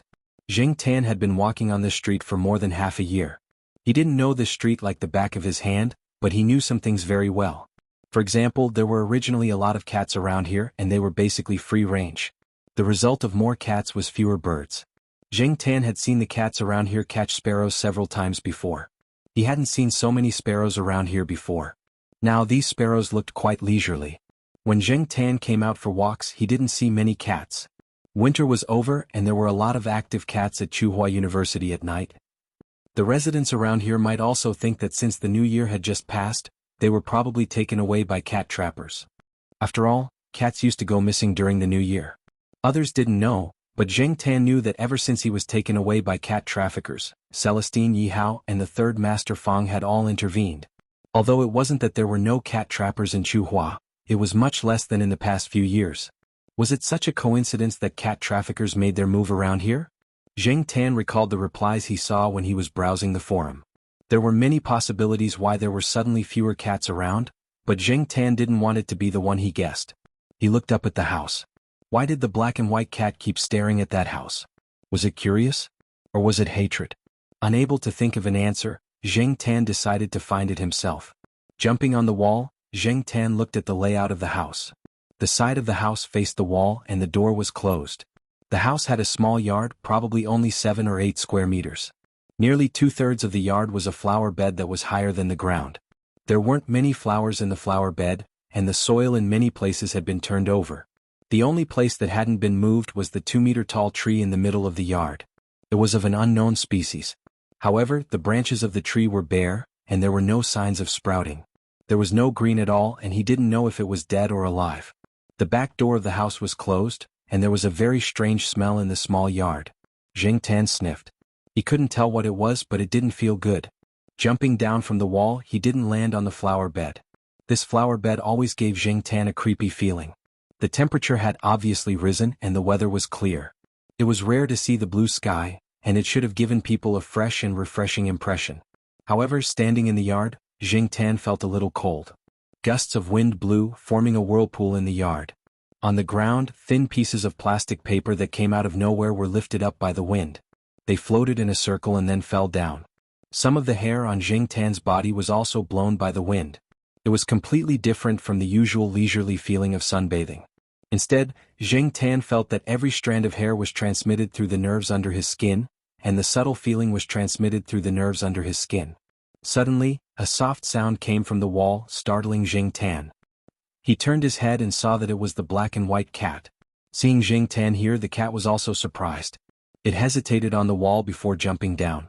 Unlike Jing Tan, it landed on the flower bed. Seeing that the black and white cat was vigilantly staring at him, Jing Tan took a few steps back. He didn't plan to fight with the cat here. Perhaps it felt that Jing Tan was no longer a threat. After looking at Jing Tan a few times, the cat sniffed around the flower bed. It found a spot and then began to dig with its claws. What was buried in there? Jing Tan was curious, but his intuition told him that there was definitely not a beautiful scene under the soil. Perhaps it was buried a little deep. Fortunately, the soil in the flower bed wasn't solid. After digging for about 5 minutes, the cat stopped, sniffed there, and then continued digging. There was nothing around for Jing Tan to stand on to see the situation in the flower bed. Since no one was paying attention, Jing Tan stood up and used his 2 hind legs to support himself. The cat had dug a hole in the flower bed. In the hole, Jing Tan saw a cat's foot exposed. The rest of the foot was still buried in the soil. Although there was soil stuck to it, Jing Tan could still see some black lines crisscrossing the sole of the foot. It looked like it was burned. The cat was still digging. Jing Tan didn't want to look anymore. He was sure that there was definitely more than one cat buried in there. Sometimes cats were more vengeful than dogs. Jing Tan didn't know what the cat buried in the flower bed had to do with the cat, but the cat remembered this grudge. Otherwise, it wouldn't have squatted on the tree for so long. At that time, Jing Tan couldn't see the cat's eyes when it squatted on the tree and stared at the house. It could be hatred or it could be something else. Without looking at the flower bed, Jing Tan jumped onto the window at the back door of the house. The window was still closed. Inside was the kitchen. Jing Tan stood on the windowsill. Looking through the transparent glass window, he saw something on the ground inside. Jing Tan was very familiar with this thing. Every time he saw this thing, Jing Tan was quite angry. A cat cage. Whenever she saw the cat trap, Jing Tan would recall the unpleasant experience she had in the past. A cat cage wasn't difficult to make. Anyone who was familiar with rat cages could make one themselves.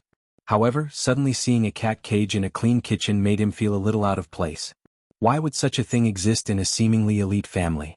All of this made Jing Tan certain that the guy with the lousy coffee was really not a good person.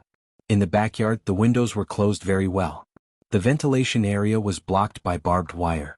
Other than this, the windows on the first floor were basically all protected by anti-theft nets.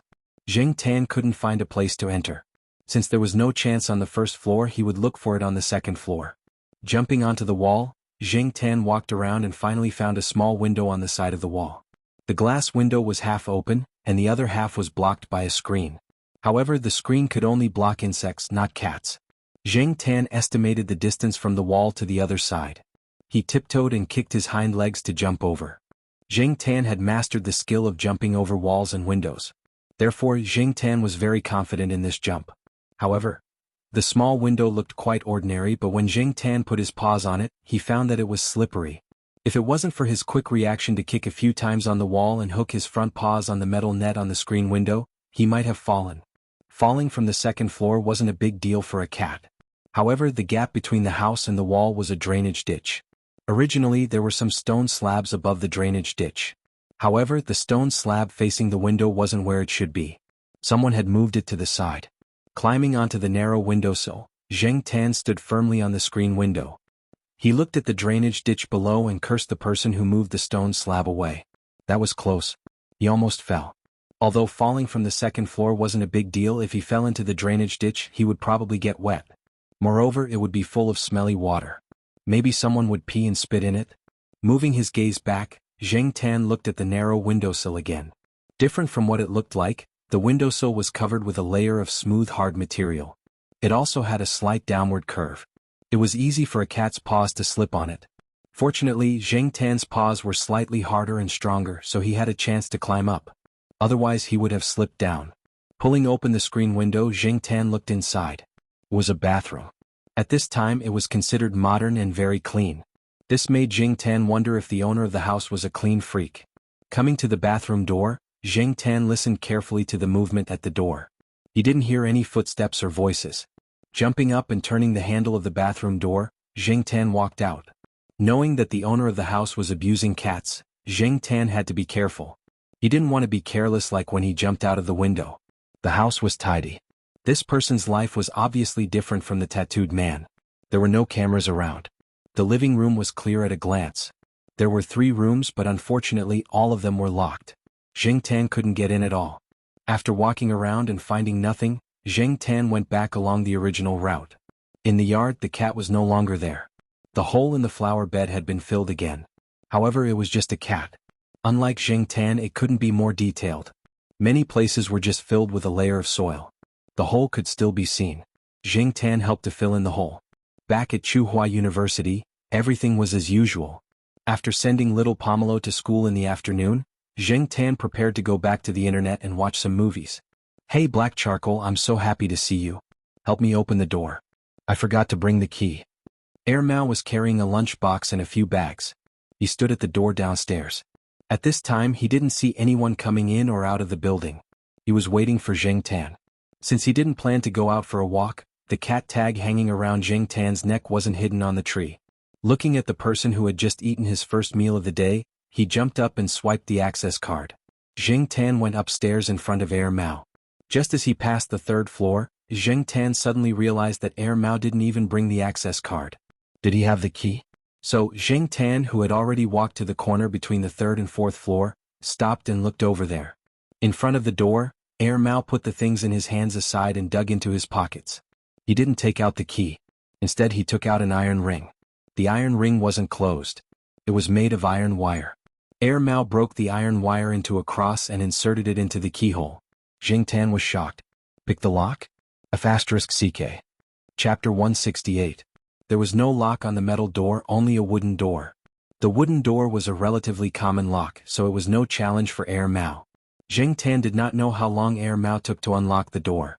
He just felt that before he could figure out the reason, the door was already open and the lock was still intact.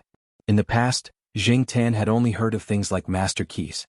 This was the first time she had seen someone use a piece of iron wire to open a door. Before this, she had thought that these things only existed in legends. The saying that masters were among the people was not wrong at all. Air Mao had bought a lot of things when he went shopping. There were biscuits, instant noodles, fish balls, shrimp dumplings and other frozen food. This guy only cooked instant noodles and dumplings in the kitchen. He wasn't good at anything else and was too lazy to cook.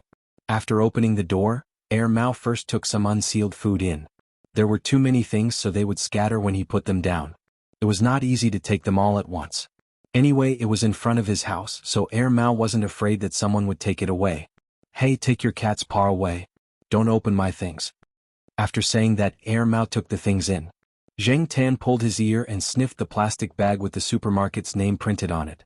The more Air Mao said not to touch it, the more Zheng Tan wanted to touch it. He opened the plastic bag and flipped through the 2 bags of fish balls. They were too cold, so he wasn't interested in the things inside. Zheng Tan didn't pay attention to the things in the bags anymore. He walked into the house and watched as Air Mao put the first batch of things away and went out to take the rest. Just then Zheng Tan jumped up and pushed the door open. Bang! The door closed. Air Mao, who was locked outside, was stunned. *CK. Air Mao wanted to swear but was afraid of disturbing Professor Lan next door. He cursed in a low voice, put down the bag in his hand and took out the wire to open the door. Zheng Tan looked at the clock hanging in the living room, counting the time it took Air Mao to unlock the door. From the time the door was closed to when Air Mao opened the door with the wire, it took less than 10 seconds. That meant that the time it took him to unlock the door was even shorter, probably less than 5 seconds. It seemed that Air Mao was a habitual offender. He was quite skilled. Air Mao came in with a bag, cursing.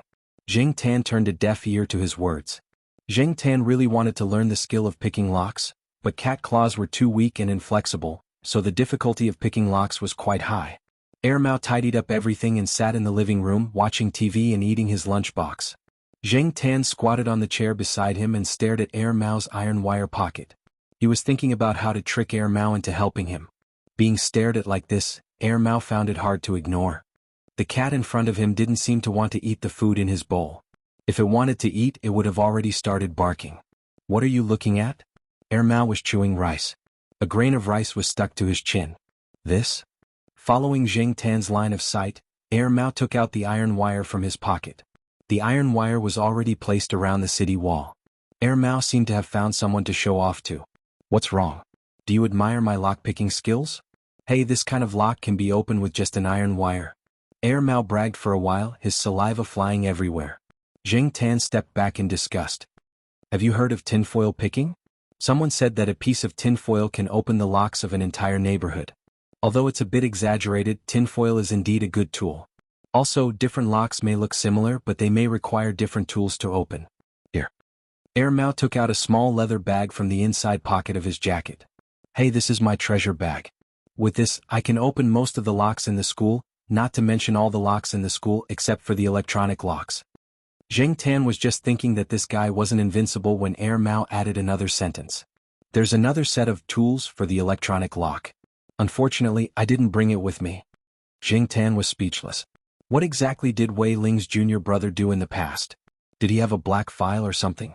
Tell the Jiao family to stay away from this guy in the future. He didn't know where Air Mao learned these things, but he had to admit that this guy was a talent in some ways. However, this kind of talent was not a good role model.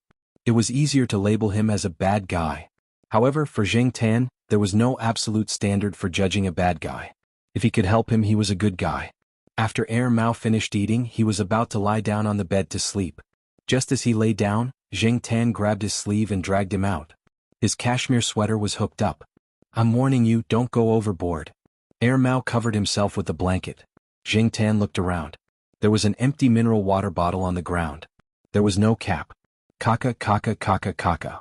The sound of plastic bottles being stepped on could be heard. Tan stood on the plastic bottle and jumped up and down. The sound was as loud as it could be. F***ck. Air Mao lifted the blanket and looked at Tan with a bad expression. Then he realized that the black cat was staring at his jacket. He took out the iron ring from his pocket and threw it at Tan. Air Mao was about to lie down on the bed and continue to sleep. Just as he climbed onto the bed, Air Mao's hand that was scratching his hair suddenly paused. He thought of something and turned to the black cat that was squatting beside the plastic bottle. You want to open the lock? Tan stared at him. He thought to himself, should I nod now? If yes, wave your tail vertically. If no, wave your tail horizontally. Air Mao continued. Tan wagged his tail vertically. However, he felt that Air Mao's words were too smooth. It was as if he often said these words, as if it was a matter of course. This was not normal. Normal people would not say these words to a cat directly. He was not familiar with Tan. If it was Jiao Pa, Celestine or Fang San, it would be understandable. After receiving an affirmative answer, Air Mao sat up straight and was suddenly energized. Whose door are we going to open? It better not be someone from this compound. Otherwise it will be awkward the next time we meet. Oh, it better be a little challenging. Otherwise it will be boring. Tan. F***ck, this guy is so enthusiastic. Air Mao quickly put on his clothes. Before leaving, he twirled his hair in front of the mirror and styled himself. He rubbed his hands. Let's go. Tan led the way in front, and Air Mao followed behind. He did not know if Tan was overthinking, but he felt that Air Mao seemed to be especially energetic at this time. It was more energetic than the previous few times he had seen it. When they passed by the carton, the black and white cat was squatting next to it and eating. Sensing Tan and Air Mao's approach, the cat raised its head and glanced at them before continuing to eat. After the temperature rose, some of the food became rancid easily. However, it was different from the morning. The bowl was filled with fresh food again. It was still leftovers, but it was still relatively fresh. The fish head was picked and eaten, followed by the rice. The fish bones were thrown aside. Tan did not continue to disturb it and left after taking a look. He brought Air Mao to the tree in the small alley. Tan looked at the tightly shut window, jumped up the tree, and climbed higher to see the situation on the other side of the wall. It was similar to the morning. It seemed that the man did not return at noon. So it's this place. You still hold a grudge? Air Mao interpreted Tan's behavior as revenge for the coffee spilled last time. Tan jumped up the wall and walked to the small yard. Air Mao followed him outside and looked around from time to time. Fortunately, there were not many residents around at this time.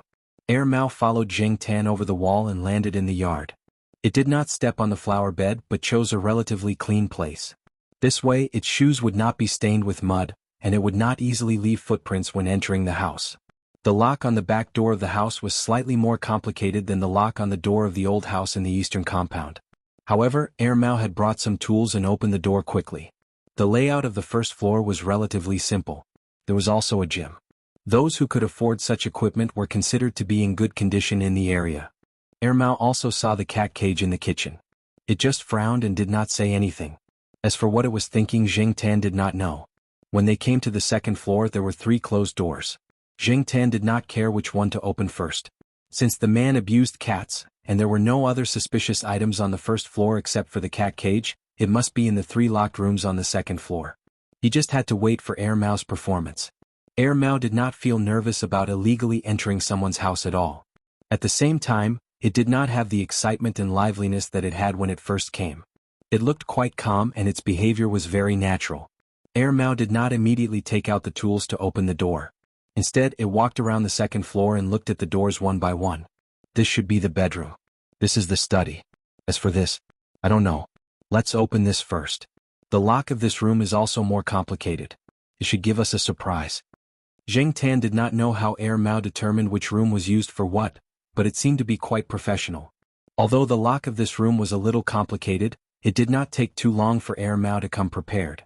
After fixing the lock, Ermao pushed the door open a gap and looked inside. The door was a little thick. Jing Tan felt that it could be used as a security door outside, but it was just a door to a room here. After making sure that there was no one inside, Ermao opened the door and walked in. The sound insulation in the room should be very good. The chirping of the sparrows outside could not be heard at all. The room could be seen at a glance. There was a desk on one side and there were some simple decorations on the desk. And on the opposite side of this office desk was. Ermao walked over and pulled open the cloth curtain, revealing the object that was blocking it. It was about 1.5 meters long, close to 1 meter wide and close to 2 meters tall. One side was transparent, and there was a layer of tempered glass facing the desk. The person sitting at the desk could clearly see the inside of the object. At first glance, Jing Tan did not know what the object was used for. He even thought that it was some kind of bathroom. But seeing that Ermao's expression was not right, Jing Tan climbed onto Ermao's shoulder and looked inside. I saw this thing on TV when I was young. This is just a simplified version. But I really did not expect that there would be people in this place who would make this in their own home. Ermao said in a low voice, there is a dish called roast duck feet. It is to put a live duck on a slightly hot iron plate, and then heat up the iron plate with seasoning. The duck moves on the iron plate because of the heat. In the end, the duck feet are cooked but the duck is still alive. This is similar to this. Jing Tan's eyes looked through the transparent tempered glass and stopped at a layer of metal net at the bottom of the object. It turned out that the burns on the cat's feet came from this. Ermao looked around the room and then walked to the window. The window in the room seemed to have not been opened for a long time. The thick curtain completely blocked the light outside. Ermao found a suitable place and took out a miniature camera that was only half the size of a pinky finger and installed it. Chapter 169. This room gave Jing Tan the feeling that there was no surprise, but rather a great shock. He shuddered at the thought of the roast duck's feet that Ermao had mentioned. After installing the camera, Jing Tan and Ermao left the room and went to the other 2 rooms. The curtains in the bedroom and the study were well covered. There were some work-related documents in the bedroom and a few locked cabinets. Ermao was not very interested in them. As for the study, there was a desktop computer with a password set. Ermao was not that skilled and did not bring the relevant tools. However, Ermao also placed a camera in an inconspicuous place on the bookshelf. This person is either too cautious or timid. He doesn't dare to let others know what he is doing. Even the curtains are covered so well. Or maybe he has a dark mind, Ermao muttered. Jing Tan did not smell the cat in these 2 rooms, or maybe it was covered by the air freshener sprayed. After Ermao installed the camera, the man and the cat cleaned up some traces and prepared to leave. When they went out the back door, the black and white cat was squatting on the wall looking at Jing Tan and Ermao. It was not very vigilant but more curious. It also felt a little closer to Ermao. It remembered that this person had given it food and the food was very delicious. Back in the eastern courtyard, Ermao had just stepped into the house when Jing Tan squeezed in. He wanted to see what Ermao was going to do next. Unfortunately, Ermao did not intend to let Jing Tan watch. Ermao tried to chase Jing Tan away but was ignored. Seeing that Jing Tan had no intention of leaving, Ermao closed the door, dragged a chair and sat down. Its line of sight was almost at the same level as Jing Tan, who was standing on the table. I say, Black Coal, our country's animal protection laws are not perfect, and there are no clear laws against killing cats. Otherwise, why do you think those cat and dog meat restaurants can be so popular? However, killing cats is different from abusing cats. The only way to deal with cat and dog abusers is to condemn them. Of course, if condemnation is useful, your cat's standard of living will probably be improved. Unfortunately, it is useless. Mao made a helpless gesture. But these days, sons compete with their fathers and pets compete with their owners. If your cat daddy can increase his influence, you can show off everywhere. Mao seemed to be explaining to Zheng Tan and convincing himself at the same time. Well, look at the guy we met. Even if you go and sue him, you won't get any results. Even if you throw him into the police station, he will still be able to come out. At most, he will receive a light punishment. If we were to talk about the law, what I did was more serious than him killing and abusing cats. Moreover, not to mention the whole country, even in Chuhua City, there was definitely more than one cat abuser. Perhaps there were more people who adopted more intense methods. You and I don't know who those people are, but we have to create some pressure to make them restrain themselves. There might be relevant laws in a few years, but in the current situation, because there is no law to rely on, the law enforcement department can't intervene, and the main force is only the civil society. So, it's better to think of other ways to make him restless. It's best to make a big fuss and attract the attention of society. Mao said seriously, like my grandfather said, the eyes of the masses are bright, and the power of the masses is limitless. We have to believe in the masses and rely on the masses. If Mao's grandfather knew that Mao used this sentence in this context, who knew what he would think? Seeing the black cat on the table tilting its head slightly and lowering its eyelids as if it was thinking, Mao raised its hand and pushed it. Go back first, I will take care of this. Go, I want to sleep. Don't think about stepping on plastic bottles next to my bed. Zheng Tan was pushed off the table and chased out. He squatted at the door and continued to think about the things that he had not finished thinking about before he went upstairs. Zheng Tan had always been curious about what Mao had done. Unfortunately, when he went downstairs and upstairs again, he did not see Mao. Zheng Tan did not have the skill to pick locks, so he could only wait. The next day, when Zheng Tan went online to the forum when no one was at home, he saw a hot post on the front page. It was from the cat section. Because the discussion was too hot, it was pushed to the front page. Zheng Tan clicked in to take a look. The title of the post was not long: Cat Abuser Scum Again. The poster was a guy with the ID, "All the good names have been taken by cats." It was a detailed and emotional description of what he had seen, heard, and felt. The description of the matter was clear and the rendering was strong enough. Coupled with the pictures, it was impossible for the post not to explode with noise. In addition, there was a top student who abused cats some time ago, and now there was another social elite who abused cats, adding fuel to the fire. The pictures in the post were all familiar to Zheng Tan. The familiar flower bed, the familiar cat's paw with burns and mud, the familiar object. Only the person in the post was censored. The specific name was not mentioned, only the surname was written in the form of X. Zheng Tan's computer skills were not very good. In the past, he only knew how to watch movies and play games on the internet. He did not learn any other high-end technology, so now Zheng Tan did not know the IP address of "All the good names have been taken by cats." He could only see the registration time of this person. The registration time showed that it was 3 years ago. As for the poster, it was either Mao or someone that Mao knew. As he continued to scroll down the post, he found that one after another people revealed the occupation and residential address of the person in the picture. They either heard it from a friend or found out about it through some channels. Someone also mentioned the Chuhua Morning Post. This year, the Jiao family did not subscribe to the Chuhua Morning Post, so Zheng Tan did not know what was reported in the newspaper. However, according to what the netizen said, it seemed that the Chuhua Morning Post only mentioned it slightly. It was not very specific, and it sounded like a small piece of news that would not attract attention. It seemed that the power was not strong enough. Or did Mao have a backup plan? He always felt that the guy would not end things so simply. Zheng Tan scrolled forward and carefully looked at the original post. A few of the pictures in the post were about the object. In the pictures, the metal net at the bottom of the object was connected to a certain voltage, and the cat that was locked inside jumped up high. When the cat's feet stepped on the metal net, there would be electric sparks. Zheng Tan had seen the cat in the picture before. It was one of the cats in the surrounding area. He did not know what the cat's owner would do if he knew the truth. In addition to the pictures that showed evidence of cat abuse, the post also listed an example of a violent cat that had been punished in the past. It told everyone to think twice before you act. As for how to think twice before you act, the post did not mention a word about it. Many people had already understood and began to think about how to play the game.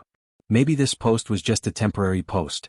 Before this, if it were up to Jing Tan, it would have been better to solve it directly, just like how he had scared the tattooed man. But now, what did Mao want to do? Did it really want to make a big deal out of it? During lunchtime, when Jing Tan followed little Pomelo upstairs, he saw Mao coming back with a thermos lunchbox. He stopped at the door of the third floor and stared at it. He did not continue to follow little Pomelo upstairs. I'll take you to watch a show tomorrow morning. Don't sleep in. Mao did not wait for Jing Tan to respond and slammed the door. Watch a show. Sure enough, there was a backup plan. The next day, Jing Tan woke up early. As usual, he had to send little Pomelo to school. It was rare to see Mao yawning when he went downstairs. This guy usually slept until noon, so it was rare for him to wake up early like this. After sending little Pomelo to school, Jing Tan followed Mao to the old street. There was a rice noodle restaurant not far from that person's house. Mao sat there and ate his breakfast leisurely. He saw an auntie walking into the alley with her leather shoes. Mao wiped his mouth and said to Jing Tan, who was playing with ants with his tail, "Let's go." The person in the house dressed neatly and walked out of the door. His hair was neatly combed and even had some hair gel. When he came out with his briefcase, he happened to see the auntie from the neighborhood committee walking towards him with an unfriendly expression. The person was confused. The last time he saw this auntie, it was because the water plant had stopped for a day. What was going on this time? No matter what he was thinking, the person still showed his signature smile.